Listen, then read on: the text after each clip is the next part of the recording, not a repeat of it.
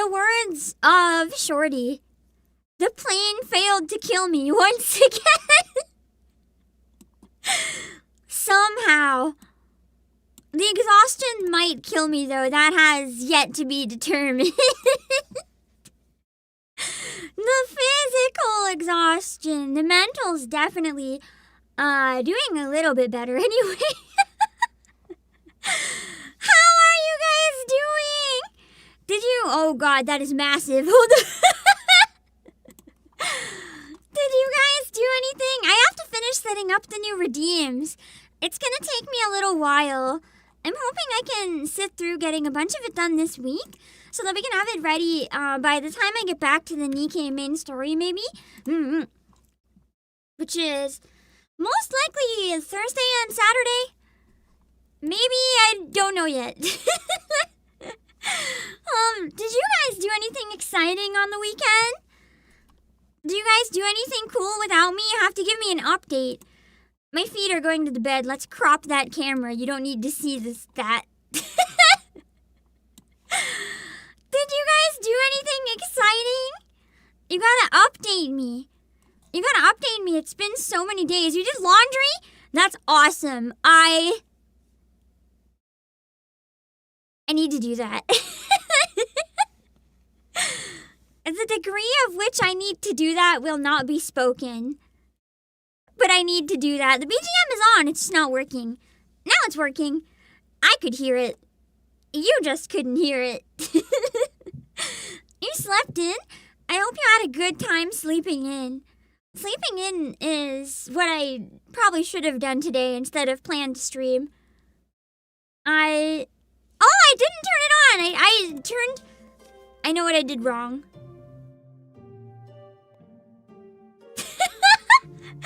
Delta, did you also go to Otakuthon? Did you enjoy it? What was your favorite part? I'm curious, because it's not... Wait, Delta, I have a question. Delta Viridian, I have a question. I have a really important question. Would you say Otakuthon's an underrated convention? Because I will die on this hill. That I think it's one of the best conventions that North America at least has to offer. But no one ever talks about it because it's not one of the big American cons. But I dare say it's better than a lot of them. It's genuinely such a good con. It has like the best balance of everything that I think I've ever seen. And it's so underrated. Guys, we'll talk about it in a little bit more detail later, but here's my top things about it. 1, there's concerts the entire weekend pretty much. A lot of them are paid, some are free, but the paid ones, they're never more than like $35 or $40, even for the big guests. Some of them are as low as $20. Like, you're not paying $60 or $100 or whatever for concert tickets. And keep in mind, these prices are Canadian, so they're like lower than they sound. It's amazing. It's awesome. And then, the autographs. Did you guys know the autographs are free? The autographs are free. At least the one I got was free. I went to the people that are like doing the autographs and I was like, how much does the autograph cost? I don't have any cash. Do they take card? And they're like, what do you mean? They're free. And I was like, wait, what? What do you mean they're free? They're included in the cost of the convention. Bruh, every other convention could never. One item is free. Yeah. I think if you want more, you have to pay. But I wanted to get an autograph for me and my siblings who couldn't go. So I just got all of our names on like one. Close enough. I was gonna drag them actually, but they couldn't get time off work. Perks of being a VTuber. Unfortunately, they wanted to go, but work calls. What is this poster in bed? I am tired! I'll go into more details when I try to recap properly. I kept notes on my phone so that we can talk about it. But I'm glad you agree with me, Delta Viridian, because I will chill until the end of my days. You guys should all go to Otakuthon. Everyone should go to Otakuthon. In fact, I'm trying to ask my underlings. I'm like, hey, let's bring the whole company. That is not a promise, by the way. I anticipate a no, but you know, I can try. This is so good. I have a secret actually for you guys. Did you guys know I actually went to Otakuthon even before becoming a VTuber? I went a really long time ago when I was really young. I don't remember what year it was. It was like 2014 or 2015, I think. I went a really long time ago. And then I went in like 2018 or 2019, I think. I went again.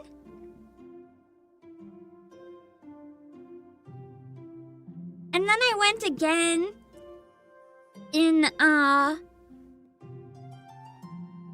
past few years. Because it's so good. It's so good. I didn't actually... I planned on going, but I didn't plan on going. It's really complicated. Oh my god. How close is Otakuthon to Windsor? Where and what is Windsor? I've never heard of Windsor. What is Windsor? Is that like a district? A city? A state? A country? Like, I don't know. What is a Windsor? I can look it up on Google Maps if you elaborate. Don't remind me the last con you visited is 20 years ago already? I think you're due for a convention, Lifa. That just means you're due for a new one.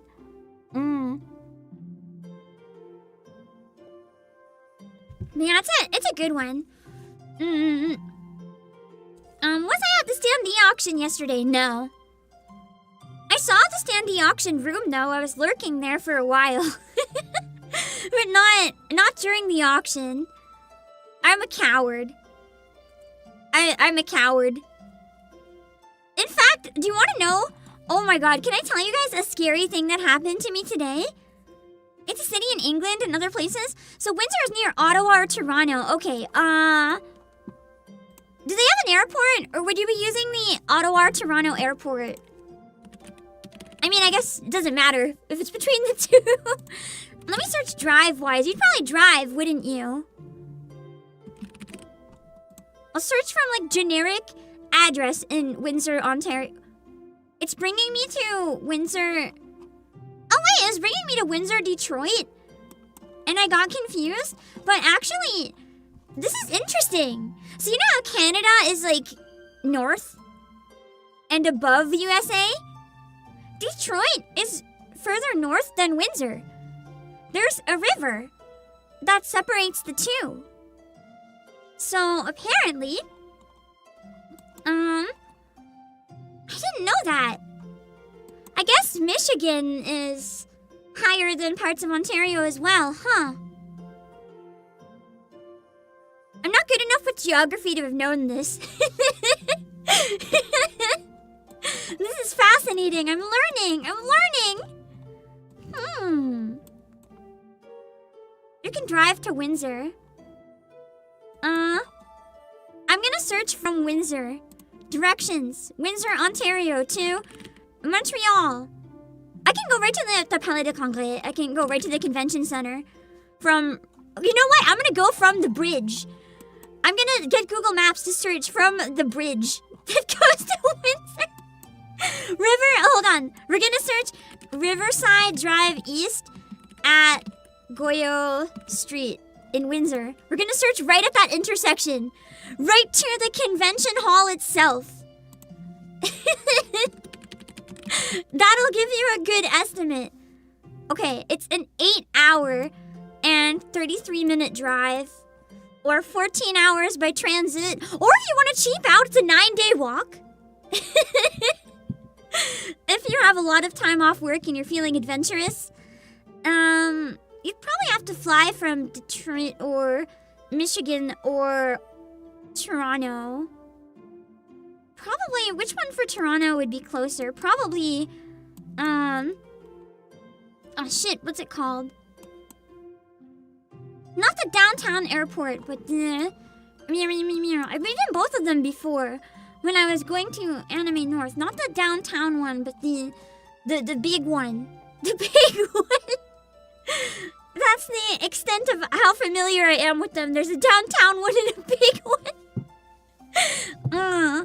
Did you enjoy Montreal? I got lost underground in the back rooms.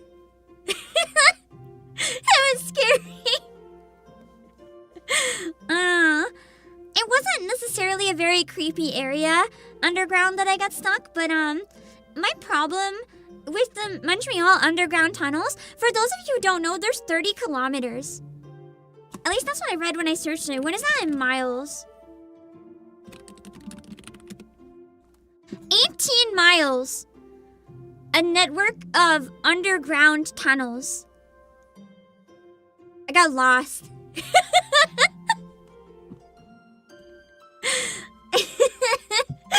I couldn't even find outside. I was just wandering around in cosplay, and some poor guy comes up to me and he's like, I can't remember what he actually said. It was something along the lines of like, est-ce que vous cherchez les costumes or something like that. And he was trying to ask me like, oh, are you looking for like the costumes? Like the costume people? Because I was in costume, but my brain blanked and I didn't remember how to speak French because I was panicked. So I was just like, outside! And then I started crying.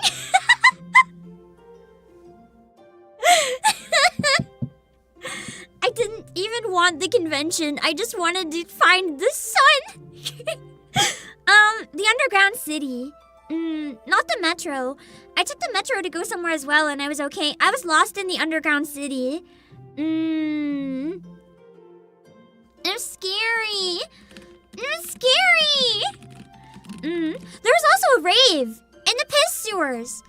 I saw Kohaku post about it. Apparently there was an underground rave in the old sewers. Otakuthon is crazy, man. Also, Vongala, thank you so much for joining Pamployee Plus. For those of you who missed it, I put as much as I could of the Pam pack up before leaving. Now you guys understood why I was limited. Fun fact. Because I actually had to, like, go to the airport. Until the last second, I was trying to get the Pam pack up, and then it hit a point where it's like, I'm gonna fucking miss my flight. So I had to leave. I'll try to finish the Pam pack very, very soon. I tried to get it up before, but I wanted to stream before leaving. I had to do a really important stream before leaving, actually. And then I needed to do a stream as soon as I got back because I didn't want to take too long of a hiatus. So, I hope you guys don't mind the stream schedules being a little bit wonky. I wanted to make sure that I was away as minimally as possible. And that's why we did a watch-along, actually, while I was at the convention. That's why I had really bad internet speed. I was trying to watch Sheep Detective with hotel Wi-Fi.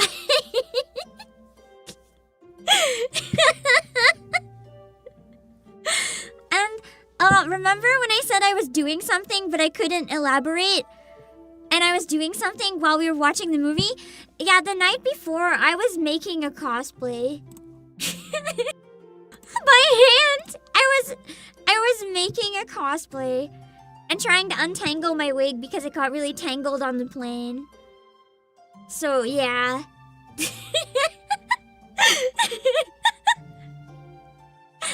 You guys were asking what I was cosplaying, so I'll let you in on the secret. The first day, I cosplayed obscure anime. And then, day 2 and 3, I cosplayed video game. I know it's crazy that I'm revealing it, but yeah. That was my cosplays. Yeah. For all you know, some of you guys could have walked past me and you'll never know. Except for a couple times where I very, very fearfully wondered if people did know, because I was talking with friends, and every once in a while, a person would like whip their head around once or twice and stare and then walk off, and I'd be like, oh no, oh no, oh no, oh no. Assuming it was probably a coincidence, so I would just like sweat, and then just calm down. That narrows it down so much. I know it's a very risky move for me to say that much, but you're welcome. Also, wait, can I tell you guys a horror story about the convention?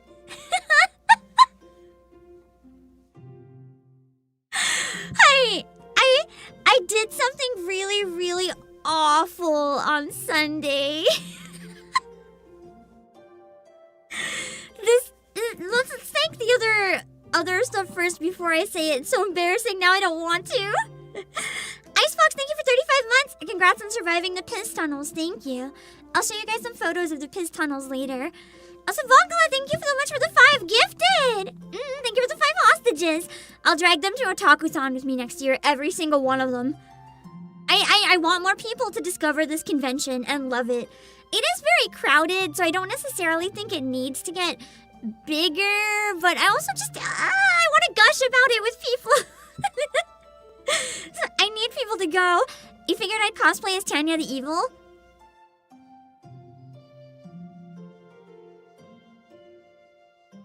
Not this time. That's all I'll elaborate on that one.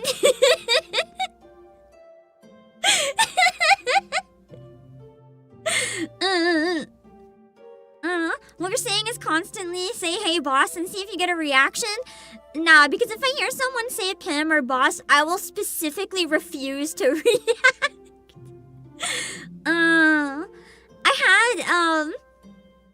Oh my god. I had a couple people. Luckily, it was always in situations where it was very loud and there wasn't anyone nearby. But there was a lot of times where people would be like, yeah, like mutuals, they'd be talking and be like, oh my god, it's crazy. I didn't expect go to the convention and be like, whoa, it's Obake PAM! But they'd say that part really loudly and I'd be like, ah! And I just like glance around in a panic, but every time there was like no one there. But still. Oh my god. Can I show you the scariest thing that happened the whole weekend? Okay, I think this happened while I was still in the room. I found out immediately after I left. It's someone that's a 2.5D VTuber, so you know, maybe not necessarily as cautious as me, so I should have maybe elaborated a little bit. Hey, I'm here in secret. But I took footage for a bunch of mutuals because I know that when people can't attend, sometimes they really, really like to have footage, whether it's to use for a portfolio or whether it's just to see what the crowd was like. So I tried getting footage, and then after the songs, I would send it to everyone. So I got some footage of Pengi. I think, as I said, it was posted while I was still in the room, sitting in this exact spot. I appreciate wanting to credit, but that's maybe a time where, like, you don't credit. And then I found the post and it had been tagged a while ago. As soon as I left, I found it in the hallway. I nearly had a heart attack, my dude. In a room where, like, every single person knows what VTubers are. That is so scary. You might have glimpsed me then, but you never know. You never know. That's why you find out afterwards that I was in a room. Not when I'm still in the room! With my exact position pinpointed! You know? It's terrifying! Anyway, here's a video of Pengi that I took. The concert stage was really cool. I apologize for my audio quality. It's the best I could do, you know? The screen was actually 3 screens wide, So it was really, really big, and sometimes they actually split the concert across all three. This was one of the coolest rooms for VTuber events that I've ever seen. And I hope to continue using it. It was really immersive for all the panels, the concerts, everything. It was so cool.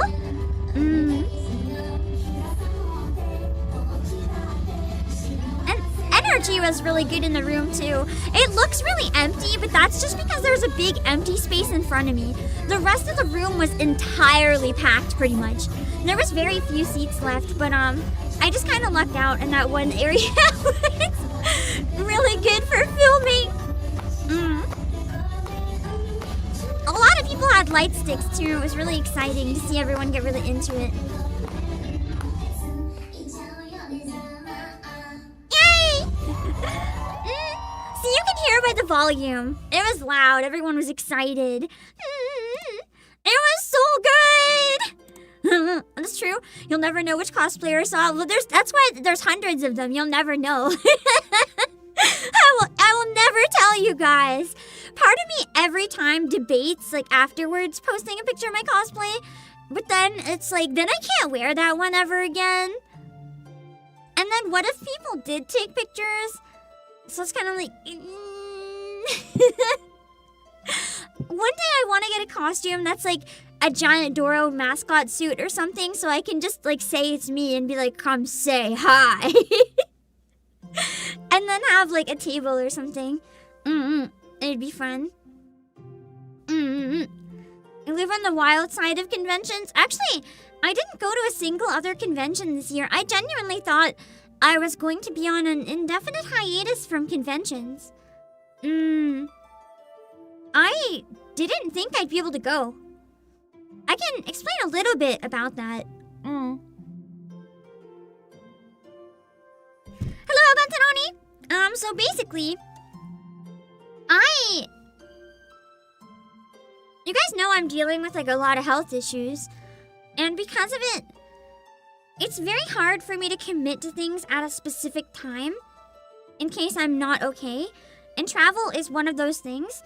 And last year, the Otakuthon FOMO was so bad that I ended up flying up and going just on the last day without a hotel and then flying back. And I became so ill, like many times during the day from doing that to myself. So I couldn't do that this year. And I knew that there was a possibility I'd want to go.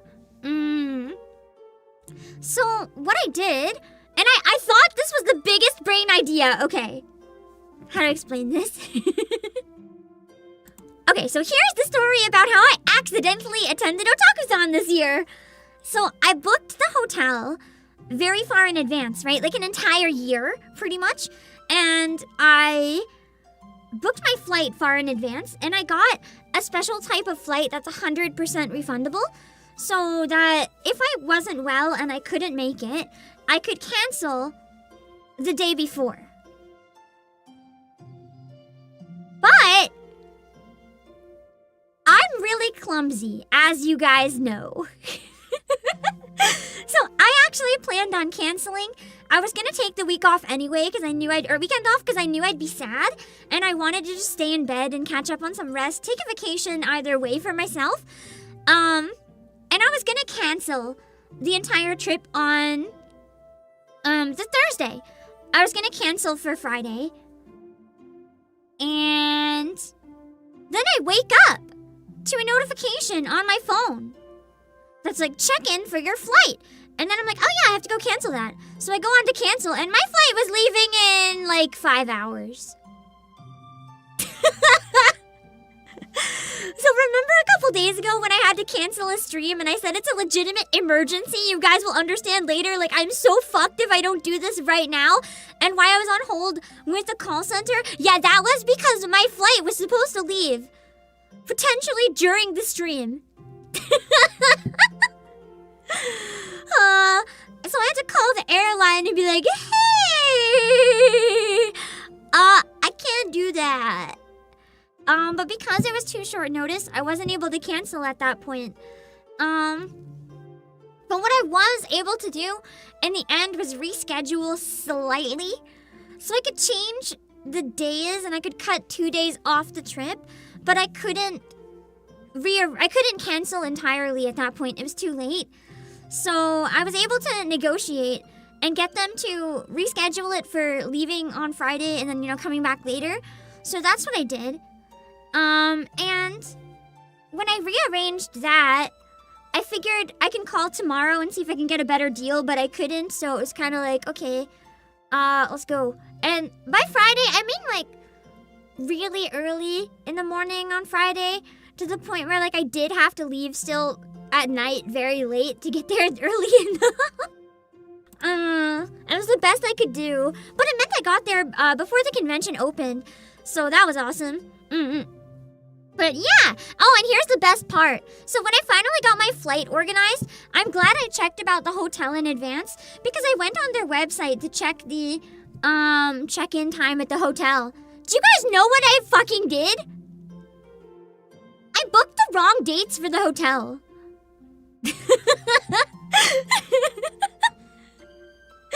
So, the dates for the hotel and for the flight were completely different. So then I had to go back on the phone. And that's why the streams were so late. Do you guys understand now why I had literally no choice but to delay those streams? Does everything make sense now?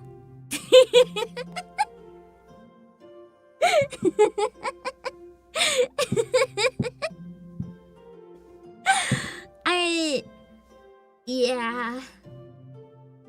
I was supposed to cancel the whole trip, but literal forced anime convention. I think it's what I needed though, so it ended up being for the best in the end. Yeah. I was gonna cancel because of finances in the end. Health was actually okay, so the fact that I wasn't able to cancel in the end, even though the wallet is screaming, I think my brain is doing a lot better, so I really needed that, and I'm glad that I got to go to one during a time period where my health was okay. Because I don't think I can commit to any conventions, as I said, indefinitely. So that was a really nice surprise. And I'm happy that I got to go and exist a little while. But yeah, I don't want to go into details for that, but it is something where it's not going to kill me or anything, don't worry, but I don't know if I'll be able to go on any more vacation until I either get a surgery that's very, very hard to get approved, or if I can get something else to at least make the condition manageable. But that hasn't really been working. Unless I luck out with something else, you never know. But yeah, so it's not a lack of will or a lack of a way or anything. I can't risk doing that to myself for conventions in the meantime, but luckily I usually know the day before if I'm gonna be okay or not, because it kind of creeps up a bit before I'm bad. And luckily in this case I was fine. So it was nice. Yeah. I bought the pass literally the morning of too, but do you guys know how smooth their badge pickup is? Oh my god. So, when I arrived the morning of, it was really, really early. Like, I think I got there at 8:30 in the morning or something. Like, at the convention itself. And there's already a pretty massive lineup to pick up badges on the day. Like, I think the lineup was snaking around a little bit, and it was, I don't know if it was 8, maybe like 9 or 9:30. I don't know, it was something in the morning. Definitely felt too early. I hadn't slept at all at this point, so I was so out of it. I just show up in line with my suitcases and everything because I want to get my badge instead of get caught in lines later. And then it was less than 5 minutes. Even with a really long line. Like, Anime Expo could never the lineup was genuinely so organized and so smooth to get into the con and get your passes. And like even to get in the door every time, you don't really have to line up. The only thing you have to line up for at Otakuthon is maybe specific panels if they have the biggest guests there, or if you want a really good seat. But if you don't mind creeping in the back, even with a lot of the big guests, you can pretty much get in last minute, or even a few minutes late. I don't know if anything did cap this year, but like nothing that I was going to capped anyway. I do remember last year one thing I went to capped, or maybe the year before, I think. But in general, they don't very often. So it's a very good one to go to if you just want to attend leisurely and kind of play things by ear, because you don't have to waste hours and hours and hours in line. And I saw one of you guys ask earlier, is there good food to eat? Ooh. In my opinion, out of every convention I've ever been to, in terms of food, this one is by far the best option. Hands down! Let me elaborate on a number of things. You remember badge pickup for Anime NYC last year was hectic? I'm not gonna lie. Part of Otakuthon made me just think, like, I wonder if I can just go to ANYC in a few days. Do I hate myself? When is it? Is it this weekend or next weekend?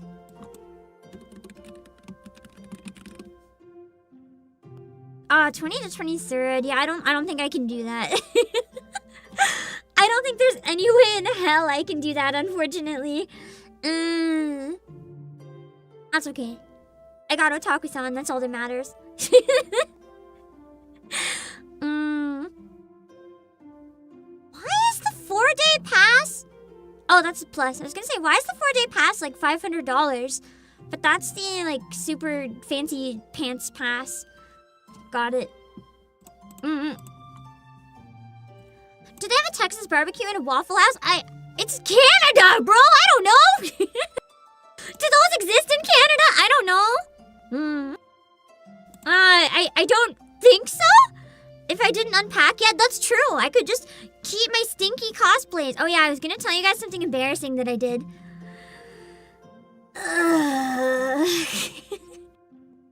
Okay, so I may have accidentally played into a convention stereotype.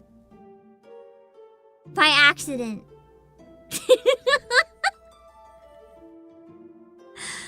So, here's the thing. I like to be very clean, right? So, on Saturday, I actually showered twice. Just mainly because I was actually really sore and I thought the hot water might be nice, and then I was really hot, so I thought the cold water might be nice. So like a little bit of hot to soothe the muscles, and then a cold shower to ease the heat exhaustion. So on Saturday, I showered in the morning. And I woke up, I showered. And then at night when I got back, I took another shower. And then on Sunday morning, because my routine was weird, because I didn't shower, because I'm a morning shower person, because I showered the night before, I wasn't going to shower again in the morning. I forgot to put on deodorant.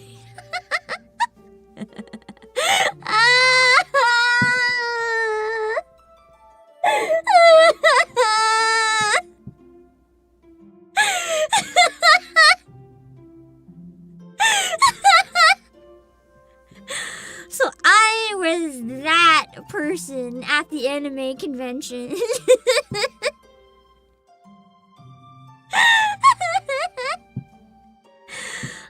And you want to know when I realized I forgot to put on deodorant? I was like in Artist Alley in the last hour before it closed. And I was sweating because it was really, really hot and really crowded. Anyone who went can vouch the Artist Alley is like musty, bleh. And I realized at one point, I was like, why do I feel so gross? Like, why am I so sweaty? And then I'm like, shit. I realized I didn't put on deodorant. I couldn't smell myself, but I mean, people don't really tend to smell themselves, so I'm coping that no one else could smell me either, and it was probably fine.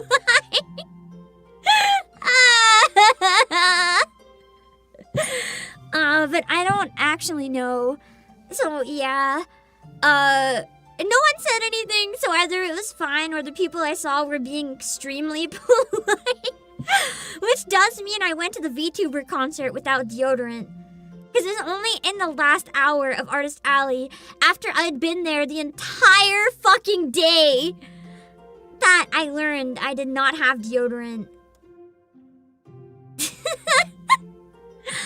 The good news is, I always carry deodorant in my bag at conventions. So as soon as I got out of Artist Alley, I put that shit on right away. I put that shit on in like quadruple layers because I was paranoid. I still couldn't smell myself, so I think it was fine, probably, hopefully. Yeah. And unfortunately, it was the last hour, so like it was far too late. By the time I got out of Artist Alley, and put it on, it was like too late. The con was over. In fact, when I got out of the bathroom, they did actually kick me out. They were like, hey, you need to go to the closing ceremonies or you need to leave the building. The entire day, I fucked up. Oh. I became the convention stereotype. It's so over. I can never go back to Otakuthon. You guys will have to go for me next year. I'll have to live vicariously through your photos next time.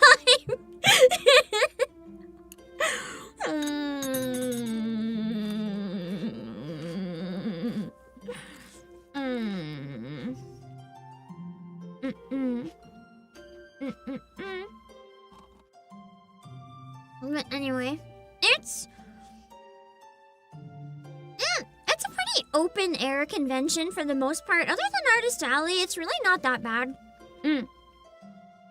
Artist Alley and like the exhibitors hall does tend to get really crowded, but otherwise the hallways are massive. Like, in terms of food and relaxation, the two kind of go hand in hand, so I'll try to explain. Also, Lil Lotus, thank you so much for the raid. I really appreciate it. Thanks for sending everyone over. What did you guys do or talk about this stream? Did you have a good one? Also, I like Union and Elvis Chicken. I hope you had a great time. Let me see. Your streamer is asleep. Oh god, I hope she has a good rest. Sounds like it was a good stream for you guys, though. I hope you had a good time. We're talking a little bit about, Otakuthon, because I was able to go on the weekend, and it was really nice. Also, hello for all the readers. My name is Obake PAM. I dual stream on YouTube and Twitch, so feel free to hang out wherever is best for you. I can see both chats, and I try to treat everyone equally, so just go wherever you like better.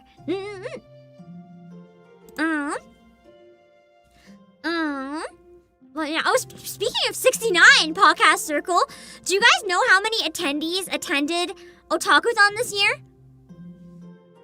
It's so good. It's so good! Hold on. I saw it from, unfortunately, the Google AI overview. Because on my phone, I didn't know how to turn that off. I can't find it on PC because I turned off the overview, but let me find it. I think I still have the image on my phone. I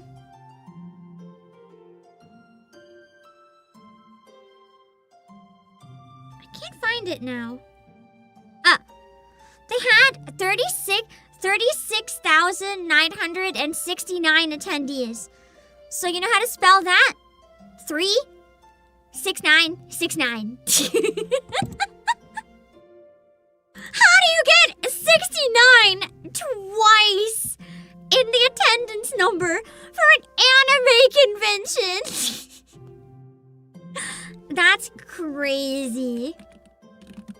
Do you guys want to look at the schedule? It's a really good convention schedule.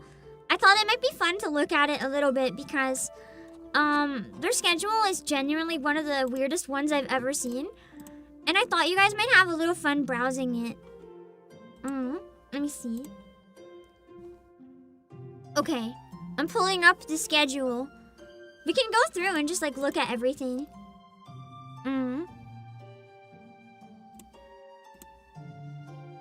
Hold on. Okay, we're not gonna open up the description for all of them, obviously, but... and then I can talk about some of the stuff that I went to when I get there in the schedule, maybe. Give me 1 sec. There's a reason I'm showing the schedule. This convention does genuinely have such a unique schedule that it kind of warrants looking through it a little bit. It's very different. And it's also near a trilingual convention, by the way, which is part of why I really like it. A lot of the stuff is in French, but a lot of the stuff is also in Japanese. So it's a really good place if you speak all 3 languages to practice them, which is quite good. Noticing you were watching half of the Walton Files today? Interesting. Also, hello, Chroma, and good Kabuki. Let me see. Alright, so here is the convention. This is for Sunday, though. I'm gonna go back to the main page. Can I not? Oh, I just went to the bottom. I was like, can I not view the days that are over? Because, like, they're all over. Let's look at some of the crazy stuff the convention has. It's actually wild. Let's see. I like that they have a Pokemon Snap high score challenge. I don't know how you do a Pokemon Snap tournament, but I thought that was cute. Let's see. For the love of anime bullshit. A needlessly complicated exploration of visual novels. I didn't go to that, but it was kind of tempting. As someone who likes visual novels, this has a lot of really niche stuff too, like Introduction to Toho Flash. Bro. The Mighty Morphin World of Tokusatsu? They have such a good variety. It's so interesting. I just love seeing all the different stuff they have. A long time ago, when I went in the far past, they even had an Ace Attorney live trial. I don't think I got to attend it. And then I wanted to attend it if I ever went again, but then every other time I went, they didn't do it anymore. So tragic. It's a really good one. They have a lot of workshops too, like you can learn to paint, you can learn to make things. We're gonna talk about one of the workshops later. It's really good. They have something for everyone. We'll talk about the food and stuff when I talk a bit more about the venue. Actually, let's talk about the food now before I forget. So basically, for those of you who don't know, Otakuthon is above a metro station. So in the basement of the convention, there is a metro station. And in that, there's a number of restaurants, including a Burger King. So there's like a food court on the bottom floor of the convention of actual restaurants, but the lineups are hell. Like, don't even think about lining up for the Tim Hortons. Just don't even try. The lineup is like down the hallway. It's crazy. They have a lot of restaurants in there if you don't want to go outside and you want something right away. Or if you're willing to take the metro and go a station or 2 away, you can get other restaurants that don't really have a lineup because most people aren't willing to travel to get food. And 2 stations away, there's fried soup dumplings, which I will talk about because they're delicious. This might be more like 4 or 5 stations. I don't know, but it was good. And if you don't even want to leave the convention itself to go downstairs, if you want to stay in the convention, on the top floor of the convention, there actually is a restaurant. There's a cosplay cafe where, like, when you enter, there's cosplayers and, like, irashaimase, irashaimase, it's cute. And then it's kind of like a buffet, but with staff. You go up and tell them what you want. They put it on a tray, then you can check out and get it all. The stuff in the convention is very overpriced. Like, it's not bad, but it's very overpriced. And it is quite a busy line. But if you want to eat inside the convention and, like, bask in the atmosphere without leaving, there's usually some seats free in the upstairs restaurant. There's also a live karaoke stage in the restaurant, so people often go up and sing all day. Maybe not all day. I tend to get there pretty late, so I don't know if it's only later. They also have cosplay contests. It's pretty awesome. Not cosplay contest, sorry, they have that too. A karaoke contest. I stood in front of the stage, staring at it for like 10 minutes. Debating, do I just get up there? No one will recognize me, right? It's fine, I can go sing on stage, right? No one will know, right? It's fine, right? I'm a coward, so I didn't in the end, but like, oh my god, I came so close. Also, Mia, thank you so much for the raid. Thank you for the raid. I hope you had a great stream. What were you guys doing? For anyone who doesn't know me, I am the CEO of PlayAsia Obake PAM. I dual stream on YouTube and Twitch. Feel free to hang out wherever is most comfy. And we are talking about Otakuthon on the weekend. Did any of you guys go?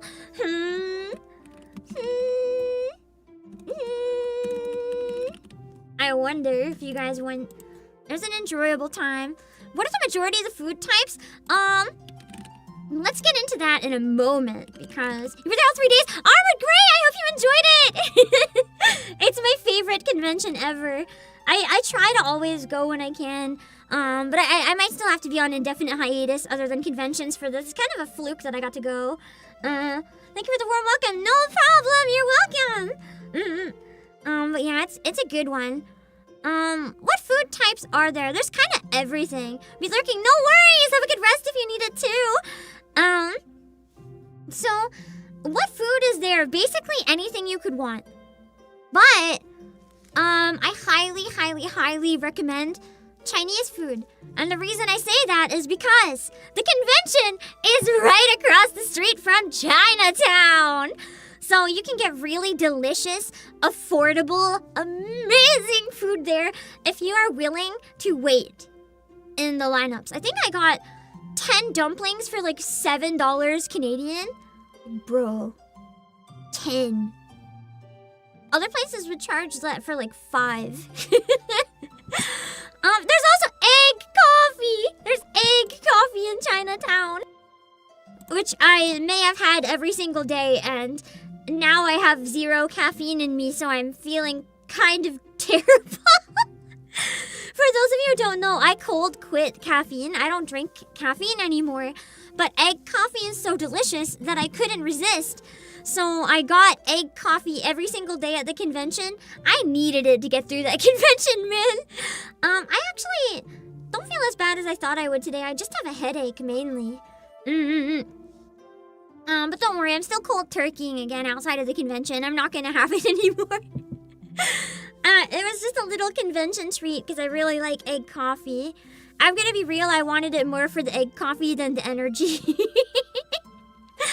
those of you who don't know too, it was Vietnamese coffee. And Vietnamese coffee has around as much caffeine as a Red Bull. So it's not like normal coffee. I was vibrating. It's at a restaurant called, let me see if I can find an image of it. Cafe Beans. Cafe Beans. There's also another restaurant if you don't want egg coffee. One day I did not get egg coffee.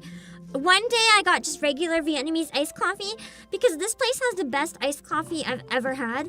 And I always try to support them when I go up at least once. When I was I'll talk about the trip properly later. Oh god, this is so embarrassing. I have a horror story to tell about when I was in the restaurant. It's nothing to do with the restaurant, everything to do with me being a dumbass, don't worry.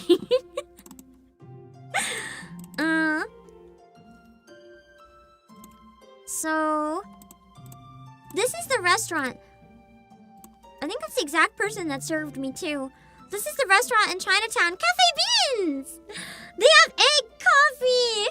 They have egg coffee, you can see it on the sign. It says Cafe de Loaf. Get it, get it, get it, get it! If you're ever in Montreal, get it, get it, get it, get it, get it, get it!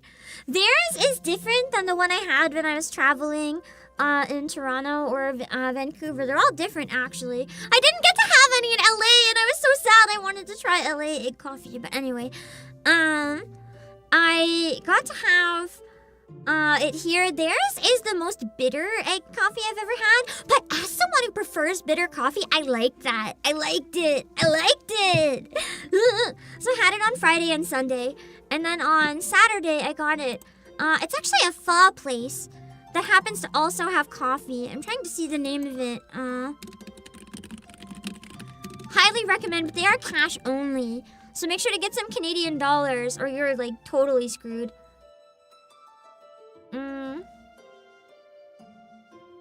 Is this it? I think it's this one.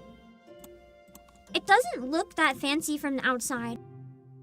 But you know it's good because it's like a local small family restaurant, I think. And every time you walk past, the lineup is like out the door sometimes. Not in this photo, but like every time I've been there during a busy time, it has the biggest lineup of all the Vietnamese places because it's just genuinely so good. That everyone that's local pretty much knows to go there. It's not so much a tourist place. It's like a local place. This one! It's so good! I went there a couple years ago too with a VTuber friend, and I can also vouch their pho is really, really good. But the iced coffee is amazing. And they'll give it to you for takeout as well. So that's pretty good. But yeah! Basically, it's very good for food because you have a lot of... You can remember it's good you've been there? I'm like, great, yeah! Did you have the coffee or just the pho? Or both? It's like heavenly. It's my favorite place out of all the places I ate in the city, I think. I have to hit it up every time. And this is so terrible. Usually I don't tip a lot because money's expensive, but this place is so good and they're always so nice. I tipped them like a whole coffee worth as a tip. I'll like buy my coffee and then pay for it twice because it's so good. Good Vietnamese is some of the best food. Real. Both you can't skip either. Oh my god, you can vouch for both then. You know what I'm saying? Their iced coffee is genuinely chef's kiss. And their pho is so good. Holy shit.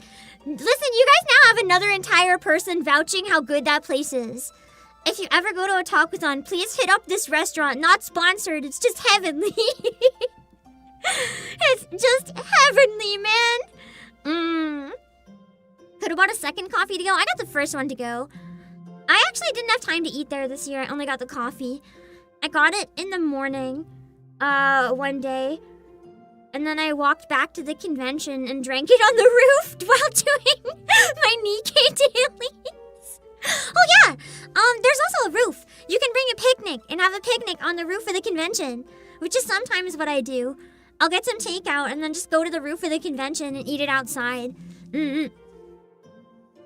It's a very nice rooftop. You can get good views of the city. I got some for you guys up there.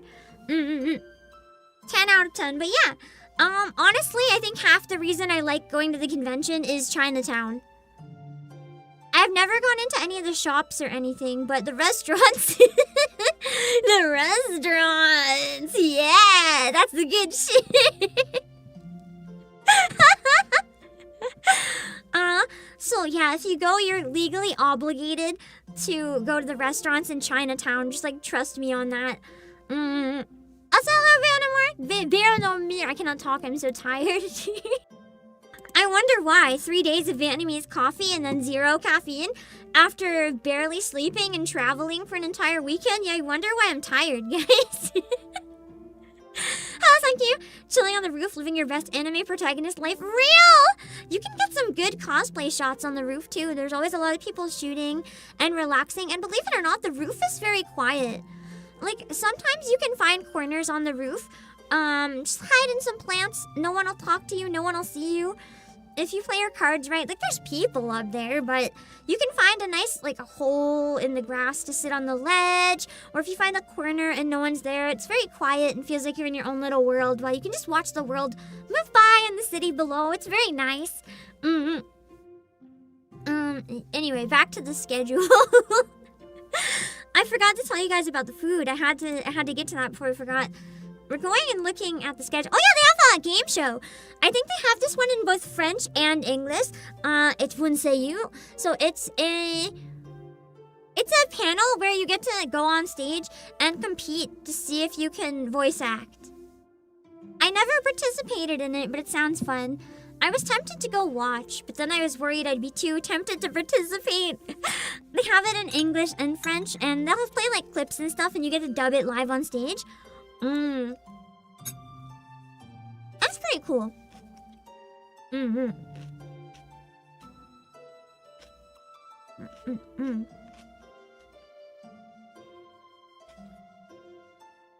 But yeah. And I thought this was pretty cool. I actually wanted to go to this. I'll explain why I didn't go to this. It's very pathetic. Okay.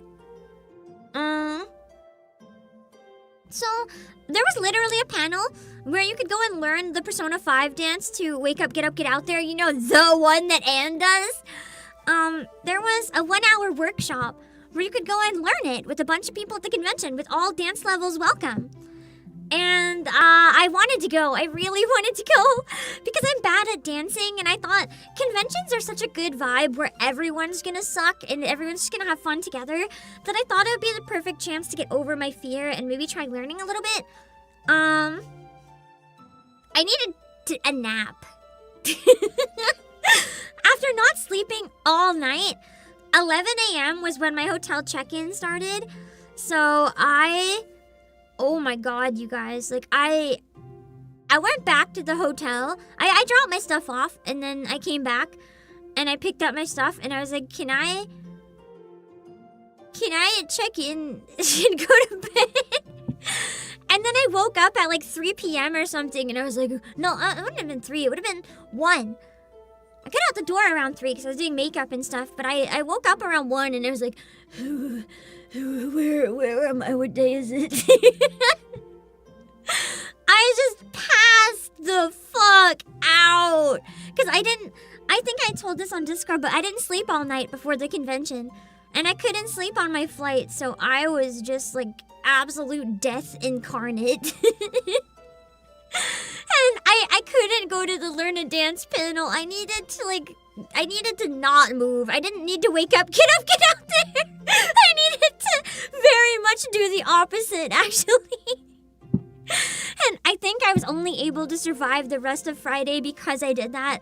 Friday was nice too. I didn't run into a single person. I didn't say a word to a single human being other than picking up my badge. I did not communicate. I was literally mute the entire day. My entire food came from delivery services. Well, I guess I talked to the hotel people too, checking in. Ordered delivery and was like, don't talk to me, drop it at the door, I'm sleeping. And I got my egg coffee that day delivered too. Because they offered delivery, even though it was a very, very, very short walk. I was like, can you bring it to my room? Also, I had a lot of croissant.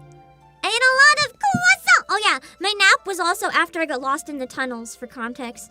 I was tired.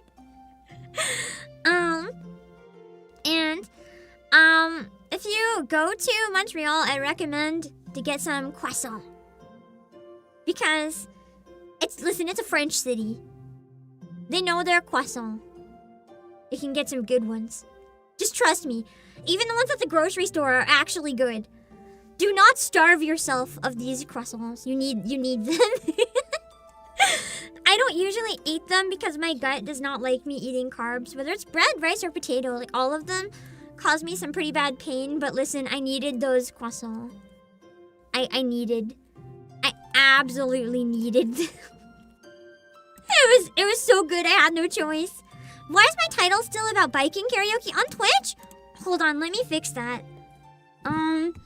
Twitch is weird lately. It doesn't always update properly for me.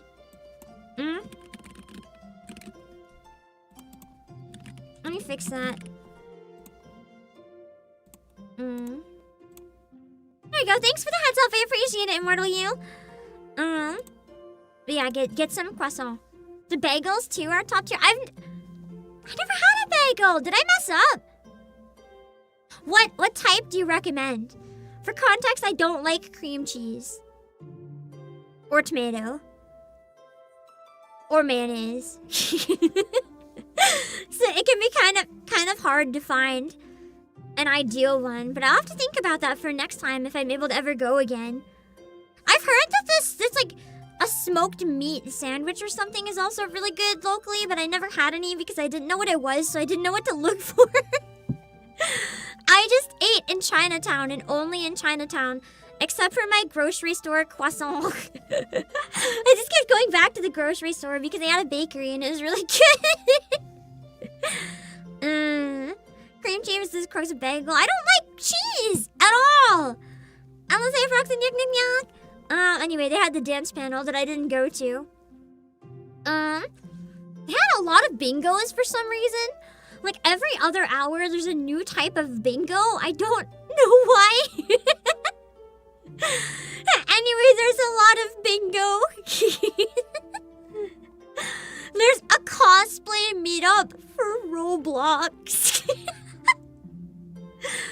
Sometimes I look at this convention and I genuinely wonder, is it real? If I hadn't been there, I would not believe that it's real. It's crazy. Roblox. What would you even cosplay from Roblox? Like, I don't know. I don't know, man. Did the Roblox cosplays? I was sleeping. I did not go there. Let's see. Pokemon designs is always fun. Yumi Hara was a guest. The VTuber meet and greets were really cool. You could take checkies with the VTubers, and with technology, they were able to sign it for you. It was really, really neat. I got actually sneaky. I got a sneaky peek at the system for this. I didn't actually attend any of the meet and greets, but I got a bit of a sneaky look at it, and it's a really cool system. Highly recommend. Did any of you guys go to any of the VTuber meet and greets there? As a participant, if you did, how did you feel? How did it go? Did you enjoy it? I don't even have anything to do with it, and I'm curious on the feedback. Because I love to analyze what works and what doesn't about things, and I'm very curious. Because from a streamer point of view, seeing it, I thought it was fucking awesome. But I'm curious what it was like for people who actually went through the system. I really liked the whole Oasis area. That was where the VTuber stage is. It's hard to explain if you haven't seen it in person, but this area was very enclosed from the rest of the convention, so the VTuber stuff was very isolated, but in a good way. Like, there were less crowds, it looked amazing, and it felt more private. It was actually really cool. Oh yeah, there was a Rakugo event. I thought that was cool.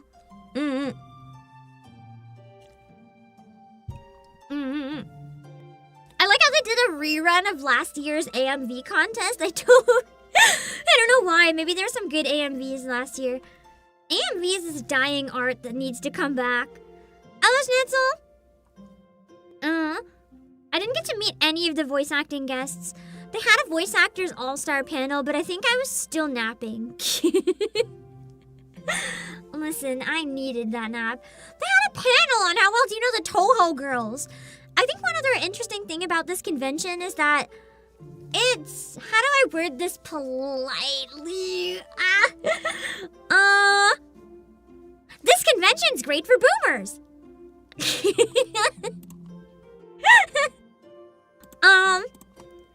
This is one of those I don't know if you know what I mean. Like, there's conventions that feel like they're catering to all the newest modern mainstream stuff, which they do have some of that as well. And there's also a lot of younger people, but I also feel like this one caters a lot to, like, the older crowd. It's aged with its audience while still offering, like, stuff for the younger attendees that know new stuff as well. But they have, like, a lot of Toho stuff this year. The audience in general, like, if I had to guess the age of the attendees just from, like, a glance, I'd say probably most of them are between, like, maybe 25 and 40 for most of them. There's still a lot of younger people as well, don't get me wrong, but I feel like, and I can't be bad at guessing, but it very much feels like very good excitement while also being a bit more of a mature audience than some of the other cons that are, like, chaotic in a bad way. I don't know. It's just a really unique vibe compared to the other ones. Hello, Terrence. That's true. Even the art style on the badge was, like, retro style this year.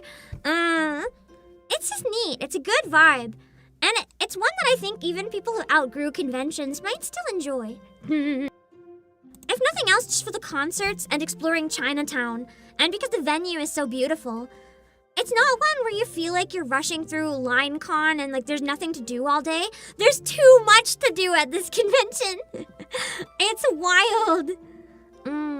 So there's a dance contest. It was in French though.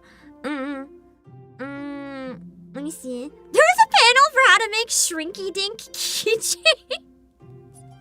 What is a shrinky dink keychain? I don't even know. That sounds cute though. Is that the weird plastic that you like bake? Because it sounds familiar, but I can't place it at all. All I know is you could go there and you could make a keychain, like yourself, and it sounded kind of cool. There's a panel for shrinky dink keychain. I wanted to go out of curiosity, but I was nap. Also, this made me laugh really hard. Whoever made the schedule did not think this through at all, because the cosplay meetup for Danganronpa was at the same time as the cosplay meetup for Kodaka Games, Danganronpa and 100 Line. They were both at 1 p.m. in different locations. So the poor Danganronpa fandom was split between two meetups. And I actually almost brought a Danganronpa cosplay that day, and I was never so relieved in my life that I didn't, so I didn't have to choose. That was crazy. And then there's Resident Evil bingo. How do you even do Resident Evil bingo? I don't know. Create your own visual novel with Figma. Is that like taking pictures of your figures and making a visual novel? This is why I wanted to look at the schedule with you guys. This place is weird. I love it. Oh yeah, there's actually a literal session on how to do Japanese exchange programs. For context, if I understand correctly, this convention is actually associated with the Canadian Embassy of Japan. So, that's why this thing gets so much good shit. It's, actually a big local cultural event. It's not just, cash grab anime convention. There's a lot of actual celebrating culture here, and that's what I like about it. They're not trying to bleed you dry. The event is expensive, but because it has to be for what it offers. You get good bang for your buck here. And then they had Otakuthon bingo. See, I told you, there's a lot of bingos. For those of you who thought I was kidding. They had open play Monkey Ball on GameCube. That was cute. And we were only at 1 p.m. on day one. That's how big this one is. They had a panel on magic circles with Keyfree. I thought that was cool. Also, David, thank you for 16 months. Literal government-backed weeb convention. You guys, this is actually a government-funded convention. Oh my god, that makes some of the more questionable stuff even more questionable. But okay. Anyway. We had some J-pop, trivia. A lot of different cosplay meetups. Luna did a concert and a Q&A. I actually couldn't make it to her concert because I was hungry. That's the whole reason. I was hungry. I had to leave and get food because I started shaking. I thought I was gonna pass out. But yeah, she had a Q&A and some concerts. A lot of people said that her concert's one of the favorite that they've ever seen at the convention, so I guess it went pretty well. She's very cute. Lots of screenings. VTuber meet and greets. Your Name, starring Keanu Reeves. What the fuck? Makoto Shinkai's Your Name has captured hearts for a decade, but not the first time we've seen this idea. Come for a close examination of why Your Name succeeded wildly where other similar stories failed, and learn just how Keanu fits into this. I don't know, man. I don't know, man. I didn't go. They got a Toho 9 Phantasmagoria tournament. That's cool. Toho tournament. By the way, there was a Toho concert. Like, some of the musicians who worked on Toho were here. So that makes, like, some of this stuff even more exciting. More crafting. Oh yeah, Aegislink! Aegislink did a Love Live fan dub.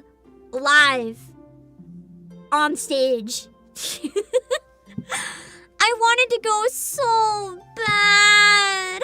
I was literally rushing my makeup and trying to get out the door, but I could not wake up in time from my nap. I missed the whole thing. I think I forced myself. Yeah, I forced myself to have lunch. And that's what made me too late for this. I ordered my egg coffee and... What the fuck did I get for lunch? I ordered something. I think I got some dumplings. Yeah, I think I got some dumplings because they were cheap and I just wanted like 5 because I felt really sick from not sleeping. I just wanted a snack. So I had some dumplings and then by the time I got there, it was like just ending, so it was kind of too late. Did they record their panel? I have no idea. Probably not for legal reasons if they're fan dubbing Love Live. But yeah. Oh, Zin makes his music himself? Oh! So all of the other Toho creators I've seen are like fan circles then. For some reason, I thought they did the actual music. So I guess it's just the fan circles. Interesting. I'm learning today. Despite liking a lot of music, I don't actually know a lot about Toho. So now I don't know if I listen to official Toho or like fan songs. I don't know. I have no idea. They screened Gravitation! That was a surprise. I didn't expect to see Ye Olde Yaoi here, but okay. I'm not complaining. In fact, it should keep happening. Let me see. Oh yeah, the English voice actor all-star panel was also at the same time. And I was like, okay, if I missed the fan dub, I'm gonna at least go to the all-star panel. I still missed it. I got there so late. I couldn't even go to that either. And then there was a panel on dangerous games. Can we trust the age rating of online video game stores? What do you guys think? Should we trust them? Nikkei 12+. Nikkei 12+. Love and Deep Space, originally 12+. Do we trust the age ratings of online video game stores? I don't know, man. Oh, there's a Centimillennial concert. I wanted to go to that too, which was also at the same time. 3 things I wanted at the same time, and I chose to fucking nap! That's how you know how tired I was, man. There's a dance show as well at the same time, which would have been cool, but I had to have priorities. They also had a panel for, like, introduction for how to learn Japanese in manga and anime, which is different than casual language, believe it or not. And this, believe it or not, look! This panel, the introduction to language, learning the Japanese of manga and anime. Guys, this was hosted by the Consulate General of Japan. I'm not fucking kidding. Is that not, like, the coolest thing ever, actually? You would never expect the Consulate General to be involved doing a panel at the convention talking about languages and stuff. But I just thought that was genuinely so exciting. It's a way to, like, how do I word this? This may come off very, very slightly very, very slightly yikes if I don't word it well, but there's 2 camps of people who are like, I love Japan. There's the group that really loves manga and anime and video games and stuff. And then there's the group that's like super, super traditional culture purists. They do not like anime. They think you are scum if you like anime. I'm like, no, I like the classy stuff of Japan, even though you can perfectly well enjoy both. But there are a lot of people that kind of act that way. And it's really nice having like a consulate that's very encouraging of both and blending them together. And just being like, yeah, this is also culture. And celebrating it. It makes me really happy.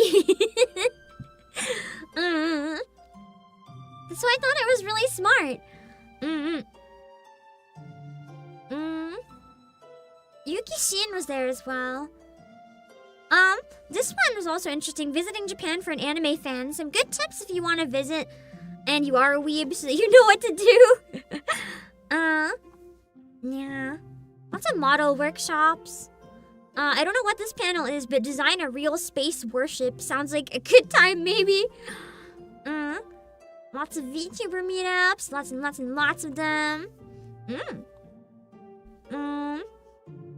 This was a game show, but it's in French. Like, name the theme song from the anime, so you have to guess what this song is. I thought that was a cute idea. I almost wanted to go to that, but I don't remember what I was doing. Wait, I forgot to show you guys this one. Reservation was required, though, because this one is so popular that they had to literally book it in advance. This workshop requires a reservation. You can reserve your spot the day before the workshop starting at 3 p.m. on badge self-service. Learn how to turn people you don't like into cat boys with the power of drawing.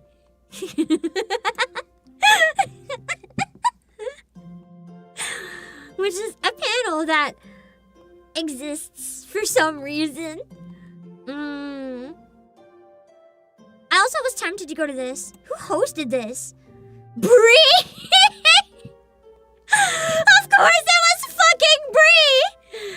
How to make VTuber models for evil. Have you ever wanted to learn how to make your own VTuber model? Do you also have a dark and mysterious voice in your brain demanding you to do evil? Then come to my panel to learn how to do both at the same time and unlock your true potential. The D in Live 2D actually stands for dark arts. For legal reasons, that's not what I will be teaching. Warning, Bree will not be held liable for the outcome of the utilization of the things she will be teaching you. Rig at your own risk. Hello, Dr. Balls. But yeah, I was tempted to go to that, but I didn't look into it. Now I wish I not only looked into it, but went. Nozomu Sasaki also was there. There's a kendo demonstration. You could sign up for a kendo workshop. And a lot of the stuff is bilingual too, so they'll have someone translating between French and English so that like everybody can participate. Konomi Suzuki was there. For those of you who don't know, she's the one who sings the opening in No Game No Life. I got to see her sing it live, baby. I last minute impulse went to her concert. I was lurking outside the doors, and then when the lineup finished, I checked, and I told myself, okay, if there's any spots left, I'm going in. There was a spot left, I went in. I was a bit of an extra cost, which is why I wasn't sure, because I didn't know too many of her songs, but luckily she sang one that I knew, so I was good.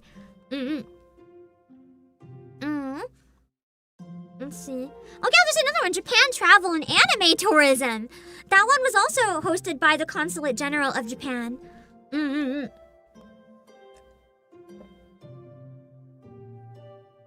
had a Pump It Up tournament, which was cool, but I didn't go. I was busy. They had a workshop for learning how to play Go. If you wanted to learn how to play Go. So many things. So many things. How to DJ mix Eurobeat? Like, oh my god, there's just so many things. I like how in French, meet and greet is seance. So then I just see seance with Brie at Cookie Box. It sounds a lot more intimidating than a meet and greet. Justin Curry, thank you so much for 40 months. Hello. I had a literal panel on anime movies from 2000 to 2009. A workshop for making felt dolls. In the Groove novice tournament. I like how they have a novice tournament. Because sometimes you want to participate, but you're not, like, excellent. So it's nice to have options that are a little more accessible for anyone. Did a Q&A with Beat Marielle and Marin. I couldn't go to that, but yeah. Of course, Yuria did a panel. Feet, streams, and screams. Yuri and the feet man. Oh yeah, there's an entire panel for Yuri manga recommendations. So if you needed to get some Yuri recommendations, you're good. Otakuthon All-Stars, I did go to this. I loved it. Oh my god. We'll talk more about it later. I made some detailed notes about this. It was incredible. It was easily one of my favorite things at the whole convention. It's like a Got Talent type show where they pick 5 people and they compete on stage. And then they pick a winner. It's always incredible. And I was really impressed by the people they had this year. Oh, there's a new AMV contest. We had a panel about Otome games. In French, though. They have an improv event, but it's bilingual. Ooh. I didn't notice it was bilingual. I'm trying to find the honk system. I don't know what that game is, but it sounds cursed. There's some crazy stuff here. I'm trying to find some of the weirder ones too. This one's wild. I feel like this has the potential to be really awesome or really controversial, but deconstructing use of religious themes and imagery in Neon Genesis Evangelion. That does seem interesting though, and it was a bilingual one. They were hosting in both languages. Dramatical murder cosplay meetup in 2026 was crazy. Also, this one sounded fun. I almost went. How to be a YouTuber, streamer, and all-around disappointment to your parents, featuring something witty entertainment. I read that and I was like, if I'm all of these things, am I like a major disappointment? Oopsies. TGM, thank you for 61 months. I sound both tired and really happy. That's probably how to sum it up, yeah. Oh no. I did not host it because my mom loves me, huh? So I couldn't host it. Also Box did a panel. I think it was a concert, but I'm not sure. The only painful thing about the VTuber area is that bags weren't allowed, so you had to always like check your bags in at bag check before doing anything. And sometimes the line was really, really long for that. So I do wish they have a better system for bag check, even if it's more volunteers. And like you take a photo of your bag and you can come back and get it or something. I don't know. Like you're allowed your phone, but not your bag. And I just don't really know why. It didn't make sense to me, but I wasn't gonna question it. Fandom etiquette 404 not found. Wait, what is this? Oh, I should have gone to this. Has fandom culture really changed since the pandemic? Is cringe culture truly dead? Why is toxicity so prevalent in fandoms nowadays? Join Cinemachis and Pluridasteroid in a discussion on all things fandom etiquette. Feel free to bring your own questions and commentary. That must have been a very heated panel. Oh boy. They should just put lockers in the convention center. I think they'd get taken over by people who don't need them too quickly. You also have to dance, of course. I don't go to dances. Nah. Ever, under any circumstances. That's not for me. Amazing anime deaths, wow. We're getting into the interesting stuff late at night. Here we go. Oh yeah, there was a how to start Warhammer panel. That was cool.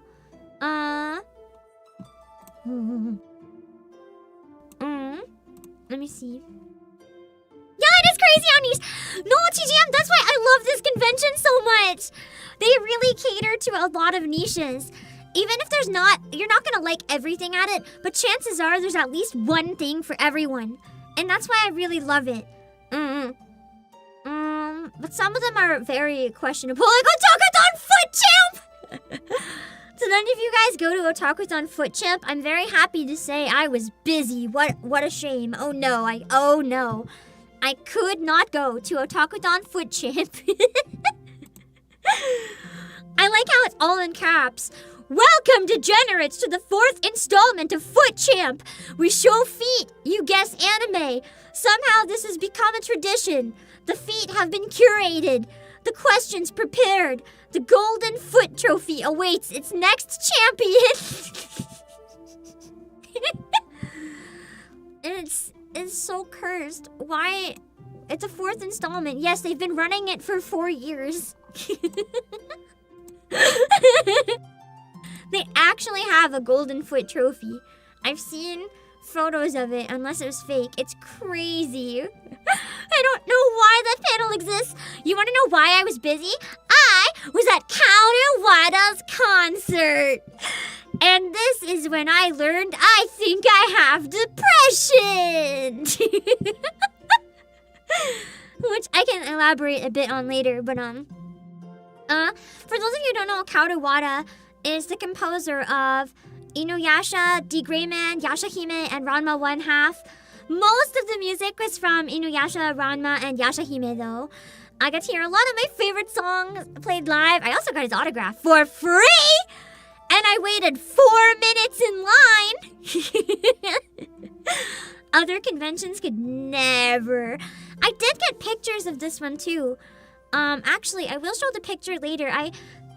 If I find out I wasn't allowed to do that, I'll edit the stream, but I didn't see any rules against photos or videos, so I took some photos to be safe. And yeah, it's a really beautiful stage. And getting to hear the music that made me really happy as a kid played on stage by a full orchestra was really amazing. That was like my #1 priority on Friday. Everything else, it's tragic if I miss it, but like, bro, I was not missing the Kawawada concert. No way! Huh. And then after that, I don't think I did anything, but there's some stuff on the schedule I wanted to show you guys. Some of them are cursed. They had literally a panel on Pokemon Cries, where people were dubbing them on stage. From what I understand, I thought that sounded fun. I wanted to go to the Killjoy concert, but it overlapped with my other one. I did look into the Objection panel. With Objection and Yaoi, I thought it was going to be an Ace Attorney Yaoi panel. I was disappointed. It was just talking about Yaoi, so I decided not to go. I thought it was going to be like Phoenix and Edgeworth's panel, and I was like, sign me up! But it was not, sadly. There's a panel on alternative hentai. I thought that was kind of interesting. Introducing some more niche stuff. I don't know what... Oh, it was a screening. Hentai Pleasure, 18+. It just sounds like a group gooning session from the outside, so I decided to not look at that one. There's karaoke.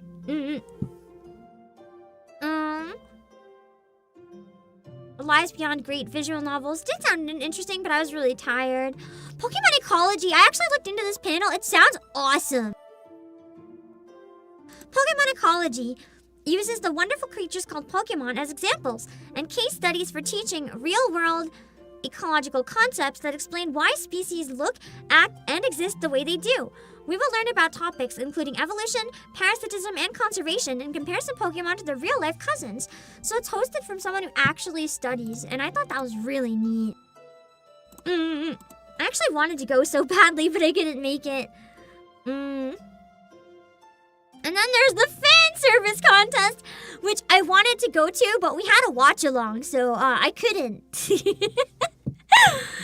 I thought I had plans on Saturday, but I think I misunderstood. This is so embarrassing. I thought I got invited to something on Saturday, but when I met up with the people right beforehand and I thought we were going to go do something, they're like, okay, I gotta go do something, bye, and then they left and I was like, bye? I felt so awkward. So I think I misunderstood. We could have done the watch-along on Saturday. It probably would have been better. And then I would have gone to the fan service contest, but that's okay. We got to watch Sheep Detective, and I got to make my cosplay for the next day. So I think, yeah, Sheep Detectives took priority. But for those of you curious what it is, sensitive souls beware. Otakuthon's most outlandish contest is back. Come cheer the brave participants of the fan service contest. Do you guys want to know what that panel is?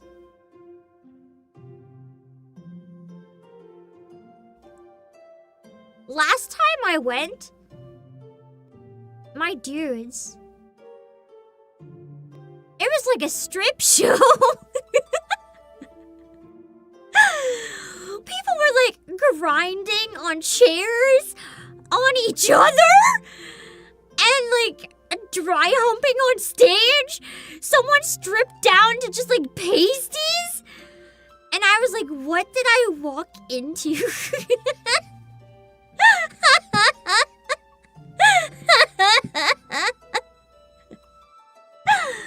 I don't remember much about it, other than there was this one guy that went as Al Haytham, and he was so fucking crazy that every time he just went on stage, the crowd was screaming.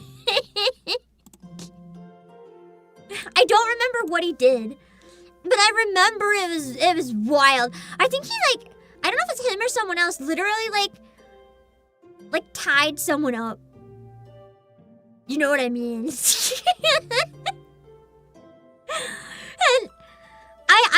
And I don't know if these were they were choreographed. It was like pairs of two people, right?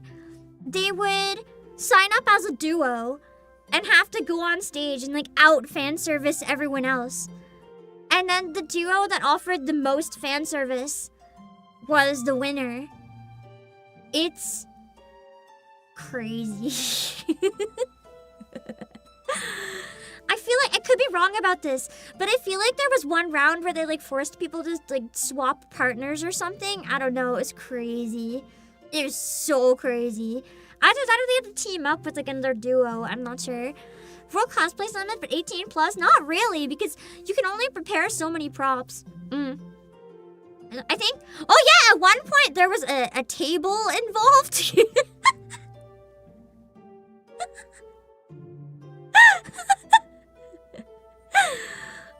Let's just say there's a reason that panel's pretty much at midnight, and there's a reason that it's 18 plus.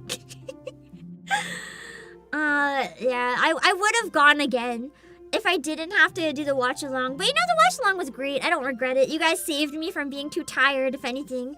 You guys protected me. I could go eat in peace and work on cosplay and not exhaust myself too badly.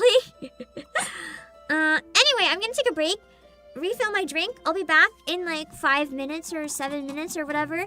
Then we can finish looking at the schedule. Then I can show you guys my pictures if you want to see some pictures that I took. But the schedule's so crazy that I hope you guys don't mind looking at it first. It's fun to talk about. I'll be back! Preparing to launch re-education initiative. Commence operation. Just saying, if that was my bodyguard, maybe I'd like willingly throw myself in that cell. No. Refusal to participate in the re-education initiative. No, I didn't. No, don't. Please don't tell me that was a crime, please. Your sentence has No! been extended. Since when was trolling a crime? Fuck. God damn it. Refusal to cooperate with the re-education initiative. God, I hate this place.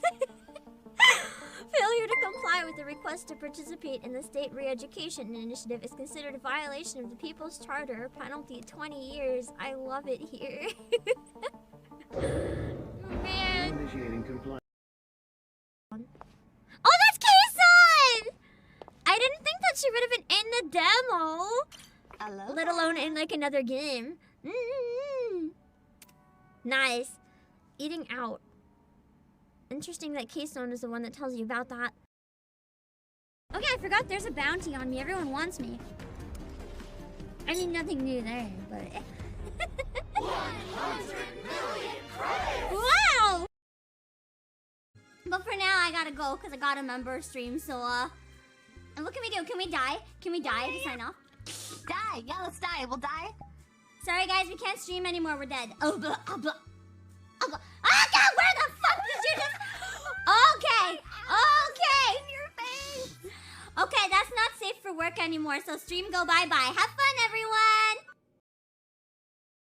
To all of my children, to whom I was appointed, and to all of my children, to whom death hath passed his judgment, The soul yearns for honor, and the flesh the hereafter. Look to those who walked before, to lead those who walk after.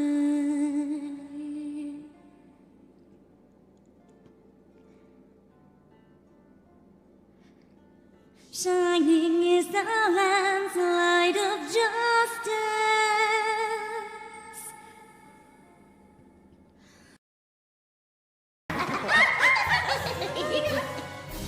Cookie plays with fire, poles are burning on her pyre. Poopsie Pico likes her buddy's bit to sing a little song and dance a little jig. Poop now pop up, shivers and shakes. She'll stick you in the gut and give you bellyache. And who's behind them standing tall? Why, the biggest mogul after all. Good King Muggle Mug, good King Mug, kind and noble Lord. Here. Nod your noggle noggin, mind your gobble, puts you to the sword. Good King Muggle Mug, good King Mug, his judgment you will dread. Good King Muggle Mug, good King Mug, what do you decree? What do you decree? What do you decree? Off with their heads! Off with their heads! Off with their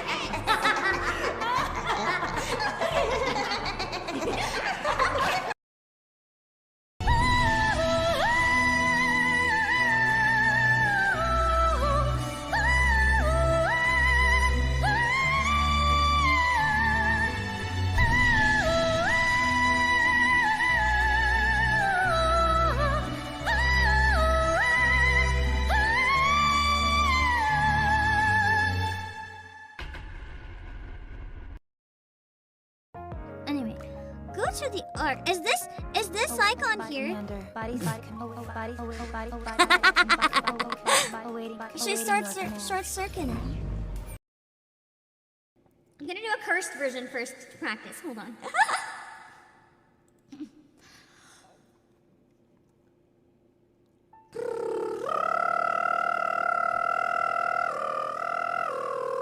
Oh, this was slower than the other one.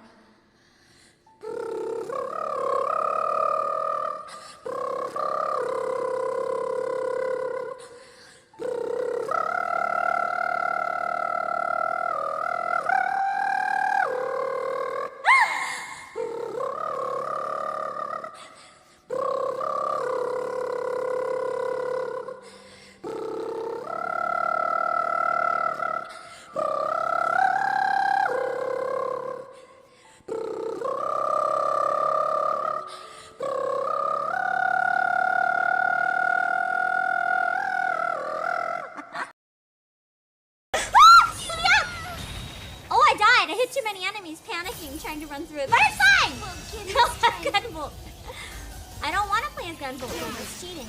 This isn't a boss, I don't want to play as Gunvolt.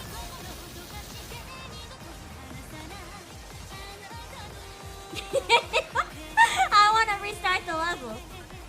How do I die? Why can't I die? Am I actually invincible? Please, I want to die. How low do I have to go before I die? Can I just restart the level?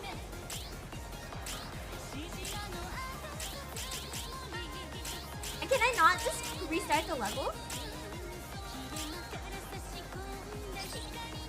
How do I die? I wanna die! I wanna die! I wanna die!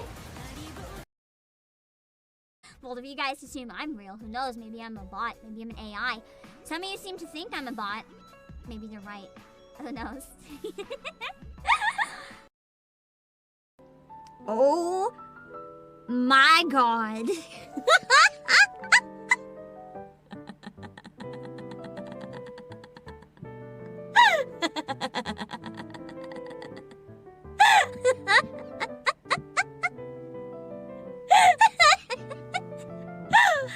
I'm laughing so hard I'm crying.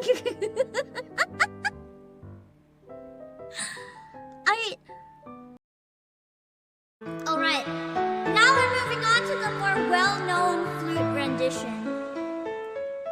You're welcome.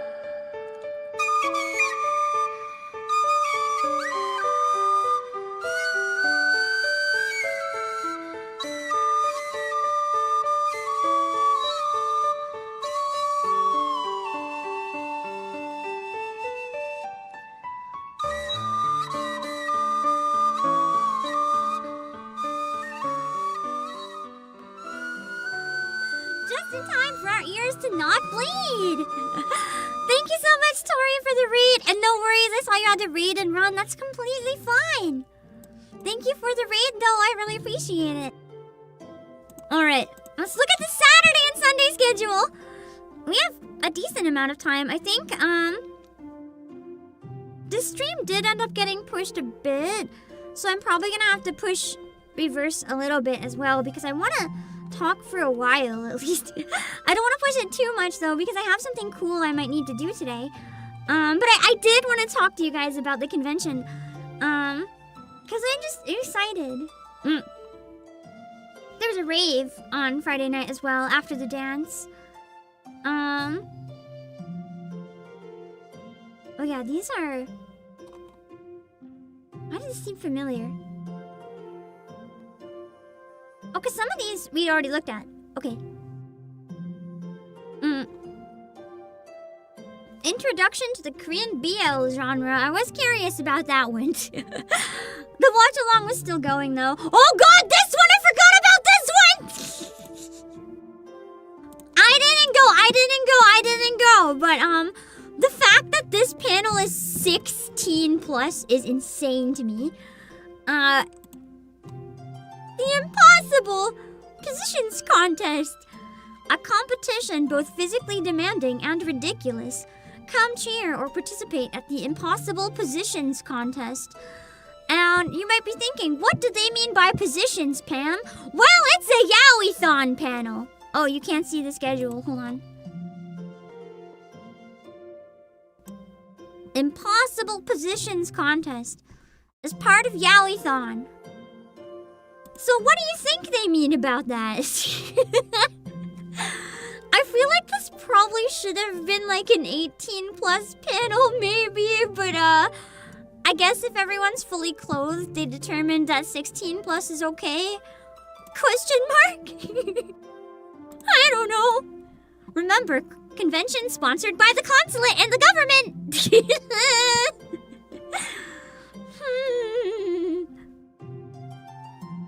But yeah. Feet champ still 18 plus, by the way. There's also cosplay chess. I've never attended one of those, but they sound pretty cool. There was a SpongeBob SquarePants GameCube tournament for some reason. I thought that was funny. There's also a Mario Paint Pictionary. I don't know how you do Pictionary in Mario Paint, but that was a tournament that ran for 4 hours. So you could do it if you wanted to. There's, HSF's curated Toho fan game recommendations. That's cool, because there's a lot of Toho fan games.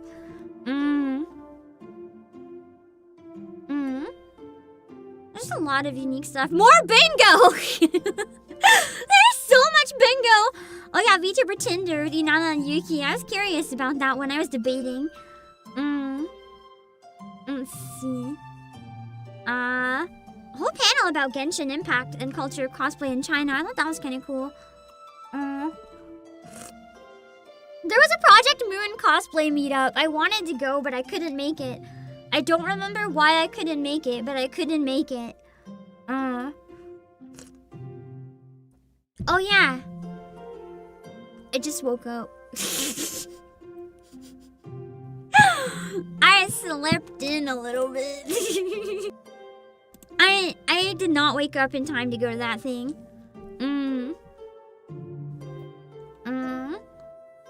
I also had Maria Naganawa. That's good shit. Someone talking about 3 months of traveling in Japan. I thought that was cool, getting some real experiences. Bingo in the cosplay cafe now. Even more bingo. Harajuku fashion show, I wanted to go, but the timing didn't really line up for me. Because they had 6% Doki Doki and like a bunch of other brands. So they were actually doing an entire fashion show with like actual fashion bands. There was also a panel, 35 years of Kaoru Wada's music. I couldn't make that either because I just woke up. I know! These are all at the same time. That's what I mean. The schedule has so much happening That's why I always recommend it. Like, if you miss one thing, if it's full, just go to another thing. There's always so much to do. You literally will never be bored if you don't want to be bored. They had a voice mimicking panel, I think. There's a doll marketplace. So many things. Oh god, Undertale and Deltarune cosplay meetup sounds like a disastered place to go. I don't think my heart could handle that. No way, not what I've seen going on in the fandom sometimes. There was also a good panel on voice acting in French as well. Change Rangers, me too! The problem is there's so many good things that there's so much overlap. What I tend to do is pick one top highlight a day that I'll do no matter what. I will work my entire day around that if I have to. And then I'll pick up to 3 other things I'd like to attend. And I like write them down on paper. And then outside of that time, I play by ear, wander, and explore. And if I can't make it to any of the secondary things, shit happens. But I will like do anything to get to my number 1 for the day. I find that helps a lot. Because then you don't end up missing things by accident. We had a photo card sleeve decoration workshop with Cappuccino. Another creating your own visual novel with Figma? I guess they did that every day, huh? Interesting. Husbando Wars. It was in French though, so I didn't go. I can understand some French, but not enough. Q&A with Sentimental. Lots of good shit. I also would never go to a Has-Been Hotel or Hell of a Boss cosplay meetup. Like, I'm sure it's good shows. But my problem is, it's one of those things the fandom has kind of ruined for me. Like, I'm too intimidated to step near it with a 10-foot pole, just because of how some people in the fandom behave. There's also a panel by Caitlin Glass. You know Kiss Kiss Fall in Love, the English version? She's done a lot of English anime dubbing songs, and she did a panel on the process of dubbing music for anime. I wanted to attend that one, but I also couldn't make it. Why? What the fuck was I doing that early? Oh. I left the convention. I went on the metro. I found out that there was a place that had fried soup dumplings, which Warehouse Land doesn't have at all. And almost everywhere I visit doesn't have it all. So when I found out a place had fried soup dumplings, I literally traveled 30 minutes to get fried soup dumplings. And I regret nothing. Oh yeah, I was here too. No wait, that was during the panel. So I got my soup dumplings after this then. I went to the Konami Suzuki's concert. If I didn't spend the money on Konami Suzuki's concert, I was going to go to the anime dubbing music panel. But the reality is I did decide last minute to go to Konami Suzuki's concert. The one who sings, "We are Maverick, na na na na na na na na," which she did sing as her finale, and it was awesome. She really inspired me. I'll talk about it a bit more later, but yeah. More circles with Keyfree. There's a dance panel. Oh, this is painful. Attacks me personally. Free. Every consumer's favorite word, and the video game industry's favorite lie. Loot boxes, virtual currencies, exclusive offers that expire in just 47 seconds. Free-to-play games with in-game purchases have turned emptying players' wallets into a core gameplay mechanic and an incredibly profitable business model. In this presentation, we'll examine what free games can really end up costing the players. We'll also explore the legality and legitimacy of business models built around monetizing players. I think that's an important discussion to have. Hello, Whimsy. So I'm glad that somebody ended up doing that. It was a French panel too. Let's see. Oh, I should have gone to the JoJo cosplay meetup. They would have been so cool. JoJo cosplayers always go so hard. I wanted to go to the VTuber. Okay, that's when I left. Okay. I wanted to go to the VTuber cosplay meetup. One, I was a coward. If I'm in an anime convention, that's fine. But if I'm in a corner that's like dedicated to VTubers, it's a little scary for me to open my mouth. I wanted to go to it so badly. But to force myself not to go to it, that's when I went to get my soup dumplings and went on the metro. I ran away. There's also a VTuber quiz at the same time as the VTuber cosplay meetup. You can't do both, though. Pain. Pain, pain, pain. What if they had a PAM cosplayer and I missed it? If they had a PAM cosplayer, isn't it like infinitely better that I missed it? What am I supposed to do? Go up to the PAM cosplayer in my own voice and be like, hey, nice cosplay. Can I get a picture? I can't even change my voice because I use like all my voices on stream. Nothing is sacred anymore. I can't get away with shit. Where was the soup dumpling? Ah! It's called Sanji. SANYJI. Highly recommend, Rangers. Highly recommend. Really yummy. It's like a 30-minute walk or from the convention, or I think like 14 minutes if you take the metro. I walked one way and took the metro the other. But yeah. It's pretty good shit. You have to come back and chat though and tell me if you liked it. If you go there.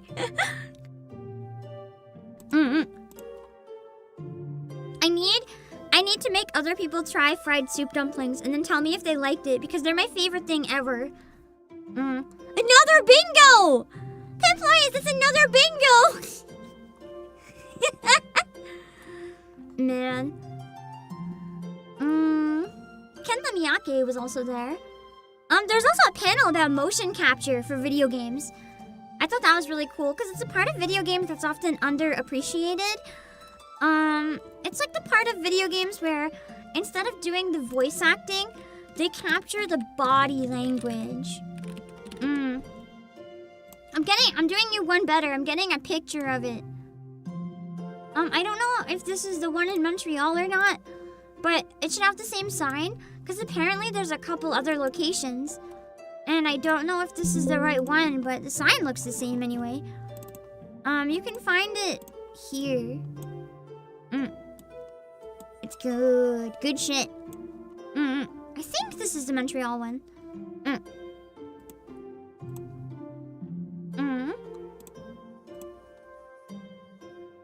Another Pump It Up tournament too. Oh yeah, this was like a concert by a fan group of Love Live idols. I don't know if they were singing and dancing or just dancing, but it's been a long time since like fan Love Live stages. It's kind of something that's not done that much anymore, so I'm happy they still did one. Of course, every anime con has to have its free cosplay meetup. That's like obligatory. Apothecary Diaries one was cool. Another kendo demonstration. I was missing all of this shit. I was getting my dumplings. Let me see. Making doll accessories. Oh, this was the English version of the voice acting contest. The RUSAU, where you can participate and try to voice act. They had one in Japanese and one in English. So like everyone got a bit of a chance to try. You missed all the cool stuff? I think I got to the best stuff personally, but... The ancient secret forbidden techniques of painting plastic. Wow, part of the Model Expo. It's basically a bunch of mini conventions in one in a way when you think about it. Behind the scenes of manga translation. So they had a panel on doing stuff like that. The stages of creating a 2D animation shot. Just really interesting shit. Producing live video game concerts. I really wanted to go to that, but I was still getting dumplings. And at the same time, I really wanted to go to this too. of redefining VTuber music with Amelia Fallon, Starlight Daryl. So if you don't know, they've done the mixed reality VTuber concert in LA. So they did a panel talking about like how they did that, what their goals are, what they want out of music and everything. And as someone who's really inspired by the cool shit they do, I really did want to check that one out. I couldn't make it in the end, but that's okay. I think it's a very awesome idea for a panel.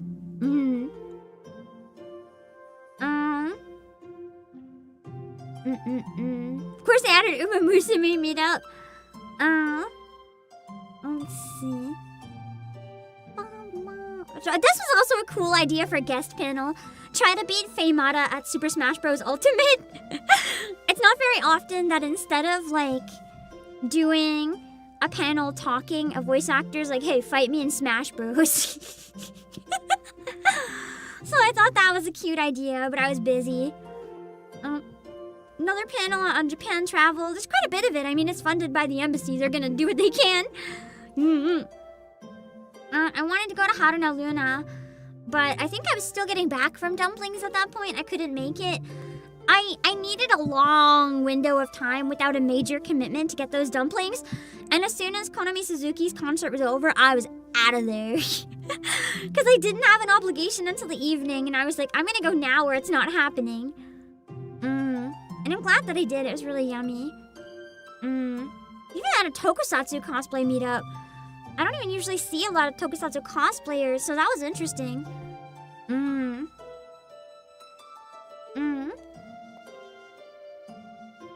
Toku cosplay. Yeah, Kyle Bridges. I didn't get to see any that I remember, but there was a whole meetup for it, so there must have been quite a bit.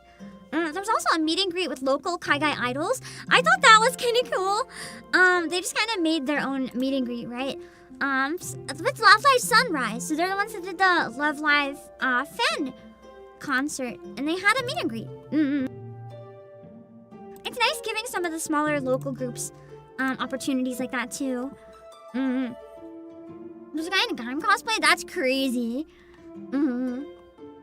And then there's the open karaoke. I think this is the exact one. I walked by briefly and I stared at the stage and had to resist so hard. A panel on how to weather your models too, which was interesting.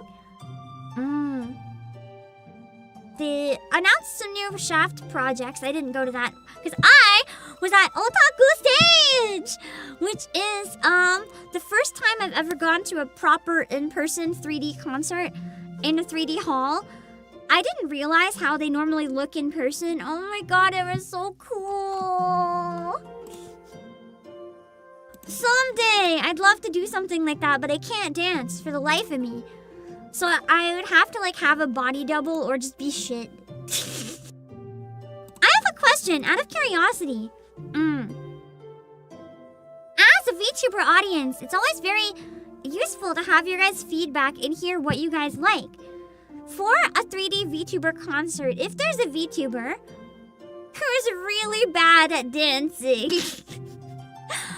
would you guys rather have that VTuber still do all the motion so that you know everything is done by them, even if it's actually physically causing you pain to watch because they're so bad at dancing? Or would you rather them use their VTuber presence to cheat and like have a dancer record the dancing for them or use an MMD? I don't know. I don't know what would be a better experience. Like, I don't know if it would feel like a waste of money or a waste of a ticket for the bad dancing, or if it'd feel worse if it's like cheating. It's part of the performance. Good God. That's a tough one. I agree with Dozing Chance on it. That's why I'm asking. I was curious how you guys feel. There is also instances where it's not that easy though. Like for HoloLive, they have their own studio, so it's very easy. But there are situations where 3D concerts are hosted and some of the guests don't have access to motion capture. So in those cases, I think a body double is very fair. If they literally cannot do it in any way, it's like they don't participate or they have someone do a body double. Like, I'm gonna be honest, the 3D concerts that I have guested in where I was walking on stage, the body was not me. I'm not taking credit for that. It was not me. I was only able to participate if someone else did the body because I don't have 3D tracking, and I've always been honest about that because I don't want people to think it was me. Because I don't want to take credit for something that I didn't do. But yeah. Yeah, I kind of agree with Ice Fox maybe at the end of the day. Like, as long as it's disclaimed. Like, if someone else is do the dancing, maybe just credit them for it. Because they obviously worked really hard too, you know? Like, if I ever did anything like that and cheated, I'd probably want to credit the dancers and put their socials so everyone can follow them. Or I'd just not dance and be awkward as hell.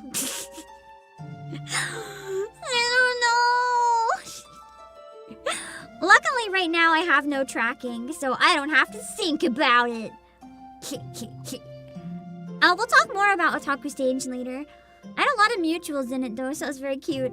Fate Type Moon meetup of cosplay. They had a Yakuza Like a Dragon cosplay meetup. I think they should have done that meetup, like, outside of Chinatown. I think it would have been funnier, because then they could have, like, pretended they're walking around an actual city instead of just, like, in, obviously, what's a convention? Or even underground in the metro. That would have been cool and still the same building. Something just to make it look like a real environment, not like an anime convention. Can't imagine hiring motion dancers to be cheap. Yeah, no. I don't imagine it's cheap. You just want me to dance, but I can't! I always hurt myself and then I look bad.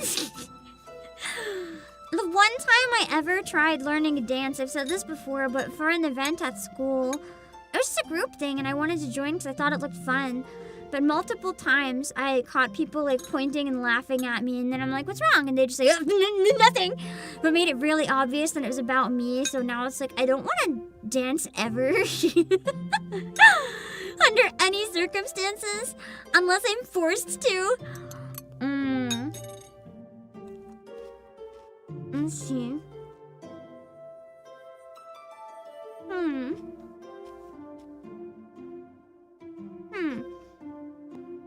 It's one of those things where, like, being cringe and being free really needs to come back.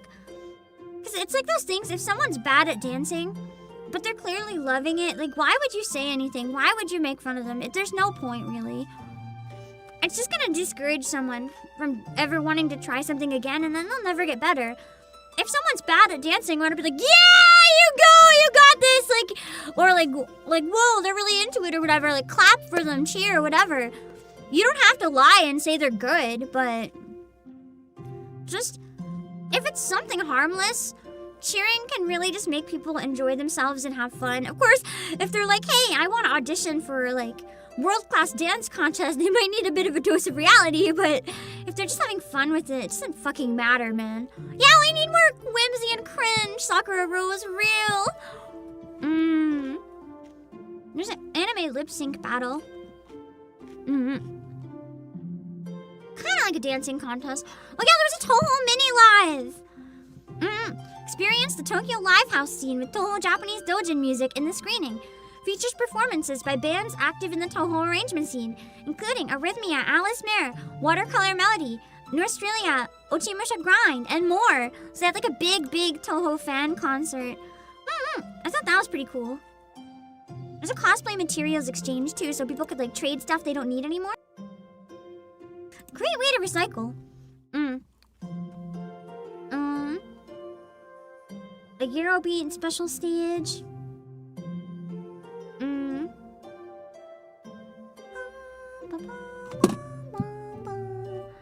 then of course they had, you know, the masquerade, the cosplay contest. That's always a very big, very popular event, so I never try to go in.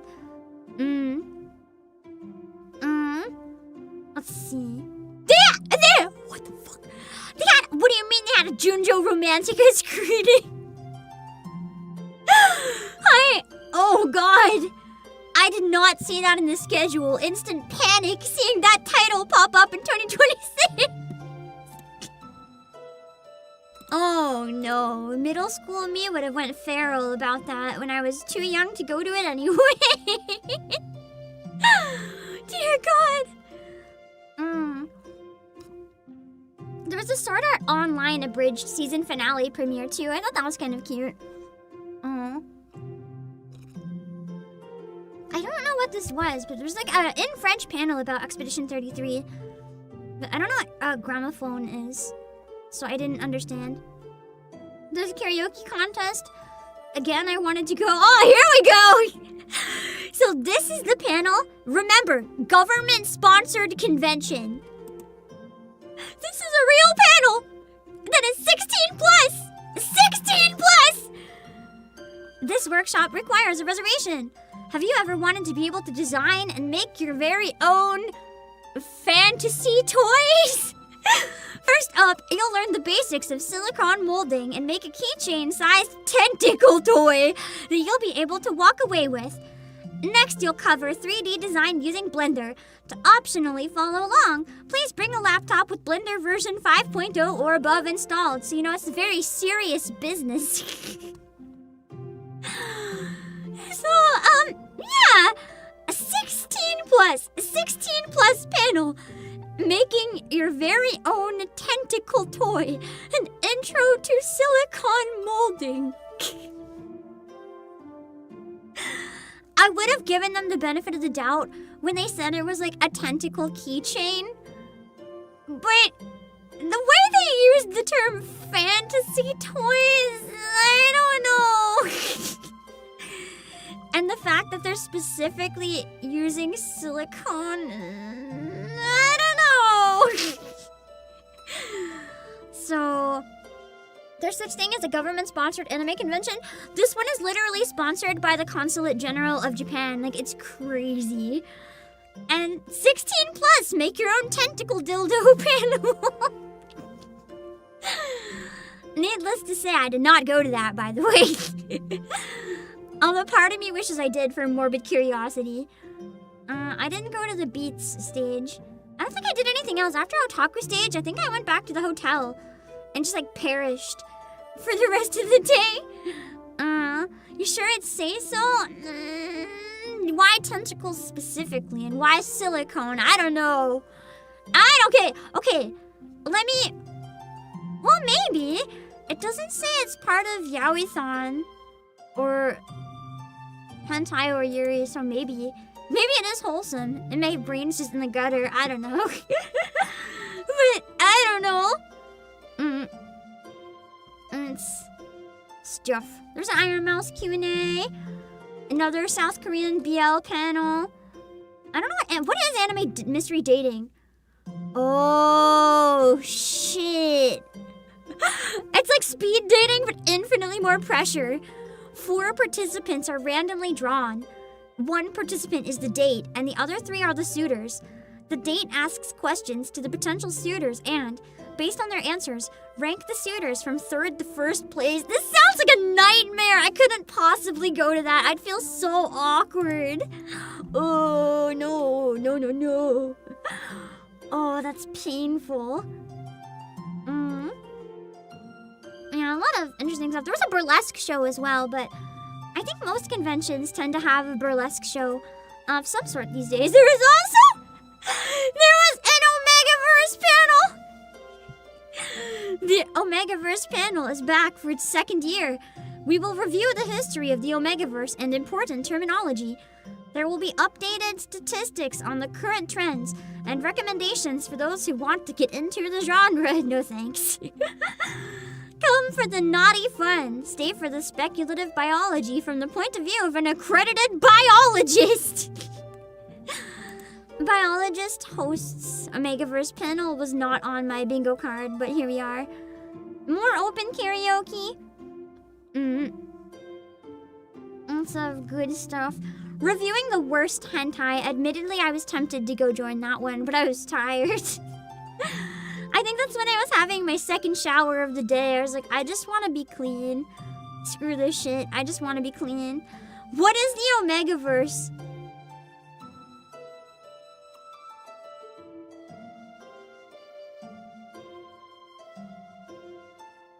You can Google this. I don't want to be the one to tell you.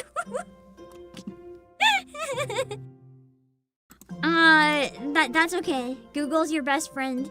Now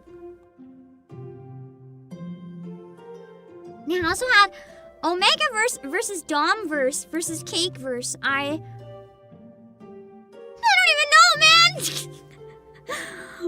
them different? Why does it matter? Join us for a deep dive. Hold on. What is Domverse and Cakeverse? I don't know. I have to look this up or it's gonna bother me. Domverse.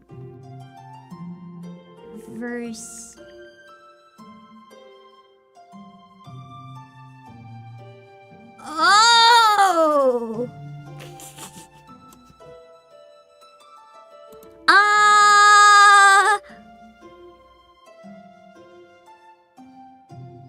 Okay, so Domverse is Omegaverse, but BDSM. Like everyone is BDSM. So instead of alphas, betas, and omegas, you also have doms, subs, and switches. I guess that does make sense. What is Cakeverse? I'm gonna regret looking up this one, aren't I? The fuck is a fork? People are divided into forks and cakes? What the fuck is a fork and a cake? People are divided into 3 types. Forks, who lose their normal sense of taste and crave the sweet flavor of human cakes. Cakes, whose flesh and fluids taste delicious to forks. And normals, who are unaffected. So it's... My question is it eating or eating? Is it like... segs or cannibalism? Do I even want to know? What is this? Why is this a panel? At least it's at 11:45 p.m., but why is this a panel? Okay. More karaoke? Oh, God. Oh, God. I would like to unsearch that. Let's see. I don't know if Sunday had anything too oh yeah, this one, just the title sounded funny. Kingdom Hearts, emo at heart. I haven't played Kingdom Hearts. Is it emo? Like, I wouldn't normally put the two together. Comparative analysis of discourses shared between the Kingdom Hearts series 1, 2, 3 and the emo subculture. Focus on emotions, darkness, and light dramatic impact. Sounds like a very well thought out, like, university thesis about why Kingdom Hearts is emo. Interesting. Why do they have Lemon Polka Challenge? For Just Dance, that it went on for 2 hours in the retro gaming room. That's so... Why is 2026 in the retro gaming room? I don't like that. That's not allowed. Hello, Basachi. Well, yeah, there was a panel about the music of Inuyasha on Sunday. I wanted to go to that as well, but I was literally I got into the convention and then I was really tired, so I just drank a coffee in the corner of nowhere because I was tired.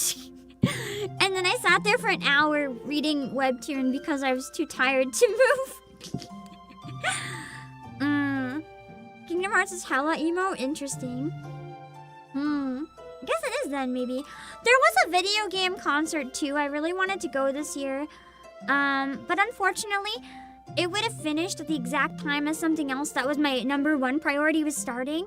And I didn't want to risk being late for that, even though it was anyway. So I couldn't go.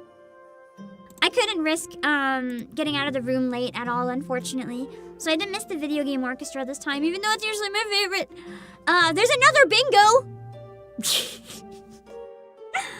At this time I'm gonna get a bingo just from finding enough bingos. Oh, Konomi Nozomi Suzuki, oh no, Nozomi Sasaki had to cancel. Interesting, I didn't know that. Oh yeah, the World Cosplay Summit. I couldn't go to that either. I could have seen the Canadian preliminaries live in person. I was even gonna film it for you guys. I thought it would have been interesting, but unfortunately, the World Cosplay Summit overlapped with the VTuber concert, and I knew a lot of people in that weren't able to attend, so I really, really wanted to get footage for them. Another Are You a Seiyu game panel. Japanese martial arts demonstration is always cool. Another bingo! The Nikkei cosplay meetup also overlapped! I wanted to go so badly. I wanted to take pictures of all the Nikkei cosplayers, and I couldn't even go to it. I tried walking past it on the way where I was going, but I got the location mixed up, so I didn't walk past it. Tragic. Stellar Stage Horizons, that's where I had to go. It was a 2D VTuber concert, so I got to go to a 3D and a 2D one. It was really nice. I also like how someone did the science and history of Apothecary Diaries. Like, just talking about the reality of it. I thought that was pretty awesome. There was another karaoke. So many chances to sing that I had to resist. Traveling to Japan for alternate fashion. I thought that was cool because that's one of the reasons I like to go to Japan. I like to buy lots of clothes. Did I get any good photos? I got a lot of photos, but I didn't get a lot of cosplay photos this time. I was kind of just too busy to take cosplay photos. If I was walking, I was kind of looking for people, so I didn't really get to take many... anything? Poorly described anime game show sounded really fun, but I couldn't go.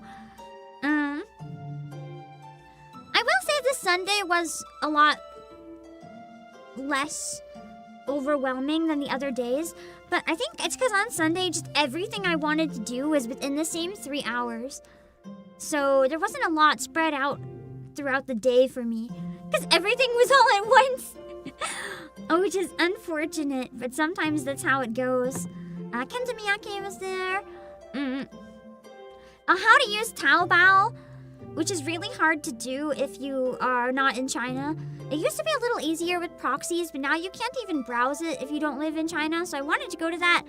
But I started shaking, so I had to get some food. I had to go so hard, man. More karaoke. Konami Suzuki Q&A. Anime name not tune. I don't remember anything at all that was tempted me in the afternoon. It's like I just wasn't that interested in anything after the concert, really. I'm sure there's a couple good things, but like none of it really was stuff I couldn't do online. I don't know, after the concert, I was kind of just checked out. I like wandering around, like I stayed until they closed, but I didn't want to go to any events. Which is good, because in the last hour, I found some really nice merch at Artist Alley. I think Sunday was just slowly wrapping up, and that's why it was kind of a little quiet. Whole panel talking about like 2 decades of dubs. A panel about all the different fashion brands. This was around the time period I found out I wasn't wearing deodorant. And I wanted to cry. Oh yeah, there's a Beat Mario and Marin concert. I could have gone to that, but I decided in the last hour I wanted to do one more round in the exhibition hall. Because it was the last chance to go before they closed down. And I often like to do a last minute sweep, and then it was over. Hold on. There we go. What do you guys think? Did it sound like a good one to you? It's very underrated, and I do hope that over time more people discover it and decide to go to it, because it's such a good con. I'll tell you a bit about my personal experiences now, which depending how long it takes, I might have to. delay the other stream, but I'm not sure. Okay, first of all, I told you guys about my flight panic already. When I thought I had an entire day to cancel and I was gonna cancel, I kept telling a couple people that were going, like, hey, I might go, but I'm not sure, but my heart knew that I wasn't going. And I think I was just coping, because I wanted to go so badly, but I knew I shouldn't go. And I think that's why I couldn't cancel until last minute, because I didn't have the heart to cancel. Or maybe part of me was hoping I'd fuck it up and end up having to go, which did end up being the case. But yeah. Also, yeah. I got there 4 hours before check-in, which is why I was able to get my badge. And as I said, it's in and out really quick. I wonder if I can find a picture online. I didn't take anything of badge pickup. I can show you guys roughly what the registration area looks like, because it's downstairs in the metro area, right?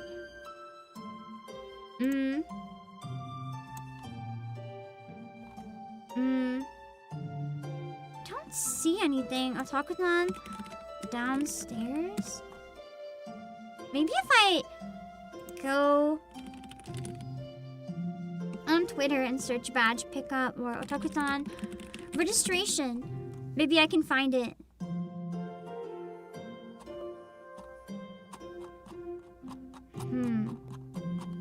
I might not be able to get a photo of the area, but you can see how smooth it's organized and it's not that bad.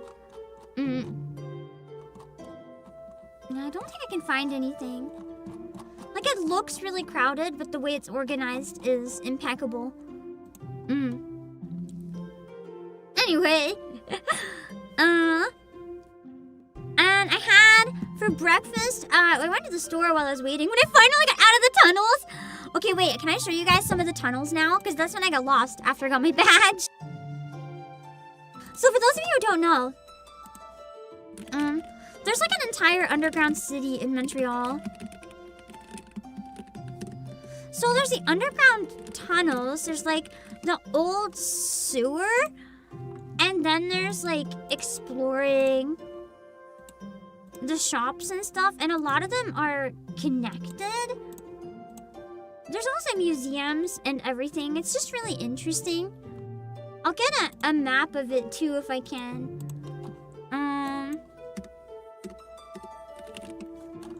I'm just taking photos from online because I didn't take any other than like one while I was lost because I was too focused on trying to get unlost.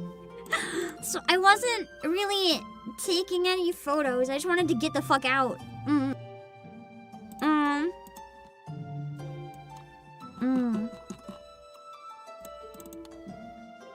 So here is one of the areas. So like, these are examples of what the underground looks like. Imagine being lost in these places for an hour. Because I was pretty much lost for an hour. Some of the pictures are really, really beautiful, actually. But the problem is when you can't find the way outside, it's still terrifying. You thought it would look dirtier? Parts of it are. Parts of it are nice. Hello, Kevin and Cat Travel. I actually saw earlier. I was watching videos on the con. I saw one of your shorts. I recognized the name. They do this smell like piss. Thank you for confirming that I was not kidding. I told my viewers I got lost underground and it smelled like pee and I thought I was gonna die. I was not lying. They smell like pee. You guys have confirmation now. I'm not crazy. Here's like a prettier part of the underground area. Sometimes too it's not so bad because like it doesn't look like underground. There's windows, but like you can't just jump out the window like the Plus. So if you can't find an exit to outside, you're like fucked. And I couldn't get out. Here's another part of the tunnel. I think I actually walked in this exact area. It looks familiar. I remember the yellow ceiling and the piss smell, and I was like, God damn it, it even looks like piss! It is cool though. Exploring the underground is nice. If I ever go and I have time, like more than the convention, like an extra day or two, I'd probably want to spend the whole day underground. But like, maybe if there's a map.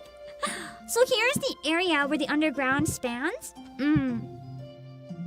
It has some of the exits and entrances, but it's like access to the metro, not to the underground in general. So if you're getting underground outside of the metro, just like in a shopping mall or something, it's very easy to not be able to find your place. Because I think, where did I enter? It was like somewhere near the Place des Arts. I entered, and I, like, not into the metro entrance though, a different one, like in a mall. Wait, I entered through a grocery store. I went into a grocery store.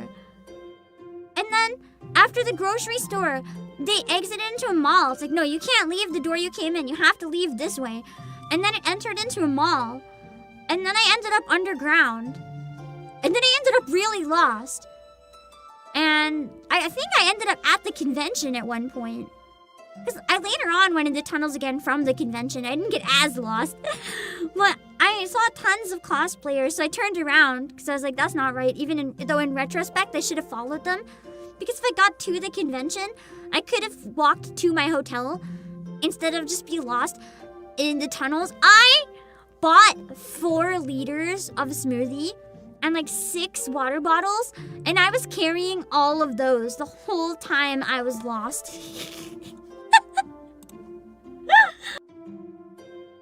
It was so heavy.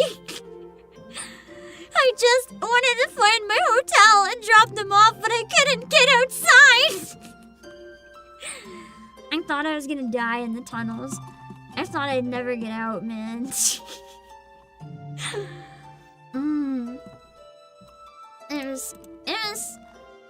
It was okay. I lived. Here's one of the dirtier sections of the tunnels, but I don't know if this one might be a museum. Because it looks really run down, but I imagine if it's open to the public, it might be a museum. This is the area where people were talking about the rave. I never saw this area. And this one, from what I understand, used to be sewer. I don't know if that's connected to the underground city or if that's like a separate thing even below that. Like an underground of the underground. But I saw a number of people who traveled for the convention that were sharing photos of that place. Oh my god, I found one of the photos from the mall I was lost in! I think... Wait, this might not be the right mall. Hold on. This is the right mall. There was an exit door, but like I couldn't find any signs because I was so tired I was having trouble reading them. And I eventually I ended up back in this mall. And then somebody in this mall helped me get out. But I left the mall and found other tunnels, and then like I ended up back here. It was a pretty mall, but like I couldn't find an exit. I just wanted to leave. Oh, I'll get some more pictures of the tunnels and stuff. Complex days out there. Is it easy to get lost in there, or am I just stupid? Because I couldn't get out. And I ended up in so many weird tunnels instead of an exit, and then none of them had exits, and I had to get rescued by a local man. None of us ever do. I hate you. I hate you. Yeah. It's like I ended up in so many places like this instead of outside. I just wanted to fucking leave. And some of it is actually really cool looking too. Hold on, I have a I wasn't here this year, but I have been in this area in the past, I think.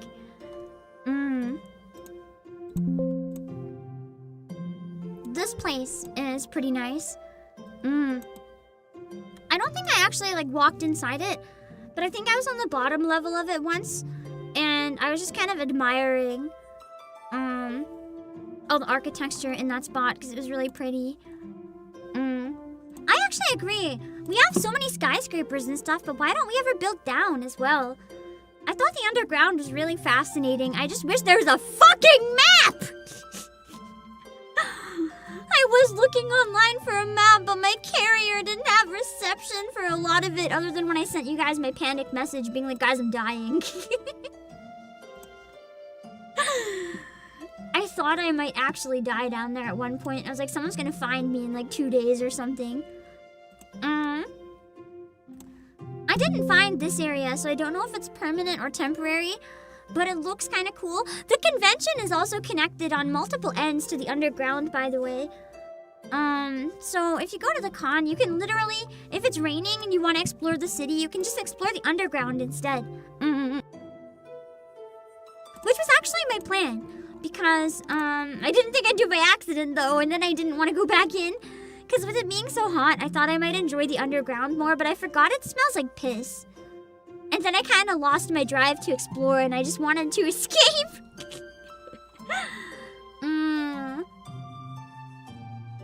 I don't know how I could forget that it smells like piss. I gotta find a better guide for the underground city if I ever go back. There's like a massive mall and stuff there too. There's a lot of really cool stuff to explore. Yeah. A map would definitely help though. Hello, Cotin! It's also this weird spot. Piss is part of the experience. I'm bringing a nose plug if I go back. Or wearing a face mask or something. This area just looks weird. It looks like, I don't know, a render error in Unity or something. I found a picture of the convention hall.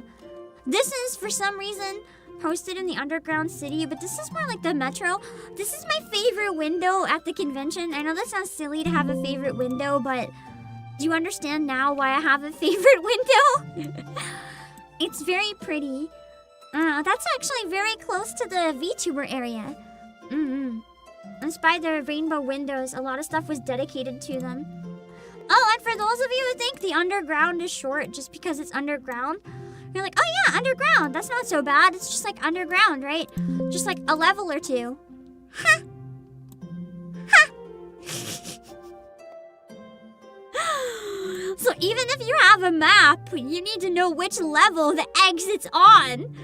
Which more than once fucked me up, because it's like, the exit is here. And I'm like, no, it's not. That's a fucking wall.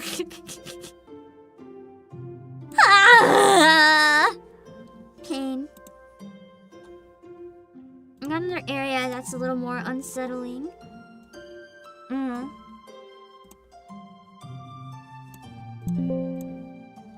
There's this place. I went on a family trip once when I was very, very, very young, actually, to Montreal, and we got lost in the underground for an entire day. I don't remember what we were looking for, but we never found it. That's why I was kind of nervous to go back to the underground, because I was like, oh god, what if the same thing happens? And god damn it, the same thing happened! I'm not meant to go down there. I'm not meant to be in there. I just can't get out! I think most of the places that I got lost in kind of looked like the metro, but we're not the metro, because I didn't have to go past the pay gate, but they looked kind of like this, and that's why I called it the back rooms, because it just felt really weird to be down there. And now that you've seen more photos, what do you guys think? Would you like to be lost down there, or would it be very back rooms adjacent for you? It was... I think if I wasn't so tired, it would have been like a lot more cool. But I was, 1, completely alone. 2, really tired. Apparently, it was posted on a liminal space Reddit. That's crazy. So yeah. Minus the smell, it seems cool. True. Yeah. I think if I ever go back, I'd like to have a map though. Yeah, Blink. It'd be cool.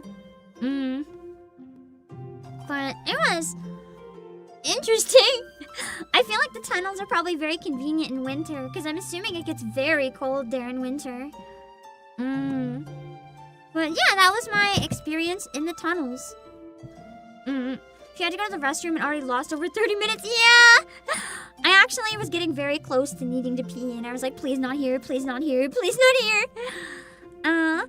But anyway, when I finally got out, I had my croissant. Oh yeah, I got yakitori flavored chips at the grocery store. I haven't tried them yet. I'm excited. I'm not supposed to have chips anymore, but for like one bag just to try it, it's whatever. And then when I finally got back to the hotel, I already told you guys I had to nap for like 2-3 hours. No, I remember now why I couldn't remember the time. It was a 2-hour nap, but then I hit snooze for an hour. An attempt was made, but I was too tired, man.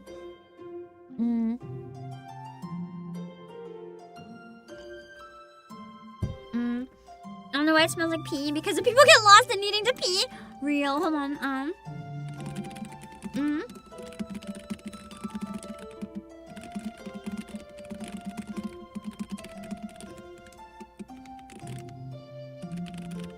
Poor Amelia got a giant Bulbasaur at Otakuthon, and it's not gonna fit in her suitcase.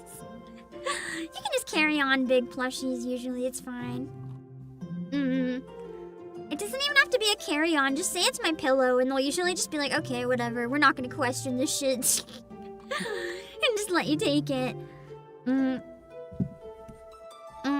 yeah! Oh no! Okay, so I Uber Eats did my chicken dumplings, my egg coffee, finally did my makeup, put on my cosplay, went over to the con, but guess what happened when I was doing my makeup? Guess what I realized of all things I forgot at home? My wig cap.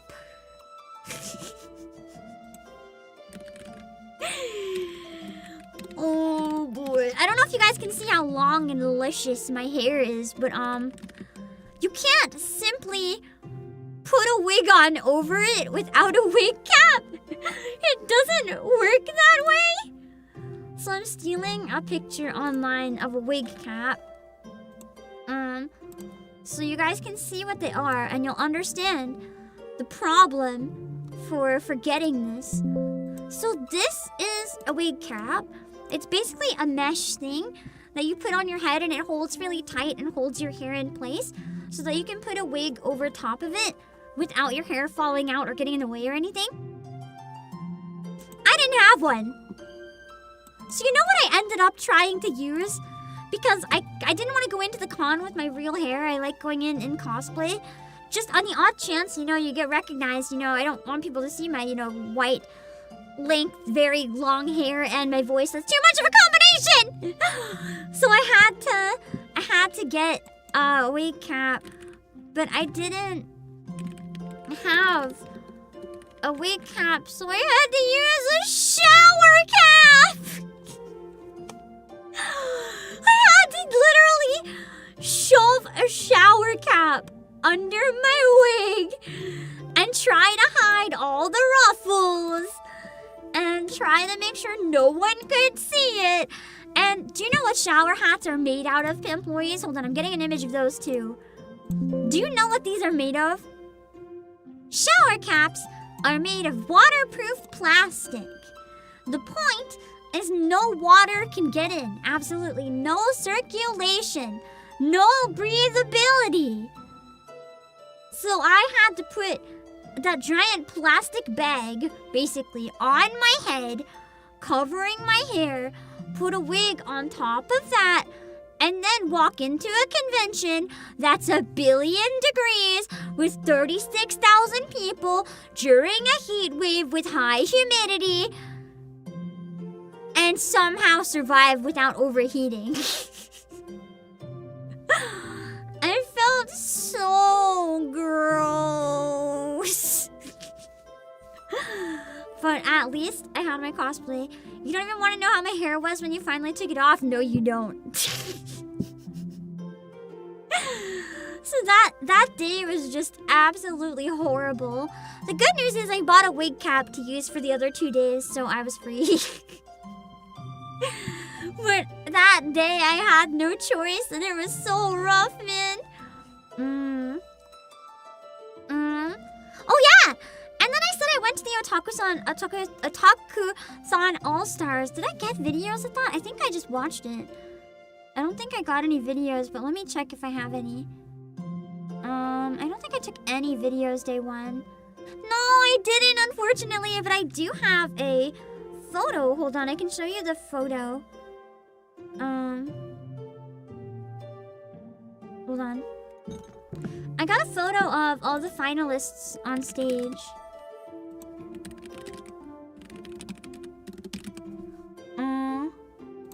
Would a stocking work in a pinch? No.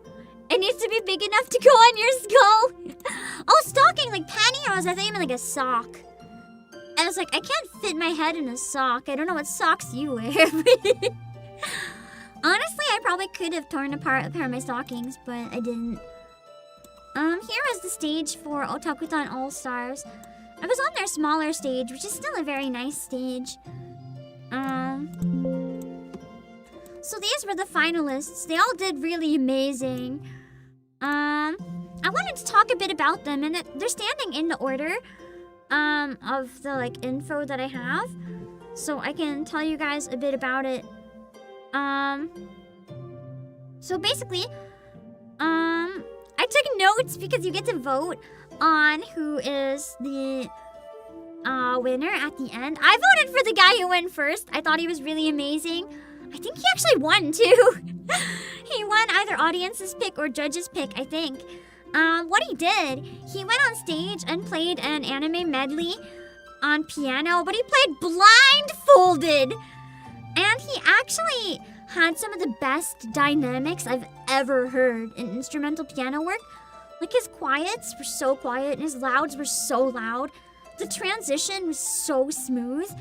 And he played so many songs, not only not looking at sheet music, not even looking at his hands.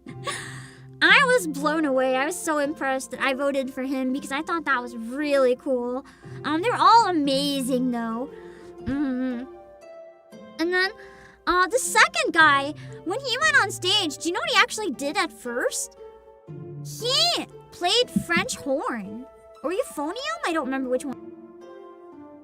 It was massive anyway. I think it was French horn.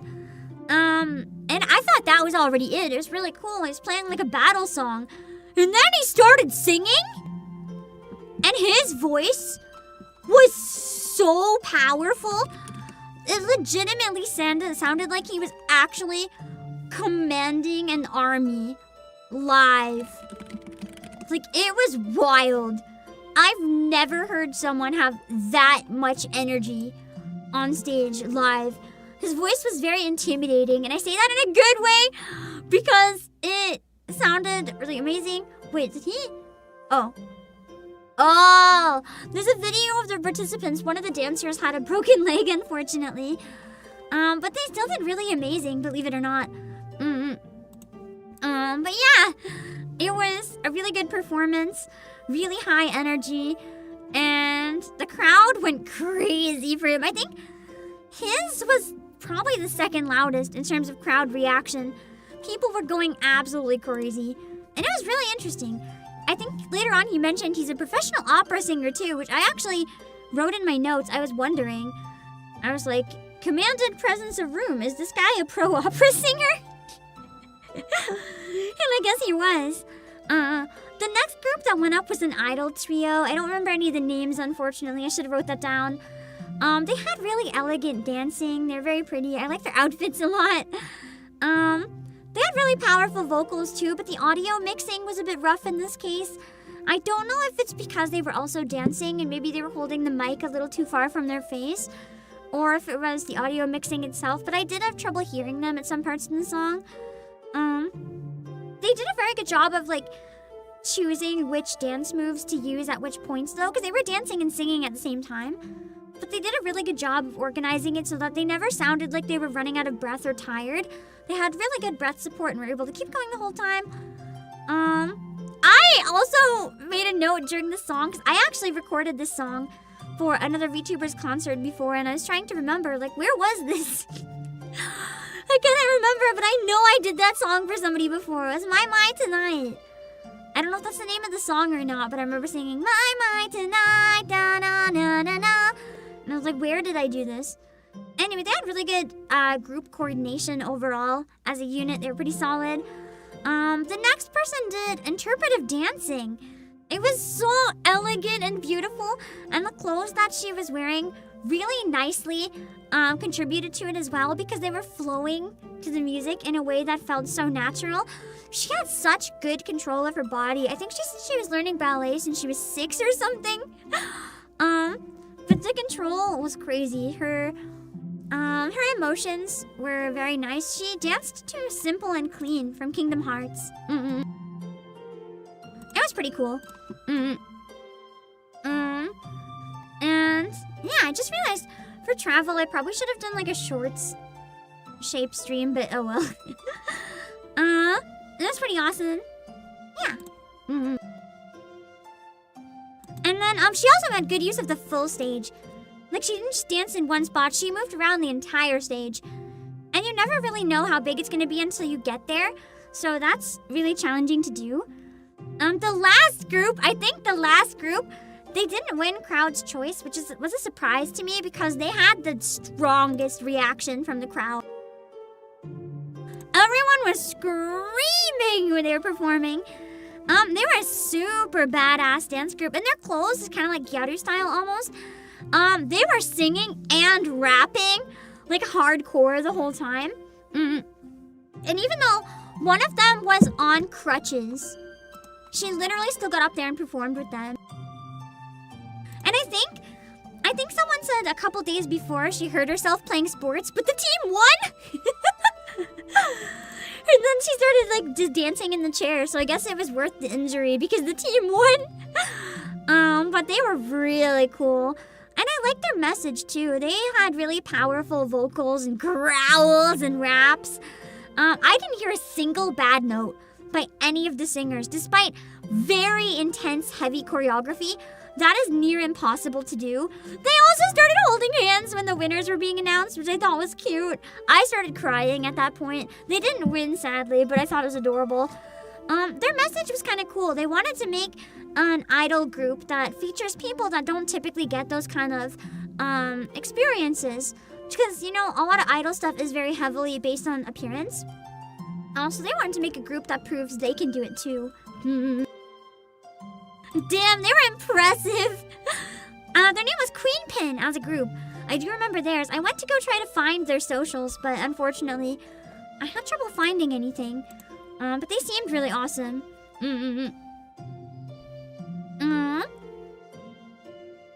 I did find as well, hold on, I'm gonna upload a couple photos that I have. Let me upload my egg coffee. Do you guys want to see it? I'll upload a number of convention photos real quick. I'm only gonna upload so many at a time. Oh god, my picture of the tunnels!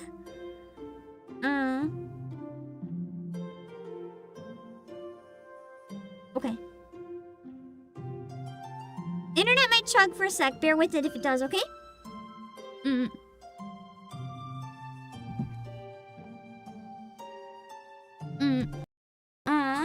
But yeah, it's not as fancy as some of the other eggs. As I said, it was kind of slightly more bitter and simple, but it was still really yummy. And I...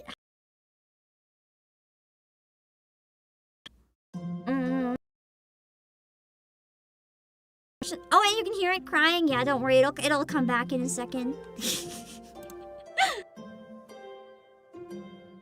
See? We survived!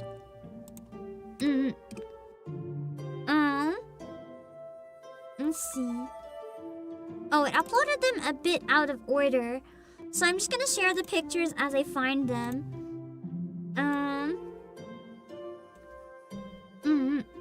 I found the Hollow Stars tea.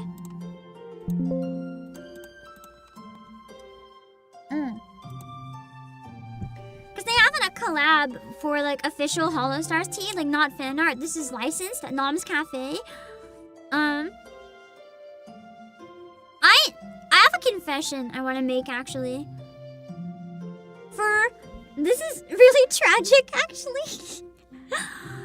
For 2 years now, I've actually, no, maybe, no, yeah, 3.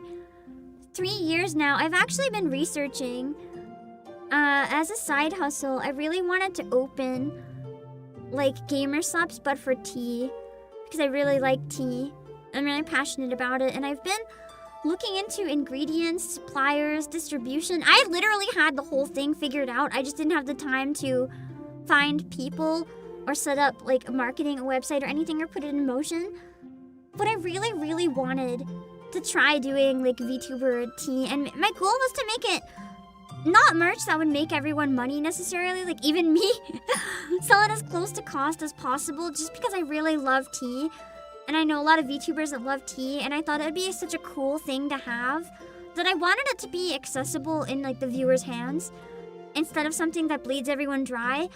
But unfortunately, I don't know if I will ever do that now, because there's a couple Nom's Cafe is doing the Hollow Stars tea. They're not a tea company, but they do this. But there is another VTuber tea company now.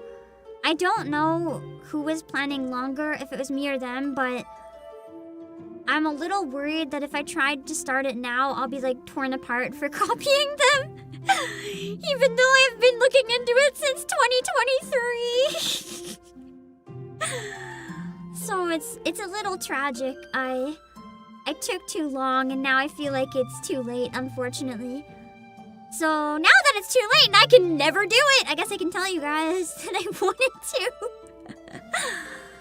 I was hoping one day to like stealth launch it and be like, guys, look what I did, so cool, but never mind. But yeah, I saw the Hollow Stars tea and I thought that was cool. I actually wanted to buy every flavor, but I was like, hey, can I buy every flavor? And they're like, oh, it's pre-order only. And I was like, I don't want to pay shipping, so bye. They left. They're like, do you want to smell it first? And I was like, no. Just, I'm sorry, but like, I haven't publicly interacted with all of them, but I've publicly only interacted with like one, but I've privately talked with 3 of these people. More than once. I'm not gonna go and like be like, oh, here's a tea that represents them. You wanna give it a big smell? No. No. Lane has her own tea, does she? Interesting. She's one of the people I wanted to scout for it. I guess she doesn't need me anyway. I know one needs it. It's fine. I'll retire the idea, I guess. But yeah, it's like, I don't know. The idea of, do you want to smell this tea? It's like, I don't know, it feels weird. It's like, I've talked to this person. I don't want to smell something that represents them. That feels, I don't know, invasive? You feel too weird about it. Like, no. I like tea, but I don't want to go up and smell the jars. That's weird. So I sadly walked away. I got some pictures of outside, just near the convention. Remember when I said Chinatown's across the street? This exact area is a little bit of a walk, so it's not, but it's a nice area. I don't know what these things are called. The gate, maybe? But I got some photos of some pretty stuff. So you didn't smell Flea? No! I'm sorry, but have you seen his Twitter interactions? I'm pretty sure he'd probably be the stinkiest of the bunch, let's be real. I think I would specifically rather not smell Flea. Hello, Luke! I'll see what other ones I can find. Hold on. Hello, Richard Samurai! I got, the standees from the concert. I got a photo of them. Oh my god! Today at the airport, I have to tell you guys a scary story. Okay, so here's the standees. Aren't they nice? I actually really love the cosplays that they're doing, but, so, when I got to the airport to leave, I thought that I was finally safe from the convention. So, like, I could just talk at normal volume instead of trying to be really quiet, I could like exist without worrying. And then I turn around at the airport to find a comfy space to sit, and the person like 2 feet away from me has one of these standees.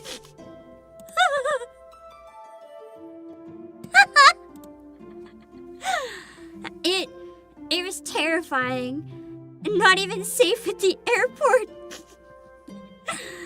And I just immediately find somewhere very far away to sit. But they're so cute. If you guys were gonna buy one of the standees, which one would you want? I think out of these designs, I did actually buy an acrylic version of the standee for Phoebe. But I think with these designs, if I was gonna get the big one, I might go for Amelia's. It's really nice. A lot of them were signed too. That's how you could tell which attendees attended in person and which ones didn't, because all the people that attended in person actually signed the standees and left a little message. It was cute. Anyway, here's my... Oh wait, here's a picture from the roof of the convention. Remember when I said there's a really, really nice view up there? This is what it looks like. So as long as the weather's not too bad, you can stand up there and have a really nice view of the city, take photos. I got some videos of it too. I did get videos of all the VTuber concerts, but I think instead of showing them on stream and talking over it, I might post them on Twitter. I might make a Twitter thread for all my concert clips, if that's okay. And then you guys can check it out there if you'd be interested in that. I think it might be a better way to share it. My egg coffee and my dumplings. Hold on.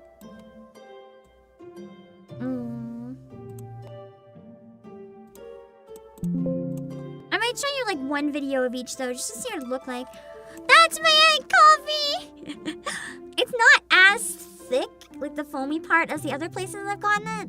So it might be a little less of the eggy part, but it's still really good. The other places I've had it felt like 50-50 between the egg stuff and the coffee. And then I just got a tiny order of dumplings because I didn't really need a lot, but I wanted to have something fresh in my stomach. So that was what I had before heading back. I also found this, and it was such a good find. There was a booth with tons and tons of VTuber stuff. And I can't buy every mutual, which I did try once at Anime North, and I went fucking broke. So now I have to be really picky. But I found Amiya Aranya in a gigantic wall scroll, and I love Amiya. So I saw this, and I was like, okay, that's coming home with me. And then I had to walk away before I was tempted to buy more. But I did never expect to spot rare Ami merch in the wild, so I was extremely excited. Chicken or pork? They were chicken dumplings. Yeah, it's massive. It was such a good find. It was, I think, the second thing I caved and bought at the convention because I bought Phoebe Standee. I shouldn't have bought anything. I miss when cons didn't take credit cards and only took cash so I could limit easier. But it was really nice, yeah. It's Amiya! I had to do it for Amiya! And here's the stage for the Otakuthon All-Stars. If you're curious what the full stage looks like, this is not the main stage, by the way. This is actually not the main stage. Which I know sounds crazy. This is the secondary stage. And it's still so amazing. Essentially, they have multiple concert halls. And this was the smaller one. I got some more pictures from the roof. Because I spend way too much time up there taking photos.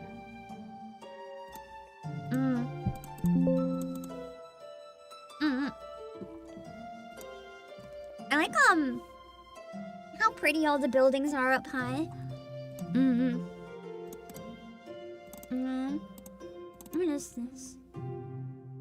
Oh, I think this is a photo I took by accident. It's blurry. one of the pictures I took while I was underground. I don't remember if I took this one at the start of exploring underground or after I was lost. I remember debating jumping out the window because it was like eye level. But here's like part of somewhere. This might have been entering underground from the convention later, actually. I'm not 100% sure. You have to understand, the tunnels all blend together. I got so lost. Like, man, I don't even know which tunnel's which. They're all tunnels and I'm lost. That's all I know. Yeah. It was kind of scary, but we got out eventually. Oh, yeah! Do you guys want to know what happened when I got back to order supper in the evening? Holy shit. I was looking on a food app, right? It was like a Chinese food delivery app, which I thought was a better bet if I wanted to get food mostly from Chinatown, because they might have the more authentic stuff.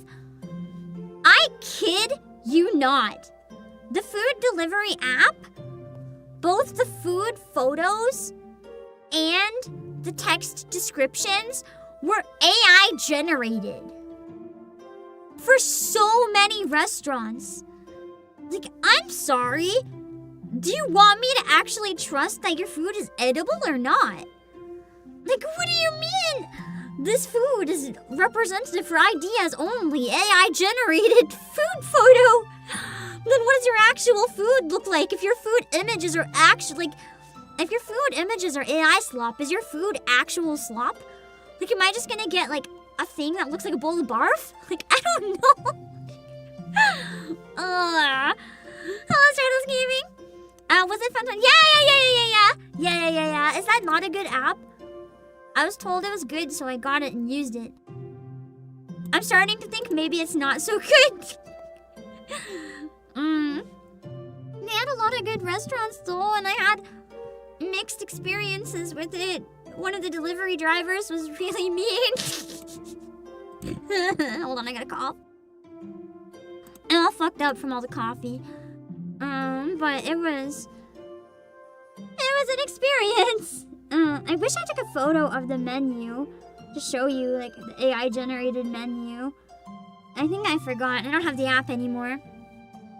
You'd rather have no pictures? Real! Spagman, real! I can understand if a description is like, hey, this is AI translated because we literally don't have anyone who speaks English or whatever, but, like, bro. Not the food images, no. Never ordered from it. Thank you for experiencing it for you. Well, the food I got was really, really good, if it helps. I don't trust the photos. That's all I can say. By Fanime, there's a good, a truck covered in AI art app. Ugh. Yeah, I wouldn't try that food either. A food truck. It was weird. Let me see.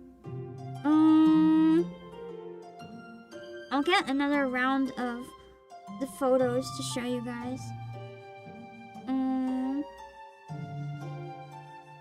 Oops, I almost accidentally uploaded a selfie. Let's not do that. let's really not. Okay, we're gonna chug a little bit again. It's fine. Internet will chuck. We'll come back. Wait, if you want a selfie, I'll give you one right now.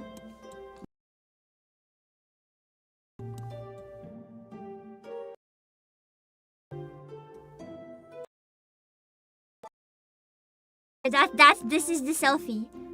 Screenshot while you can.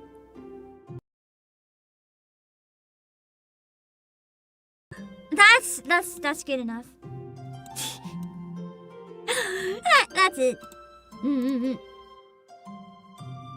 don't need.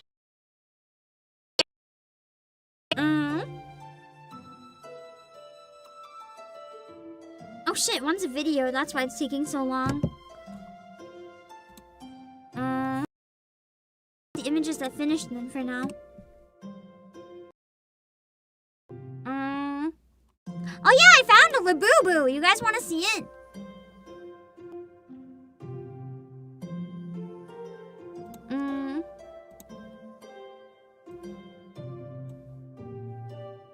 here was my supper. Wada's concert. I didn't have a lot of time, so I just ordered a bunch of Chinese broccoli. That's it.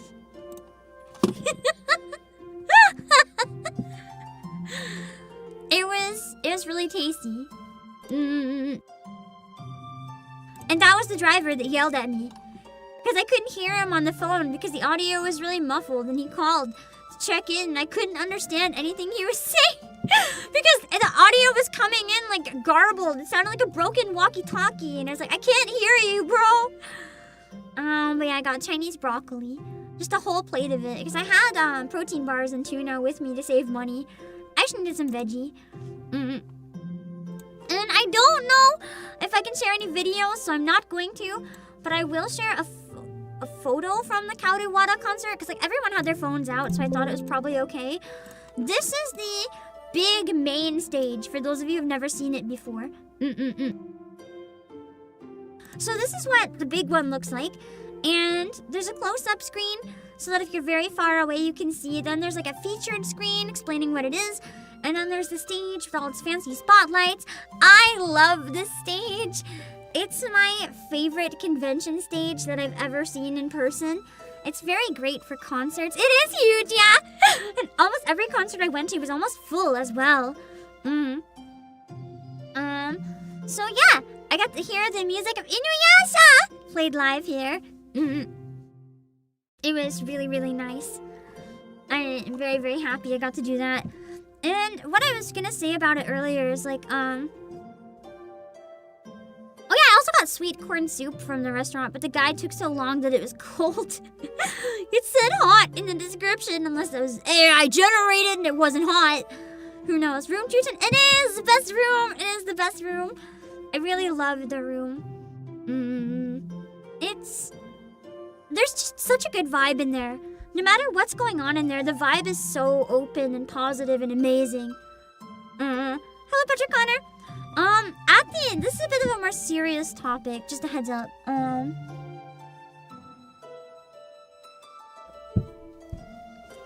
So remember when I said I've been feeling really, really tired for a long time, no matter how much I sleep, and I don't really know what's wrong?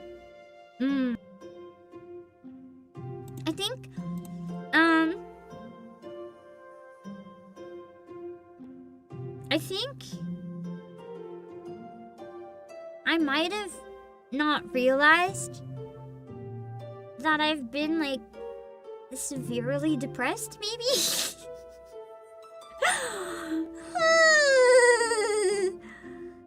Because, like, for a long time, I can't really place it. I just don't feel like myself.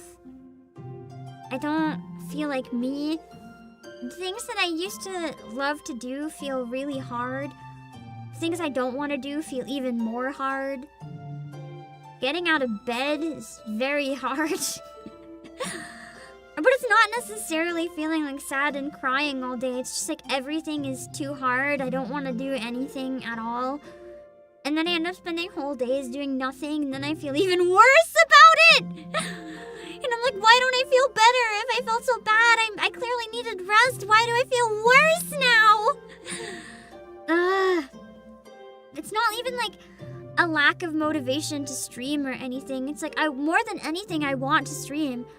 I wanted to do things. I want to make videos, make concerts, sing, record, do awesome things. I want to work. I want to go outside, but like I just can't get started. I can't do anything. I just can't.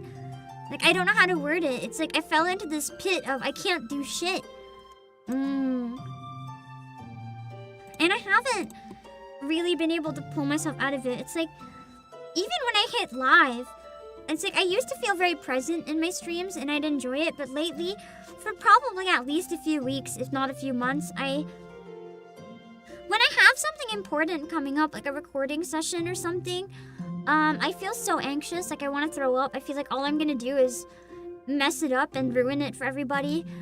And every time I have a stream, especially an important one, it's kind of like, and instead of feeling present in the stream and paying attention to what I'm doing and enjoying what I'm doing, I feel like my entire head has been screaming at me the whole time that, like, you're gonna fail, everything's gonna go wrong, no one's gonna watch the stream, everyone hates it, you might as well just quit, no one wants to be here anyway. And even if I know it's not true, it's like when your brain is screaming that at you the whole time, it makes it really, really hard to do anything. Especially when you have to be streaming and be like happy and energetic and you just can't get there in the first place. So it's been difficult.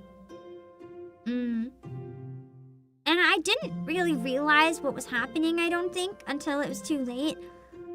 And I think it was really important for me to go to the convention and get a change of pace because of this. Because in Karuwada's concert, it's actually, I don't know how to word it other than it might be the first time in weeks, if not months, that I kind of felt like a human being. I felt like I was in a room with other people, doing things, paying attention, not lost in all the hypothetical things that could go wrong. I was just existing and enjoying myself. And some of the songs made me cry, some of them made me happy, but I was feeling emotions in the moment, instead of feeling emotions, whether good or bad, over a hypothetical future. And it made me realize that I am like not living in the moment at all. And something is like pretty wrong. I don't quite know what it is, but something is pretty wrong. Right before the convention, I've also been hearing more from some people that have ADHD, and the more I hear about it, the more I'm like, ah, shit. And believe it or not, as I said, I mean, this is going somewhere, don't worry, I'm not just venting. I talked to someone at the convention that's also going through some shit, and they actually sent me some really good resources for finding places that can help you, that are legitimate, and they can help you plan and figure out what you need to do, or if you need any meds, they can actually help prescribe it too. Because more and more, especially with doing concerts, like, I really love concerts. Thinking about doing concerts makes me really happy. Even thinking about doing the work to do the concert makes me really happy. But after so much scuff and stuff in the past number of them, every time I sit down to actually do the work for a concert, like prepare it or anything, I literally feel like I'm gonna throw up.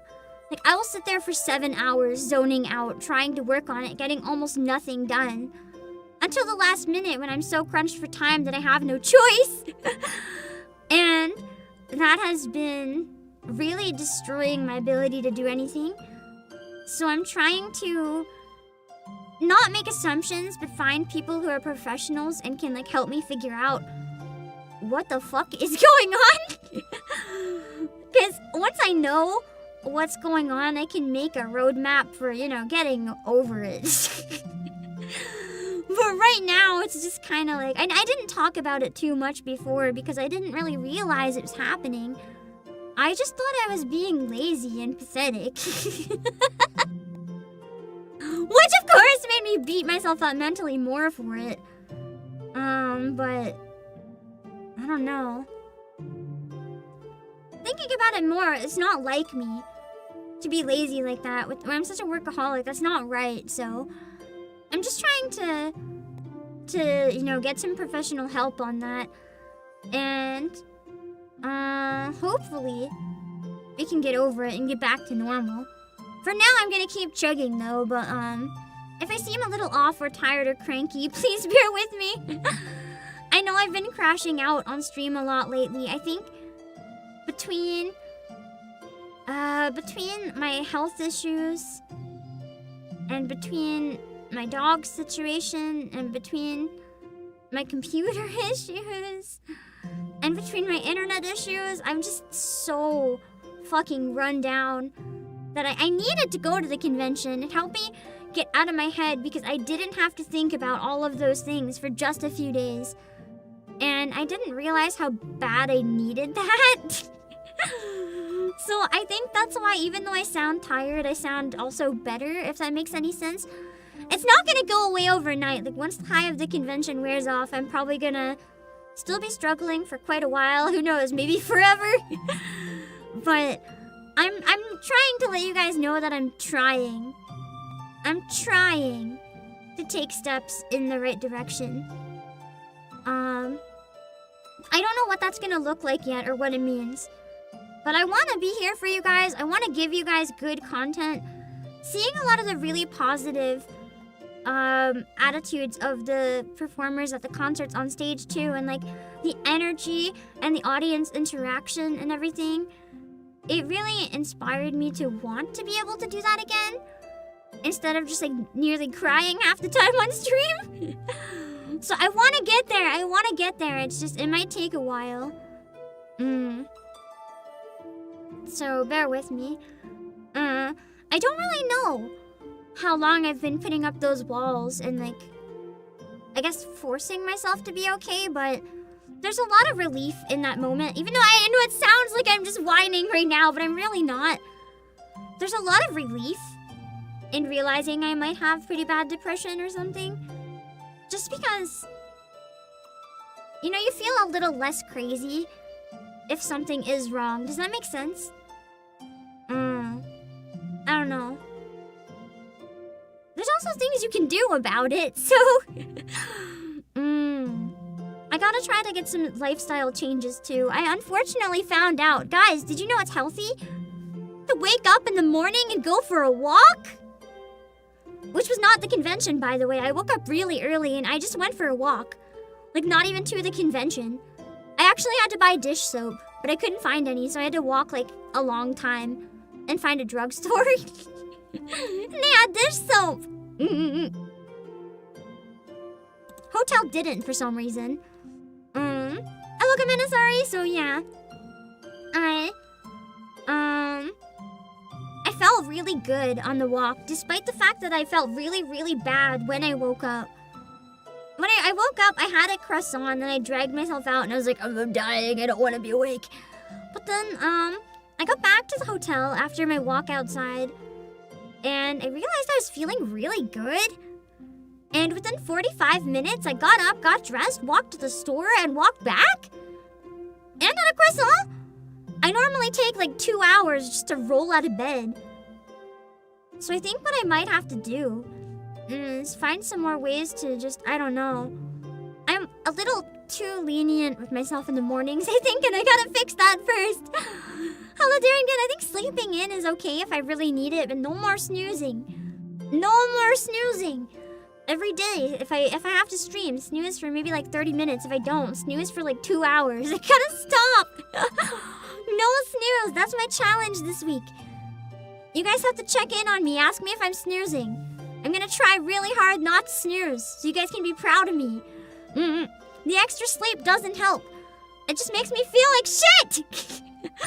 So I gotta stop. And then when I have breakfast, I need to not sit on the couch under a blanket and like sip on a smoothie and scroll my phone. I need to I can still do my dailies or something with breakfast, but then I should go for a walk right away instead of like sit and read webtoon and shit. I still get my work done, but like I need to get a faster start to the day, not be a little shit. If that makes any sense. Our brains are wired to wake up when the sun and go to bed with the night. No, I still feel better up late. Even that day, I stayed up until like 2 a.m. But I think I should maybe compromise and start waking up like an hour or two before noon. I think that might be better for me. Not early, but like maybe wake up a little bit before noon as a compromise and see how I do. Because I'm definitely still better at night in terms of energy. How do you enjoy Otakuthon? I really like it! I've been to others, but it's my favorite personally. Anyway.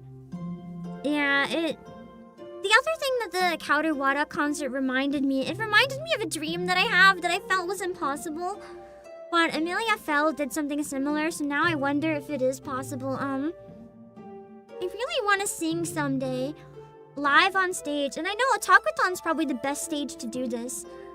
I might even reach out to some people and be like, hey, I'd really love this if you would consider working with me. I will do it for fucking free. I really, really want to sing live.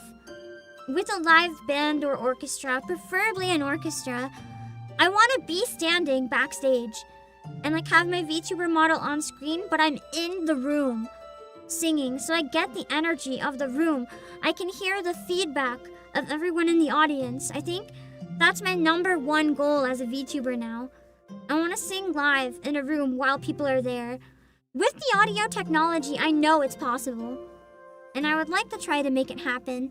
But things don't come to you if you don't ask for them, so I need to try to be brave and like ask around. Obviously, it probably won't happen, but like nothing ventured, nothing gained. I gotta try. I gotta explore, try some things, reach out. The worst they can say is no. I might cry a bit, but at least I tried. Hopefully by next year the Plastic R will finish their reconstruction. I actually don't want them to. I don't like it when the concerts were there last year. I hated that. It's too much of a walk. I like it when it's all in the one building. Is it going back there next year? If it is, that's kind of a shame. It's a nice room, but I like it all in the one building. But yeah, I think one thing too that was really good for me to see at the convention, and I think Konomi Suzuki's concert did this for me more than anything, but the problem with streaming at home, like even right now, I'm having a good time, but like you guys know now, my current box, because the other one's still delayed, I'm literally sitting in a closet with no windows, with the walls blocked off with blankets. I am talking to my computer, completely alone. And while I know there's lots of people, you guys are all on the other side, it can sometimes be easy to forget like what that means. Because you're not seeing the energy come back, especially on days where chat is slow, which is fine. I want you guys to lurk. You don't have to chat. You can just be quiet if it's more comfortable. But it can be hard to tell like if people like what they're seeing, if they hate what they're seeing, especially when you have a low period where your numbers dip, which is what I'm dealing with right now, and that's okay. It's summer, people are busy, or maybe they can tell I've been off and they don't like the vibes. It's fine. But it can make it really challenging, and just being in a room where there's performers on stage and hearing the feedback of the audience, seeing how hyped everyone gets, how they enjoy it, what they enjoy, and seeing the smile on the performer's face, it just kind of helps reinforce why I do everything, and reminds me that like just because I can't see you guys doesn't mean that you guys aren't like that on the other end. Whether it's helping you get through your day, or whether it made you laugh, or whether you're just lurking, like just because you guys are online and I am in a closet doesn't mean that I can't also have an impact on people. And even with my concerts, sometimes like you get used to seeing bigger numbers for concerts, so you don't really realize what that means. But then you see a concert in person and it's like, damn,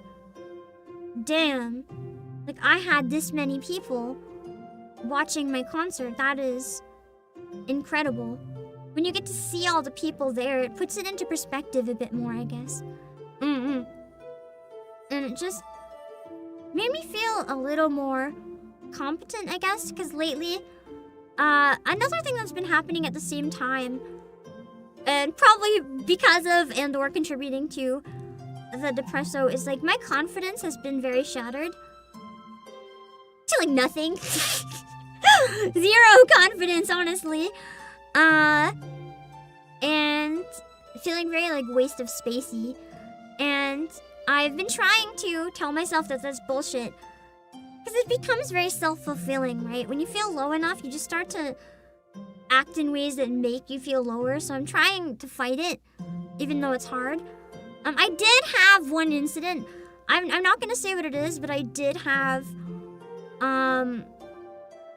one incident that made me feel like I don't have any abilities anymore. And I don't know if it's a time where like I did really bad, or if it's because I did really bad because I was so nervous, but I feel like it's leaning into the second one. And I really need to like work myself back up because I don't want to let people down again. And I don't want to give up either. So I'm just trying to work on myself a lot right now, but it's hard. The plus side is, once you get over hard walls, you often have a lot of growth. So I don't know what that's gonna look like right now, but I'm trying to think about it that way. I just need to get past it, and that's why they call it a wall. Getting past it's hard. You can't just smash through a wall. But I'll figure it out. Wouldn't performing in person up the anxiety? Not at all. Not at all. I will not elaborate on why I say that, but not at all. Also, GGF, thank you for 17 months. If I had the option at a convention to stand backstage and perform, I think I would be, like, on cloud 9. I would love that. But yeah. Anyway, we talked about my Saturday morning mental health walk. Then I took a shower because I felt yucky. I was in the shower for an entire hour. I just wanted to feel clean. Oh my god, it's like I'm at the 160 wall. But IRL. Damn. I gotta get over it, and then I can get into the endgame shit. I went to the Konomi Suzuki concert. She is so cute. No photos. Is on the same stage though, but she has such good energy. She's so cute. She kept pulling up the audience, like dancing on stage, running around. Her voice was also so powerful. Oh my god, she reminded me of Lumen a little bit. And she was singing live too. You could tell because she had a mix of singing live and pre-recorded parts. Very carefully strategic, so that the pre-recorded parts you could do heavier dancing without it affecting the performance, or if it was a vocal overlap.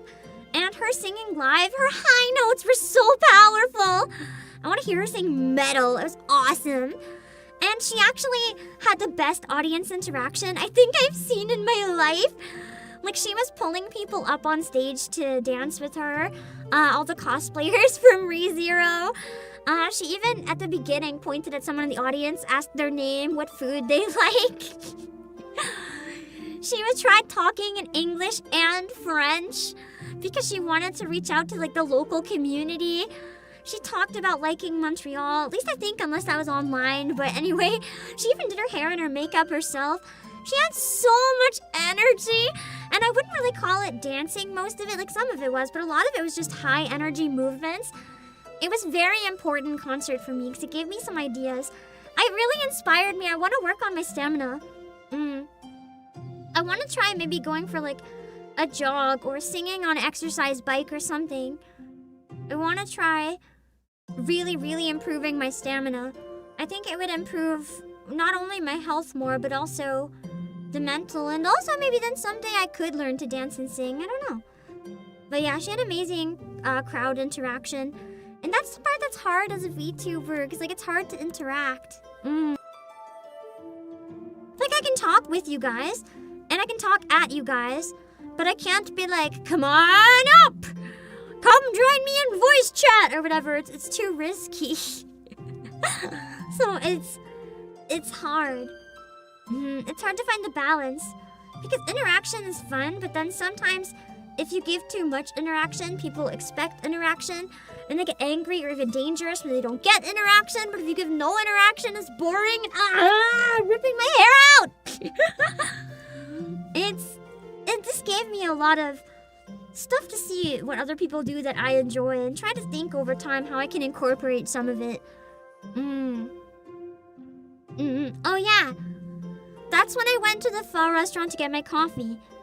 After that, I forgot I had to go to the concert first. I got my coffee after, so I went to the concert like this, by the way. And I went and walked around the entire con like this, by the way. And if any of you guys have any photos of this, don't you dare share them, because it is something that may be a little identifying, but it's too embarrassing not to share. So I had a hat.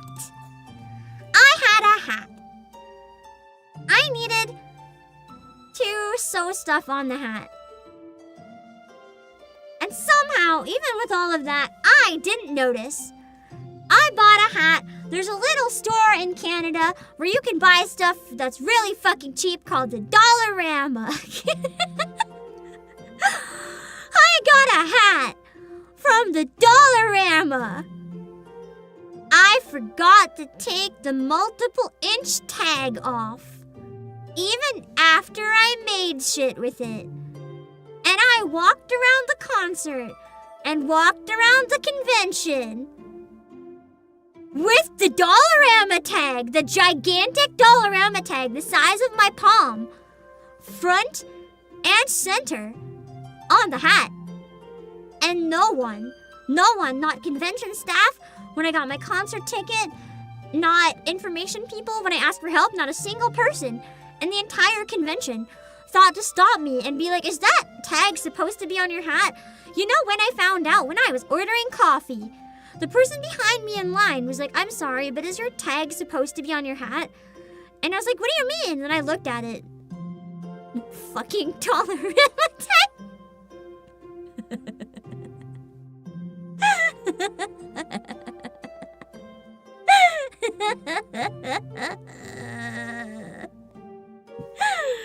Oh. They're being polite. I'd rather people tell me to my face if I have a tag on my hat. Pain. Yeah, true. At least someone finally told me, but I would have loved them to do that a little sooner. Hold on. I'm going to put in my reverse 1999 stream that it's a bit delayed. I know the stream, listen, I could see the numbers because I had a thing up, I had to see them. I know the stream is not doing well. But I still want to keep talking a bit about the convention because I'm really excited. I'm going to push the reverse stream an hour. I'm so sorry. I want to talk a bit more about the convention so that I don't end up talking about it everywhere else.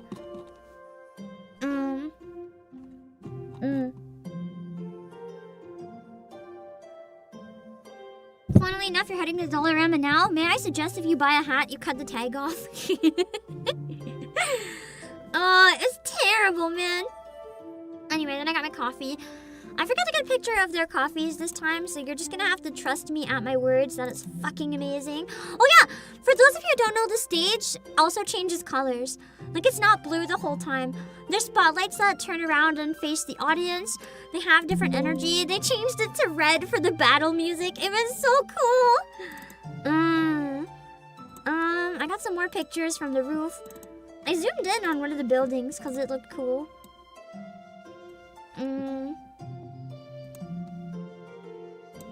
This one is fancy. Oh yeah, the Labubu! I found the Labubu photo! I have a Labubu to show you guys. Well, 3 Labubus. This made me scream. If anyone was there and saw me scream, I'm sorry.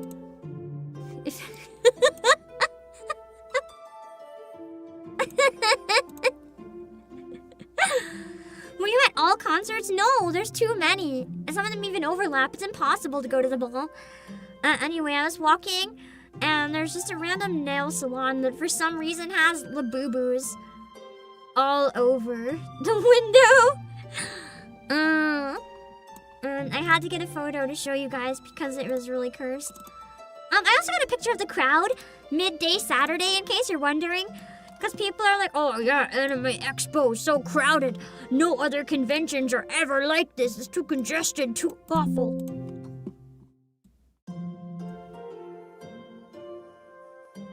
This is midday Saturday.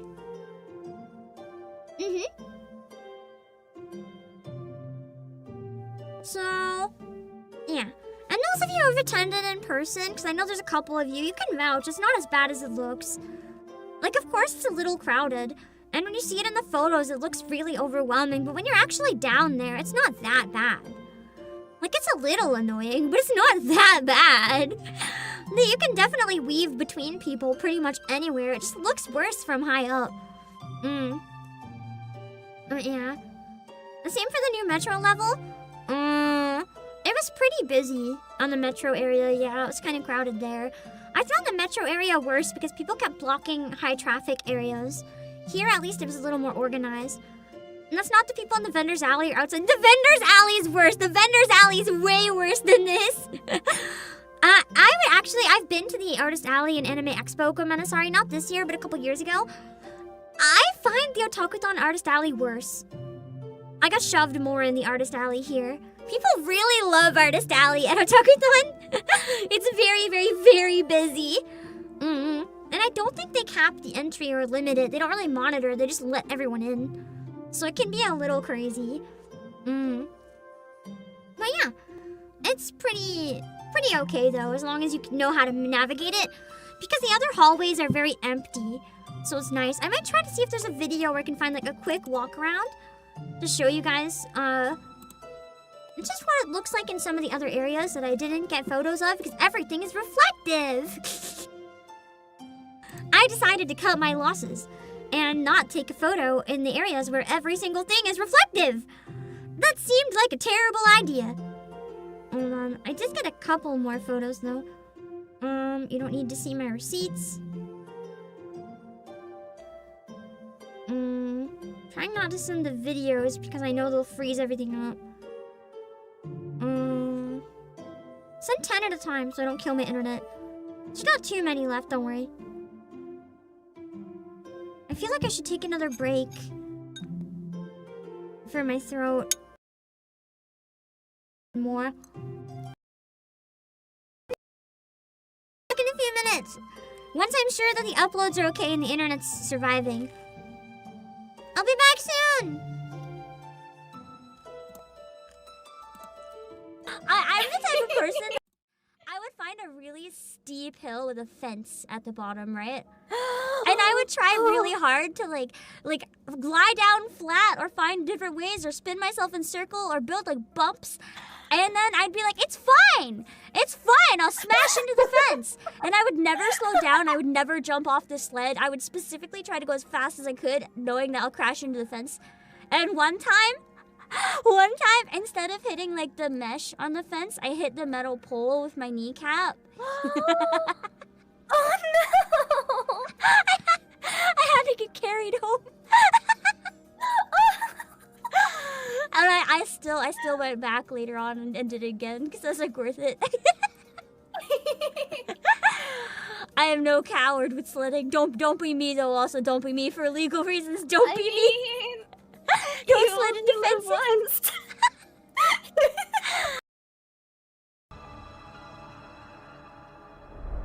Oh, we got stepped on. Nice. I love you. ろくに言わない口下手でほんまに不器用なのにどうしてさよならは言えたのダメだねダメよダメなのよあんたが好きで好きすぎてどれだけ強いを避けても歪まない思い出がバカみたい This is the song to sing when you get rejected by Ishtola. When that happens to me, I just go in the bushes. Nothing's gonna stop me if I need to piss. She's in my room. Wake up, worm. I want her to keep calling me a worm. Focus all my brain power on making sure all of those are used up before I do anything else. Oh my god, Amon, he's leaving! He's fucking leaving! Is he allowed to leave the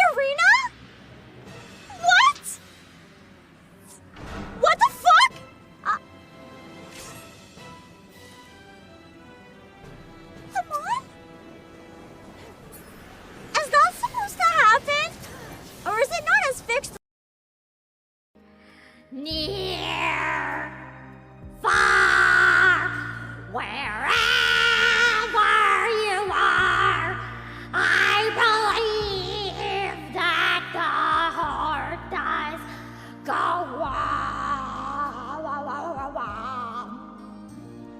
Once more, you open the door, and you're here in my heart, and my heart will go on and on.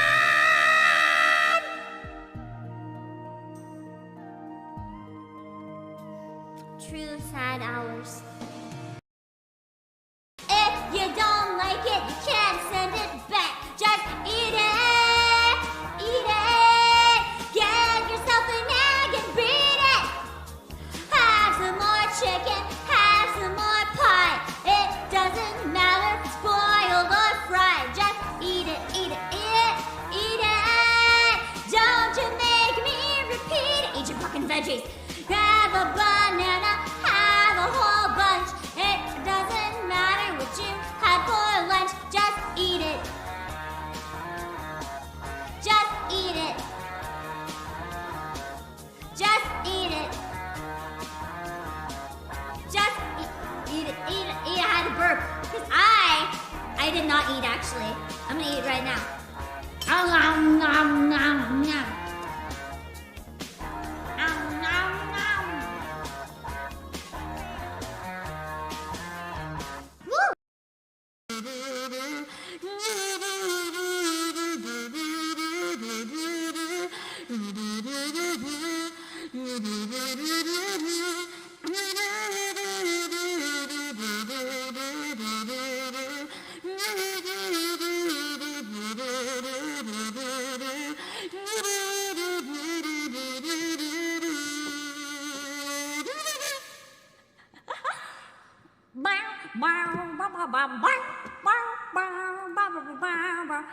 That's what you do when you have no brain cells left to banter. You just start singing or kazooing.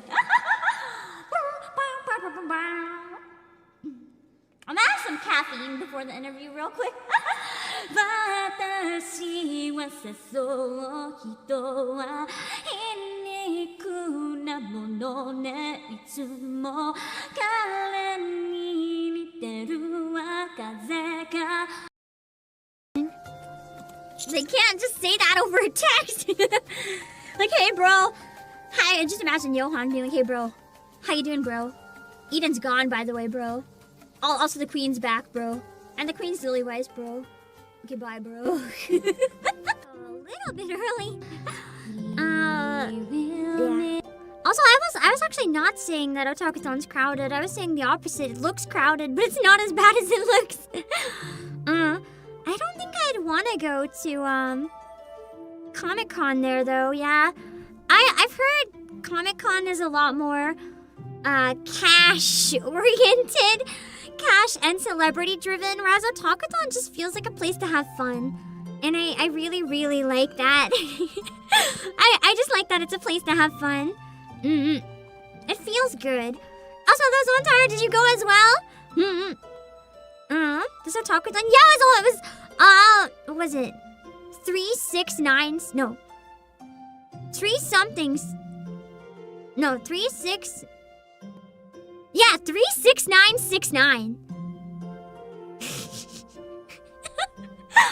I thought that was really funny. It is a new record. It was record breaking. What was Anime North this year? I heard Anime North was really bad this year. I went the past few years after being a guest, and I felt kind of FOMO not going this year. But then hearing the experience from people, I'm kind of glad that I didn't go. It beat Anime North, I think! From what I understand, it was capped at 36,500. Yo, no way? Because whenever everyone talks about Anime North, they're like, yeah, best convention in Canada. And I'm just like, have you heard of Otakuthon? I will preach the gospel of Otakuthon for eternity. And I think it finally beat it. Holy shit! Only by like 100 people or so, but that's crazy. That's awesome. It's finally number 1. Let's fucking go. Also, love to just listen. Thank you so much for joining membership. I hope you're enjoying the listen. But yeah, that was crazy to find out. Shame it's 5 hours away from where you live. I mean, I'm not gonna say my distance, but it's not close. It's just really good. It's worth going for. Let me see. What other stuff do I have? I mean, I took an airplane. I think that speaks for itself. You guys want to see my fried soup dumpling? I know I showed some of these on Discord already. This is from the Sangji place I was talking about. It comes with 4, but they're rather big. And they're very filling, so it's not as tiny as it looks. But, these are the fried soup dumplings. I had to go really far out of my way. I regret nothing. Absolutely nothing. And I'll give you a close-up of one as well, so you can see the texture, the juicy goodness. For any of you who aren't familiar with soup dumplings, basically the bottom of these ones are deep fried, but the dough is thicker. And then inside, there's literally soup broth and meat. Yeah, the fried ones are always quite a bit bigger. Here's a close-up so you can see like the texture and how yummy they are. And do you want to see the bottom of it where it's fried? Oh, I wish I had time to go back here, honestly. I would have gone twice if I could. This is what the bottom looks like. You can see how crunchy it is. Imagine! Oh, they're so good. They're Shanghai style fried dumplings. Are you supposed to eat it in one bite? No. No? You will scald the shit out of yourself. The best thing to do with these is actually to poke a hole in the top and like blow on it a little bit and take careful sippies of the broth until it cools down. If you pick this up and bite into it, like the poor server must have had some bad experiences because he had to come and give me a walkthrough, like explain how to eat the dumplings. I just let him do his job instead of being like, I know how, just like go away. I let him do his job to be polite, but like I know how to eat them. But it's actually a safety hazard if you don't. These are much more dangerous than regular soup dumplings. They are hot. They're literally steamed and then deep fried on the bottom. Like, they will hurt you if you don't eat them properly. So it's good to be really cautious with them. I also got a picture of the metro. Even hotter than takoyaki. I don't like takoyaki, so I don't eat it. I don't know. You definitely would have burned yourself. Oh no! Even though I know how to eat it, I still burned the shit out of my mouth. Like, part of my gums is still peeling off today, and I had this on Saturday. And I ate it properly. I regret nothing. I had to take the metro to get there. For anyone who lives there, this is the station that it's close to. I abandoned the con to go chase my dumplings, because I heard they opened in the city. Something. Lucien Lallier, I think. I only saw it once in my life, so I don't know if I got that right. But it's near this station. Yeah. Yummy. It looks clean. Yeah! I was impressed. Not too bad. It still smelled like piss, though. Hate burning the roof of your mouth? Yeah, that's kind of what it was. The same feeling as if you bite into like a really hot pizza sauce. I got a picture of the otaku stage, but it's blurry. I'm not gonna send the blurry photo. Apparently on Discord, you guys said this is from like a hockey thing. I just thought the sign was funny. I went that far in the metro? Yeah, why not? I wanted my dumplings.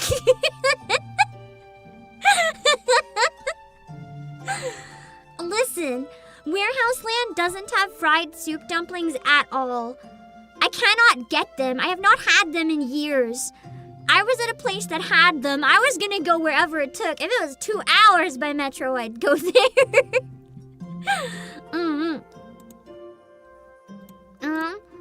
I found this sign and it made me laugh. It's not loading, so let's try that again. It made me laugh because I don't know what it means, so all I see is go abs go. And I only have one understanding of what abs means. So it made me laugh because I was like, oh my god, abs. Oh shit, I almost showed you guys a photo not thinking. Oh god, oh, I cannot send this.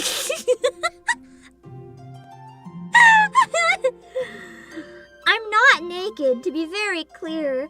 But I thought the photo just had my hand, but it has a significantly larger portion of my body in it. But none of those parts of my body are covered with clothing, so it just looks like I'm naked, and I'm not gonna send this photo. It was the ticket for the otaku stage. You don't get to see it. You don't get to see it. Sorry.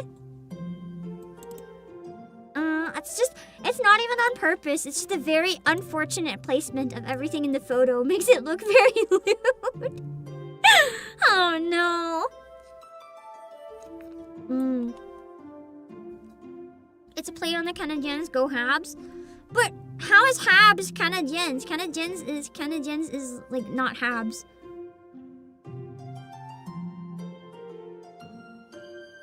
I don't get it. But the clip farming. Okay, wait, I'm gonna crop it like crazy. You can see just the ticket. How's that? You can see just the ticket.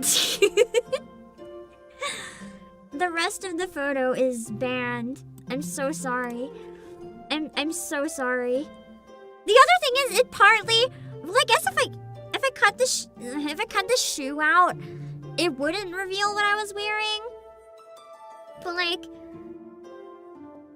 that's literally got my bare thighs pretty far up on the legs.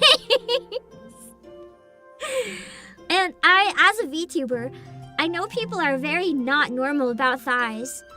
So I'm not gonna share that photo. They're colloquially known as the Habs. That explains it. I didn't know that. I'm not familiar with hockey. They were named Les Habitants. Oh!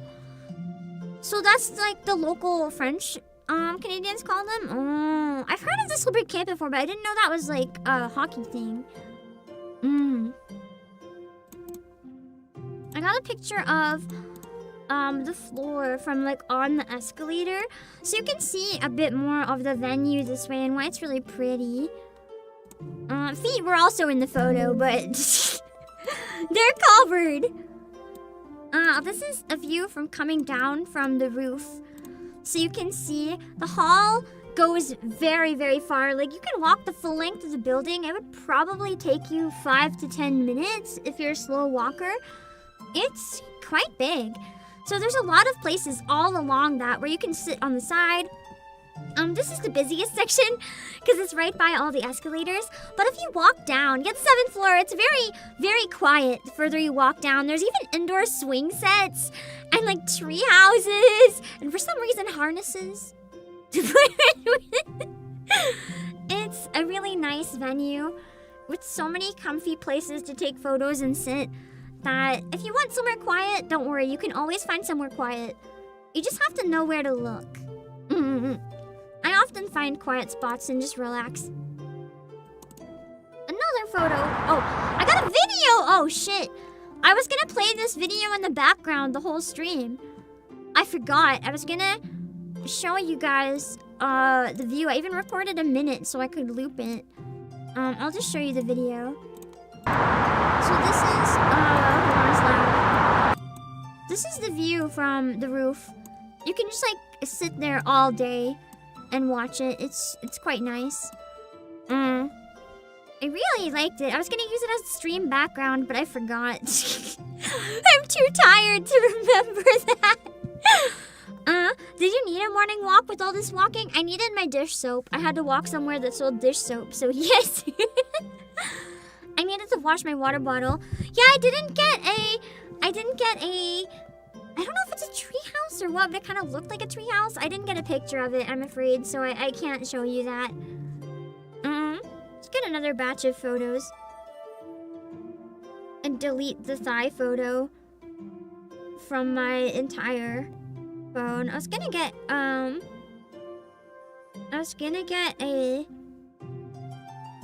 photo of something that I started saying and forgot. I don't know. Let's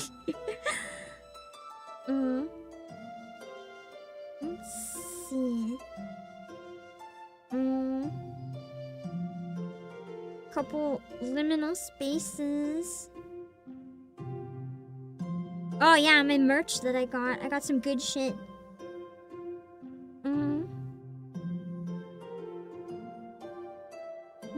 Hold on. Hold on.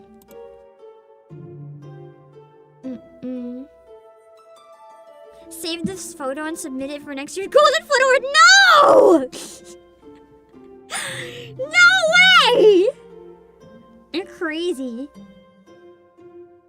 I think that's all the photos. Alright, let's try to upload this. Hold on. It should work with this many at once. Internet might chug! But then we'll have the rest of them. That's not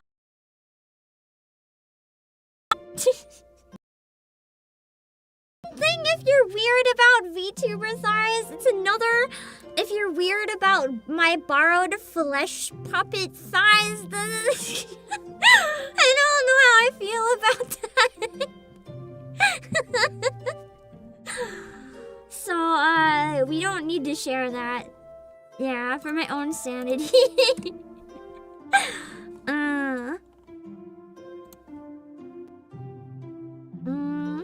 Internet's a weird place. They don't need photos of like real thighs on it. No way. I got a photo of the otaku stage, so you can see it a little bit. I got some videos that I'll share on Twitter, as I said. So you can see it properly in action later.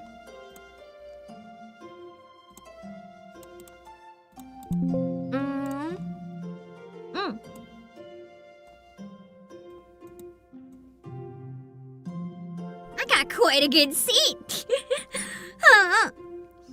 So that was the 3D stage. With the screens being so bright, I promise it looked better in person.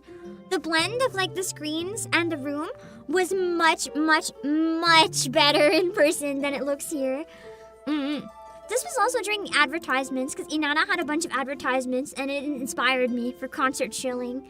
Between that and Niana's older concert that had like the bad shilling, I've been inspired. And I had a picture of my Ainya, my Ainya merch hanging on the wall, but you've already seen it. The swings! I got the swing set! So if you walk further down the hallway, this is one of the areas that you can find. And if you're looking for somewhere to relax inside, I literally skipped something I wanted to go to just so I could sit here. Because it's never free.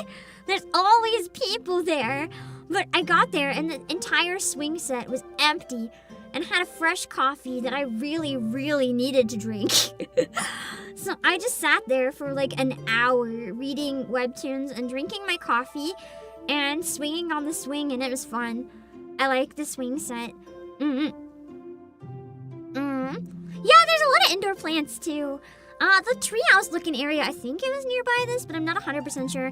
There was indoor bikes before too at one point that people could just like sit on. It does change year to year, so I can't promise this stuff will be there next year. Although some stuff stays.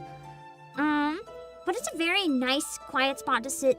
But it's very hard to get, so if you want to sit there, you have to like get there first thing in the morning. But as far as I know, they don't have a rule about outside food, so you can literally just like get some breakfast and take it and eat inside the con of this room.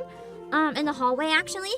The hall goes very, very long. I wonder actually if I can get the length of the hallway. I just have to like Google Maps, like Oasis to Burger King.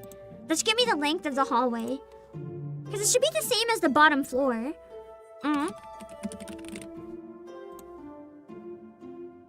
Oasis Immersion.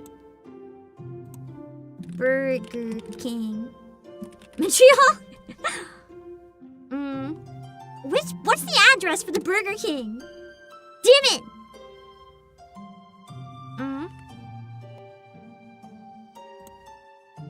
Okay, I got it kind of.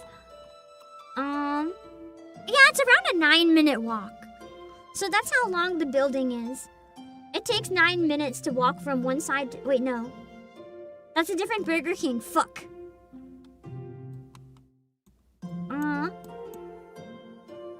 Okay, this Burger King! This Burger King!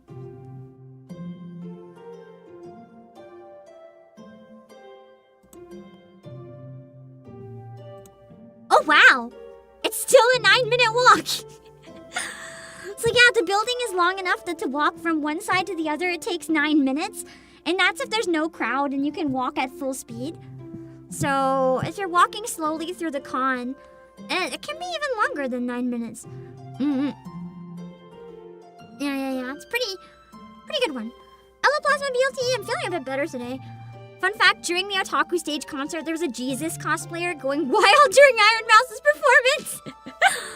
Iron Mouse is Jesus approved, apparently. Hello, Dr. Zeal. I didn't notice the Jesus, which is a shame.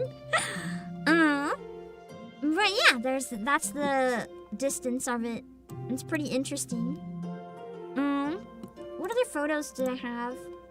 Not too many this year.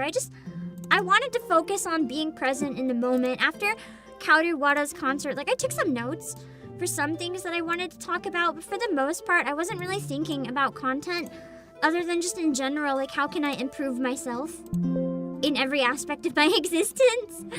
I wanted some time for me. It wasn't a work trip, if that makes sense. This was a liminal space. When you're exiting the VTuber meet and greet, this is the door you have to go through. I felt like I was in the tunnels all over again. I was like, oh no, we're back here again. And here's my dumplings that I got for lunch in Chinatown. They forgot to give me my drink. I paid for it, but they never gave it to me. I had to buy a drink to get the minimum price so that I'd be allowed to eat there, but they just never gave me my drink. I didn't want it anyway, so it was fine. It's whatever. But it was sad. And then there's a Godot cosplayer. I only got 2 cosplay photos this convention. If either of these are you watching this right now, you're the GOAT. Thanks for making my weekend and being the only 2 people I took cosplay photos of. I see Ace Attorney. I freak out. I found a Godot! For the longest time, I didn't know it's pronounced Godot, and I used to always call him Godot. And then one time, someone finally told me, they're like, that is not how you say it. This is the room that's really crowded, by the way. It's not as bad as it looks in the big photo. Because this was around the same time. It's not as bad as it looks. I was really happy to see some Ace Attorney recognition. I hope he's able to walk okay with that mask on. I imagine it'd be a little scary. Oh yeah! Remember in the last hour, the time where Unfortunate Stinky and I got to browse Artist Alley finally? Oh my god, I hit the jackpot.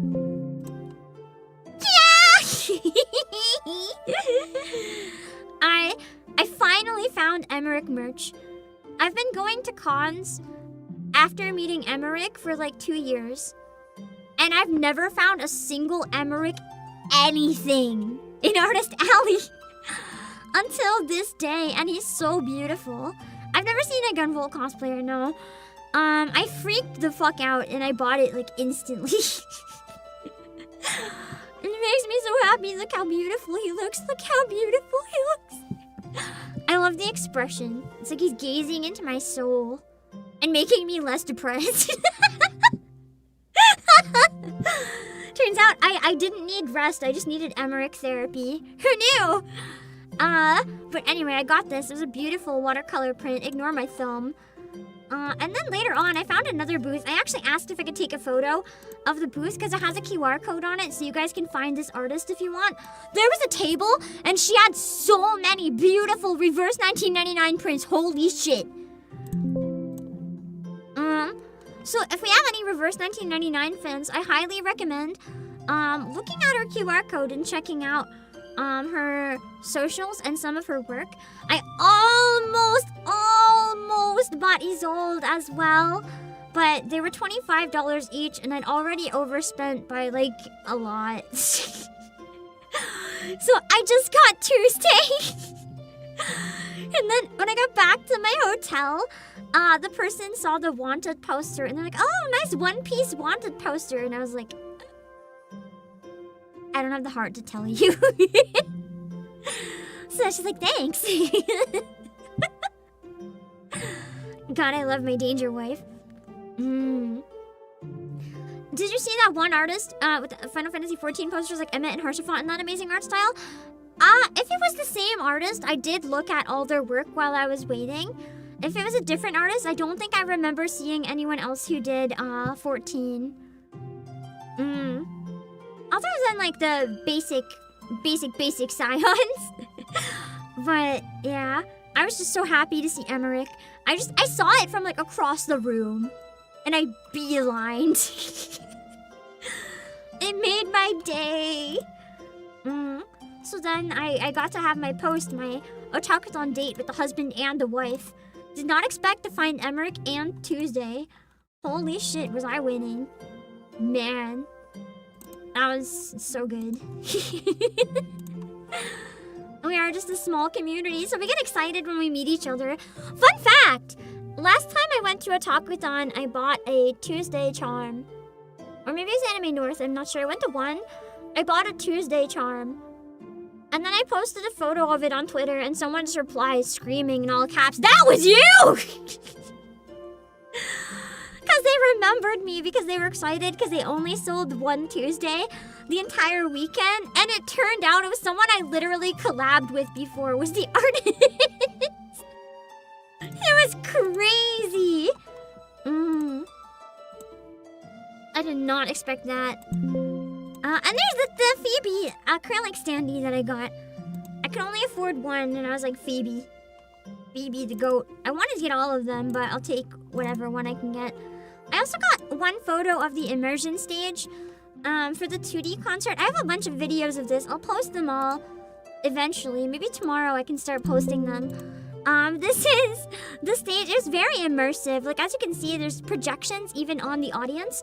So it kind of almost feels like you're part of the screen. I don't know how to explain it, but the immersion is very good. The way they did some of the panels in here too, because there was 3 screens, they'd have the VTuber look like they're standing beside a PowerPoint or whatever, like they're on stage in the room. It was so neat. It was awesome. They even had a safe area so that VTubers could like stream while they were in the convention.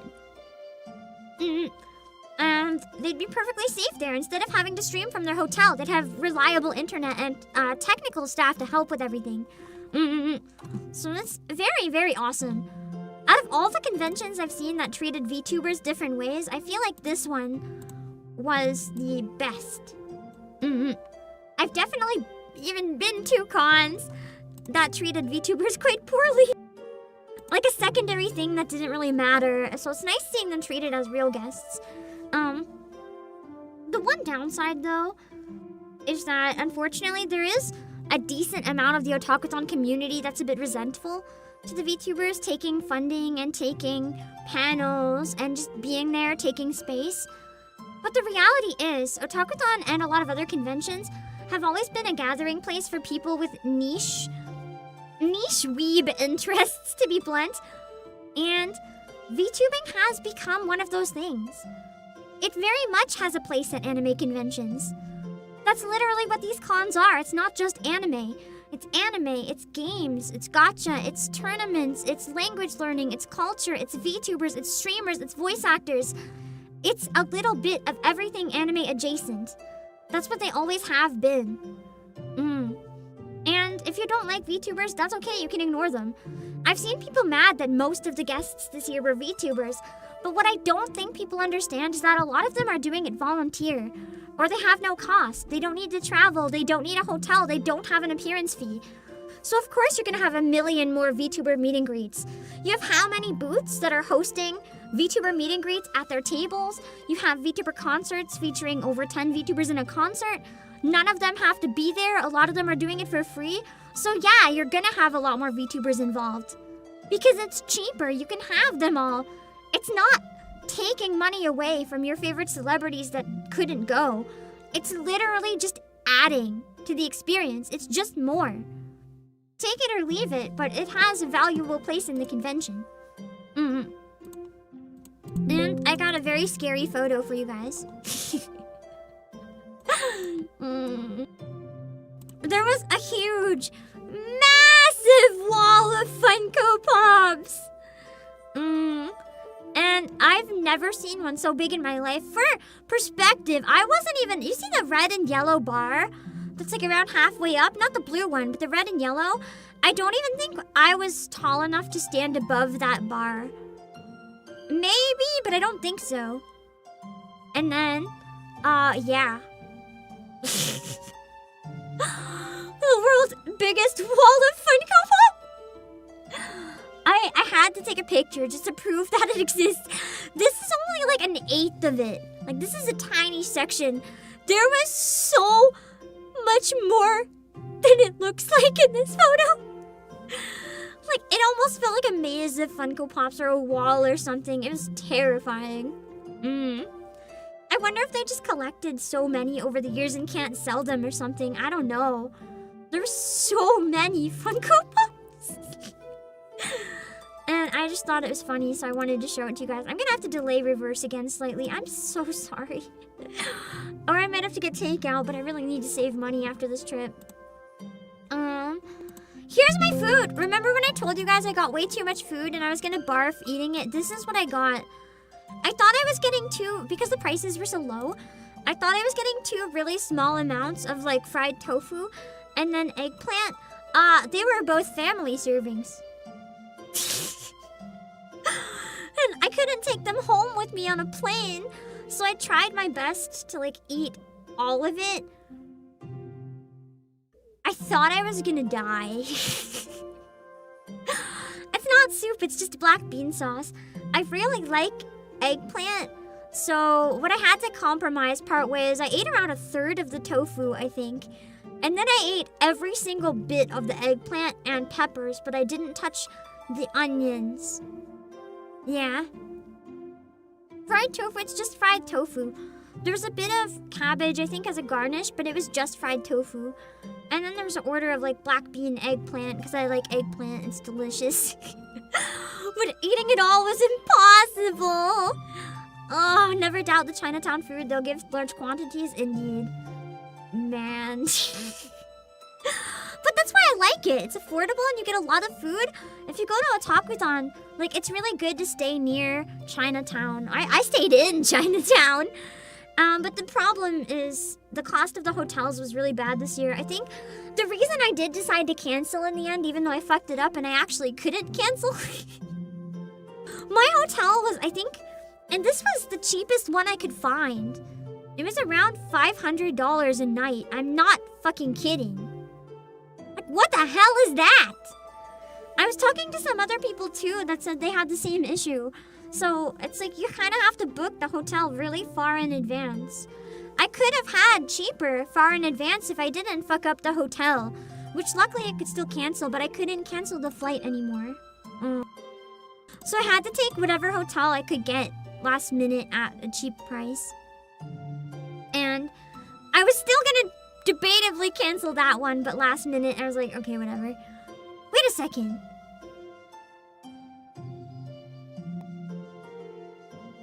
I wonder if I kept my original cheap hotel instead of canceling earlier before the flight, if I would have had the right hotel dates. Damn. I might have fucked myself over giving up the cheap one. I think at that point I was like, okay, I'm not gonna go, let's cancel, like a couple months ago. And then last minute, I was like, but what if I want to go? I didn't cancel the flight yet, so I got a kind of expensive hotel just in case. But it was refundable, so I figured I wouldn't go, and then I ended up having to pay it.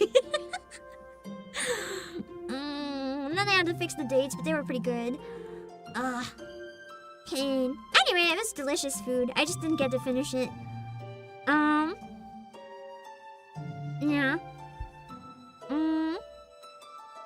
Trying to think, what else did I... Oh yeah, when I was getting my soup dumplings, the restaurant played Glassy Sky. It was like all normie music and then Glassy Sky. A jump scare. But yeah, the Otaku stage, the 3D concert. I'll show videos of all these on Twitter because I think I don't have time right now. But it was really nice. It was a very good experience because I get to see videos of like all the Hololive and Phase concerts and everything, but I've never got to see one in person or even a streaming ticket. They're just... I'm sorry. I understand all the effort that goes in. I really, really do. But I don't want to... This is gonna sound rude. Because as a creator, I get it. I know how much money goes into making them. I get it. But I, as a viewer, don't want to pay for an online concert. I want to watch it online for free if it's online. If I'm going to pay, I want to see it in person or in a theater or something. I don't want to pay for something that I'm watching from home. The same price that it would cost me to go to a theater. Like $60 sometimes to watch it from home? I get that it supports the talents, but like, I don't want to spend that much money doing something like that. And I'm not saying they should change the prices, because I understand how expensive they are to make, though I do genuinely believe they might earn more money if they change the price to 20. Because if they have it like 5, 10, or 20, I think more people would pay. Like, I would pay up to 20, I think, to watch a concert from home. But as soon as you pass 20, like, that's more expensive than buying a movie. I don't want to pay more than a movie to watch something the length of a movie from home. Like, I'm sorry. I get it, though, so I'm not complaining about the prices. I just don't want to pay it, if that makes sense. It's just too much. So I never got to see any of them properly, and it was very nice. I didn't know that they had a screen in the middle that's like the performers standing face on, which does actually kind of feel like holograms in the room on stage. For any of you guys that were in the Otaku stage, because I know there's a couple of you, did you feel that way? Did you feel like they actually were on stage with the camera angles? Because I thought it was amazing. And then you have other screens that have fancy camera angles and zooms and close-ups, so you kind of get the best of both worlds no matter which experience you prefer. If you want to see that it looks like they're right there, or if you want to see the fancy camera angles that VTuber concerts are known for. And the sound was really nice. Getting to hear the audience Ora and cheer was really nice. The energy was awesome. It did actually give me a dream that someday I want to have a concert where I can hear everyone cheering like that in person. I think that would mean a lot to me. Understandable, but you're in the live show side of entertainment. We can't charge $60 for a ticket. Not in person. Because I agree, that would undercut the value of the band. I think the in-person tickets, the price should stay the same. It's the online streaming ones. There's a difference. I think $60 to watch it from home, when you can pay like triple that to watch it in person on a stage, is just weird. If it's online only, I get it. But when it's online only, I just kind of feel like, why are you spending all the money? I don't know. Online only, a bit more pricey. Like, I understand, because there's no like true experience. But if you're getting the shitty version of the experience, you kind of don't want to pay that much money, if that makes sense. I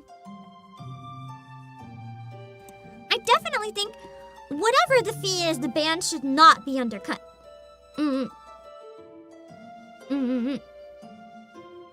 Yeah. Because I do think everyone deserves to be paid fairly. That's why I said I'm not necessarily arguing the prices should change. It's more what I'd be willing to pay, if that makes sense, for the experience you get. I'm just not willing to pay more. And that's okay. I think it's awesome for people who are. But I can watch a free karaoke stream. I don't need the big production to be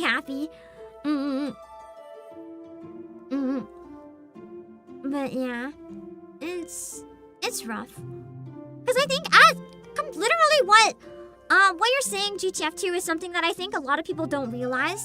I do realize. I also just don't have unlimited income. But here's the thing that you can vouch for: concert production, whether it's a real band or VTubers, it's expensive.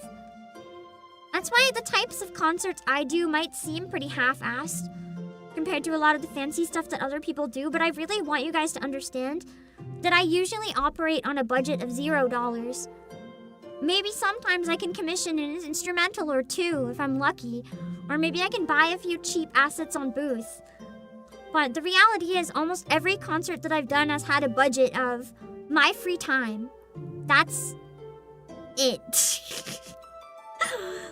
So, yeah, it can very easily pass 10,000 or even 100,000 when you're paying for a properly produced concert. It's not cheap and it's not easy. And I think a lot of people don't understand how much time and money goes into those things. So they'll look at the price and be like, that's outrageous. But sometimes the people just need to get paid too, you know? That doesn't mean consumers necessarily can or want to pay it, but they have to price fairly for themselves too. It's a job after all. You need to make a living with your job. If that makes any sense. And that's part of why I do the free ones. I wouldn't want to charge. I think if I ever had a concert live in a venue, I would want to charge though. And maybe look into options for charging the streaming, just because I know the venue is even more cost. And like there's no way I could earn that back. But especially me, I'm just a small guy. But yeah, like what Lisa did I thought was really cool. Some of the independent concerts I think are pretty awesome, that they've managed to get a venue and stuff, but it's all complicated. Right now, I can just keep doing my lazy kind. I gotta start the Christmas one soon. I actually really wanted to do a concert in October, but I don't think I can. The problem is I need to find one person that could record 12 songs for it, and I feel like that's too big of an ask. The entire thing that I want to do is just really demanding, and I don't think I could find people that are willing to commit on short notice unless I got IRL people to like join and we can record with PNGs. I wonder. I wonder if I can bully IRLs into doing it with me. They're not VTubers, but I can fix that with a program called V-Roll. Let me try to not make bad decisions. It wouldn't be Halloween karaoke though. I was gonna do something to celebrate Ace Attorney's 25th anniversary. Because there's only one 25th anniversary, but I don't know. The Nikkei concert getting pushed kind of cost me that. I wanted to look into it sooner, but I wasn't able to. And then, you know, the whole I realizing I have depression thing also played a part in making taking on any projects really hard. My goal for August is just to get the song split for the Christmas concert. And I did get really inspired from the concerts I saw in person. So yeah, I have some pretty good ideas now. I have the finale potentially planned. It is unfortunately not a free one. And if I want to do what I'm hoping to pull off for the finale, I might need a couple $100, so I actually, believe it or not, today or tomorrow, I'm starting something that you guys will know eventually on the side, to help pay for my dog's vet bills. And depending how that goes, if I can get faster, I might be able to save up for that as well. Can't see how I could do both an October and December concert. I mean, I could have a couple years ago, I think, before my health got worse easily. I used to do one every 2 months. I actually wanted to keep that up forever. I really enjoyed it, but I think that's when I was traveling too. Or was it the year after? I don't know. I enjoyed it a lot, but yeah. But between the physical and the mental effects from the physical, I don't have much in me anymore. I'm gonna be honest, there's probably a lot of people in my situation that would have graduated by now, but I'm too fucking stubborn. And you're stuck with me, I'm too stubborn.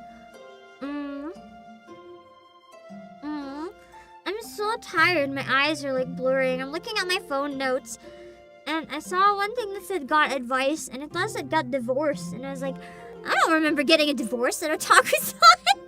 Who would I divorce? Emmerich and Tuesday? What the fuck? And I guess what would that be? Just ripping up the prints or something? I don't know. But anyway, that stage was nice. Oh yeah, I also met someone afterwards, a VTuber mutual. And I handed them, they didn't know who I was, but they gave me their VTuber name. So I handed them a PAM sticker pack. And they just looked at me. This is after I was talking, by the way. They just looked at me and like, I know Pam. Like, are you a fan?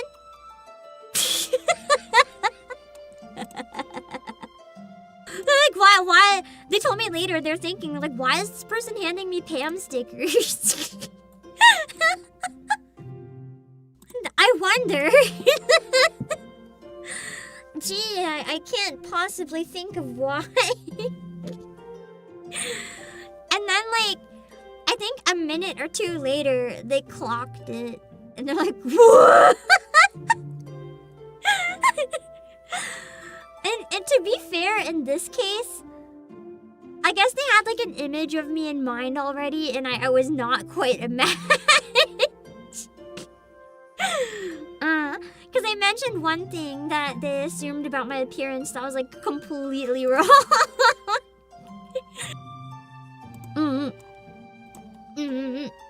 And you still think people would recognize you so easily? It's happened though! It's happened though! I've been recognized! So, it has happened. So that's why I'm paranoid, man. It has happened. Only like twice, but twice is too many. Twice is 2 times too many. So yeah. Well, anyway, then I had my food. I woke up and before checkout, I didn't realize 4 liters of smoothie was too much. So I had to spend an hour like slowly chugging the rest of my smoothie so it wouldn't go in the garbage. And then when I finally had to check out, I missed the panel I wanted because I was too sleepy. So I had my coffee on the swings. Oh yeah, I already told you guys when I was still in the room filming, I got tagged on twitter.com. Out of curiosity, did any of you guys see that? Before I mentioned I was at Otakuthon? If you did, thank you for not saying anything. Because I really didn't want anyone to know I was there until I was gone. The reality is most of you guys are completely fine. And even if you did see me, you'd probably be like, oh, cool. Like, nice to see you, bye. But there's always that really small percentage that there's gonna be that scary person. So it's just unfortunately better for me to never tell you if I'm at a convention. And yeah, it would have been nice to live tweet if I felt safer about it. But yeah, it was a little scary finding out I was tagged while still there. But that was fine. And after that concert, I was shaking. I didn't realize how hungry I was when I got all the gigantic dumplings. After that, I wanted to find some people, but unfortunately, I was never able to find a time that would work. So I just kind of wandered the vendors the rest of the con. I wanted to go say hi to the Mosa Box booth and Stoneforged and Oshi Push, but I didn't. Because there was always a big crowd at the booth. And I was kind of scared that if I was like, hey, I'm Pam, to the staff at the booth, they might be like, you're Pam! Really loudly, which is how one of the 2 people that recognized me. It wasn't this year. But it happened before, where I handed a person a business card. That said Obake PAM, and then they're looking at it like, Obake PAM! Because like, it was a voice actor who didn't know about VTubers, but I wanted to give them a business card. And then the person right next to them was like, that's you? I watch your concerts. And I was like, oh no!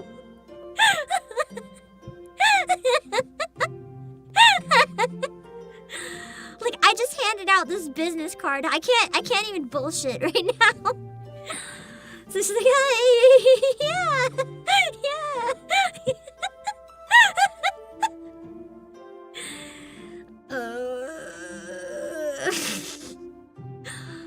It's okay, I lived. So clearly they were a safe person to find out if I lived, so it's fine. I want to say being a VTuber is hard, but I also know voice actors that have unfortunately dealt with doxing and shit, so it's just kind of a public figure in general, I guess. Anyway, it was a nice time walking around until I realized I didn't have deodorant on. I fixed it afterwards. It's fine. Yeah.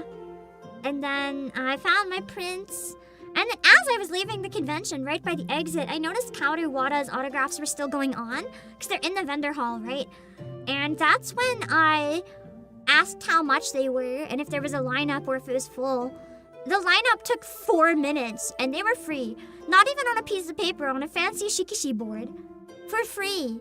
So I just unexpectedly, on the way out the door, go get Kaoru Wada's autograph completely free. That was crazy and pretty awesome. And then I just found a place to crash and charge my phone.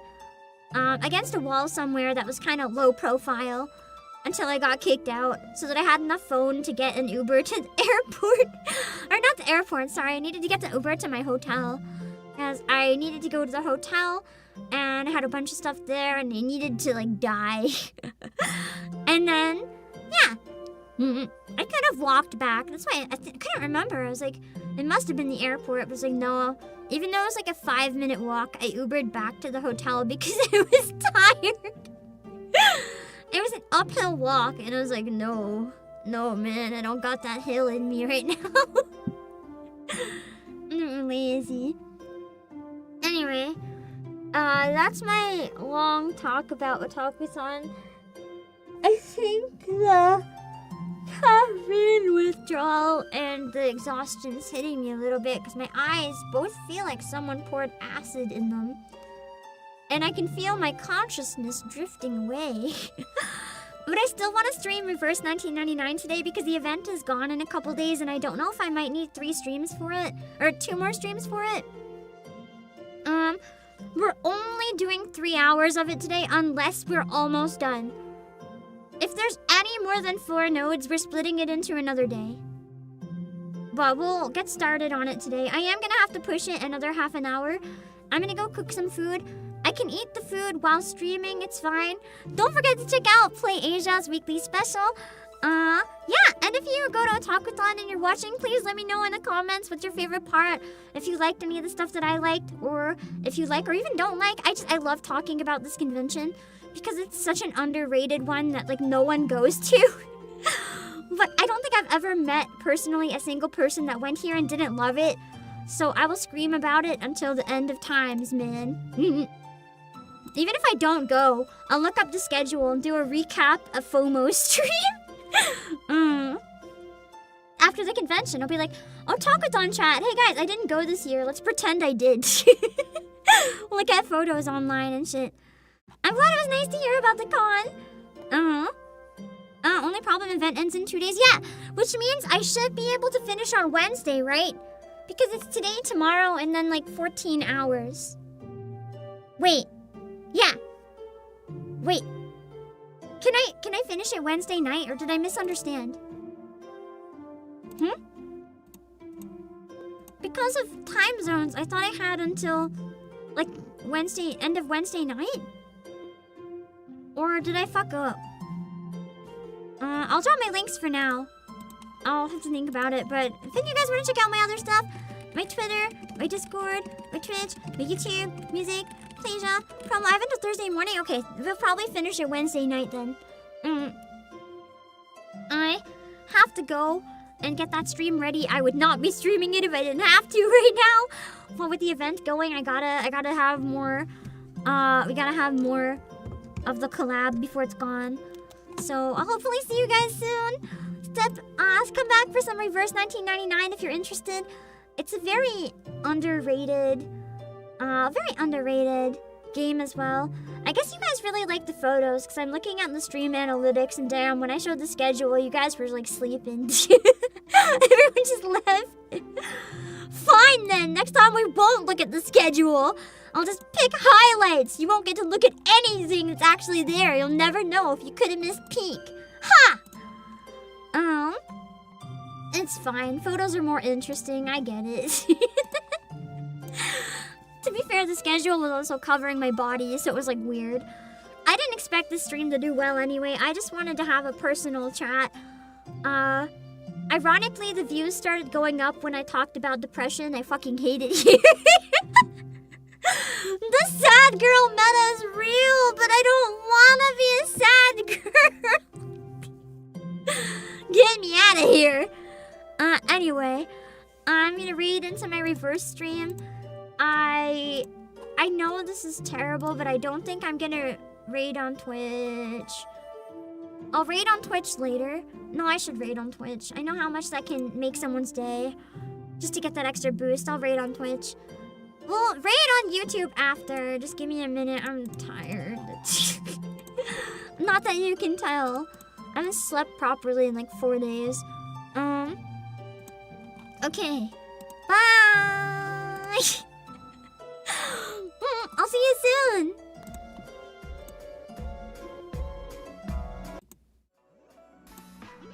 Okay, hold on. Let's find somewhere to go on Twitch real fast.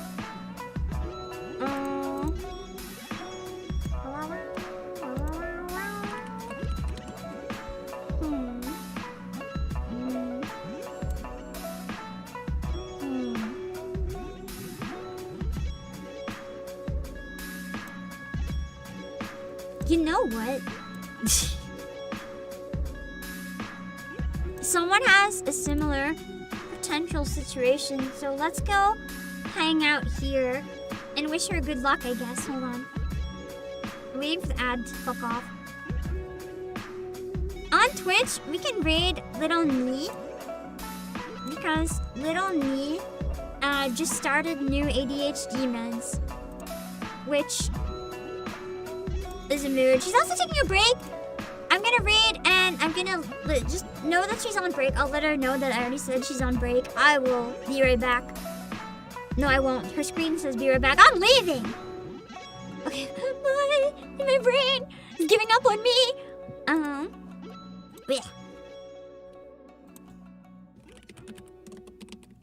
Hello, Haru! You just missed the entire stream!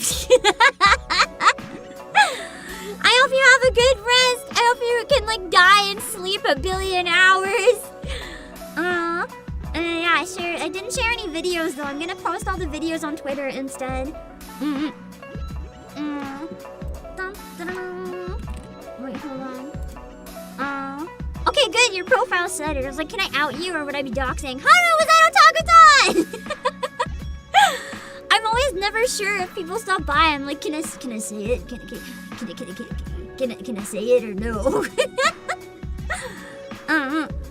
Have a good one and go die. Go rest. Sleep for like 10 days. Yeah, people like the VTuber stuff. I was literally just talking about how it was really, really, really good VTuber stuff. Also, Arama, hello as well. Let me see. Wait a second. I don't follow you on Twitter. I'm gonna do that right now. I literally have you on Discord, but I don't have you on Twitter. Okay, I need to raid. I was raiding. Little Nee. Okay. I'm gonna stream Reverse 1999 later. I'm gonna go die. Cook some food. Come back in like 30 minutes, maybe. I'm so tired. I'm so tired. Alright. I'll see you guys later. Bye-bye. Okay. The raid is sent. And now I just gotta end the streams because I'm doing a weird thing. It's hard to end stream.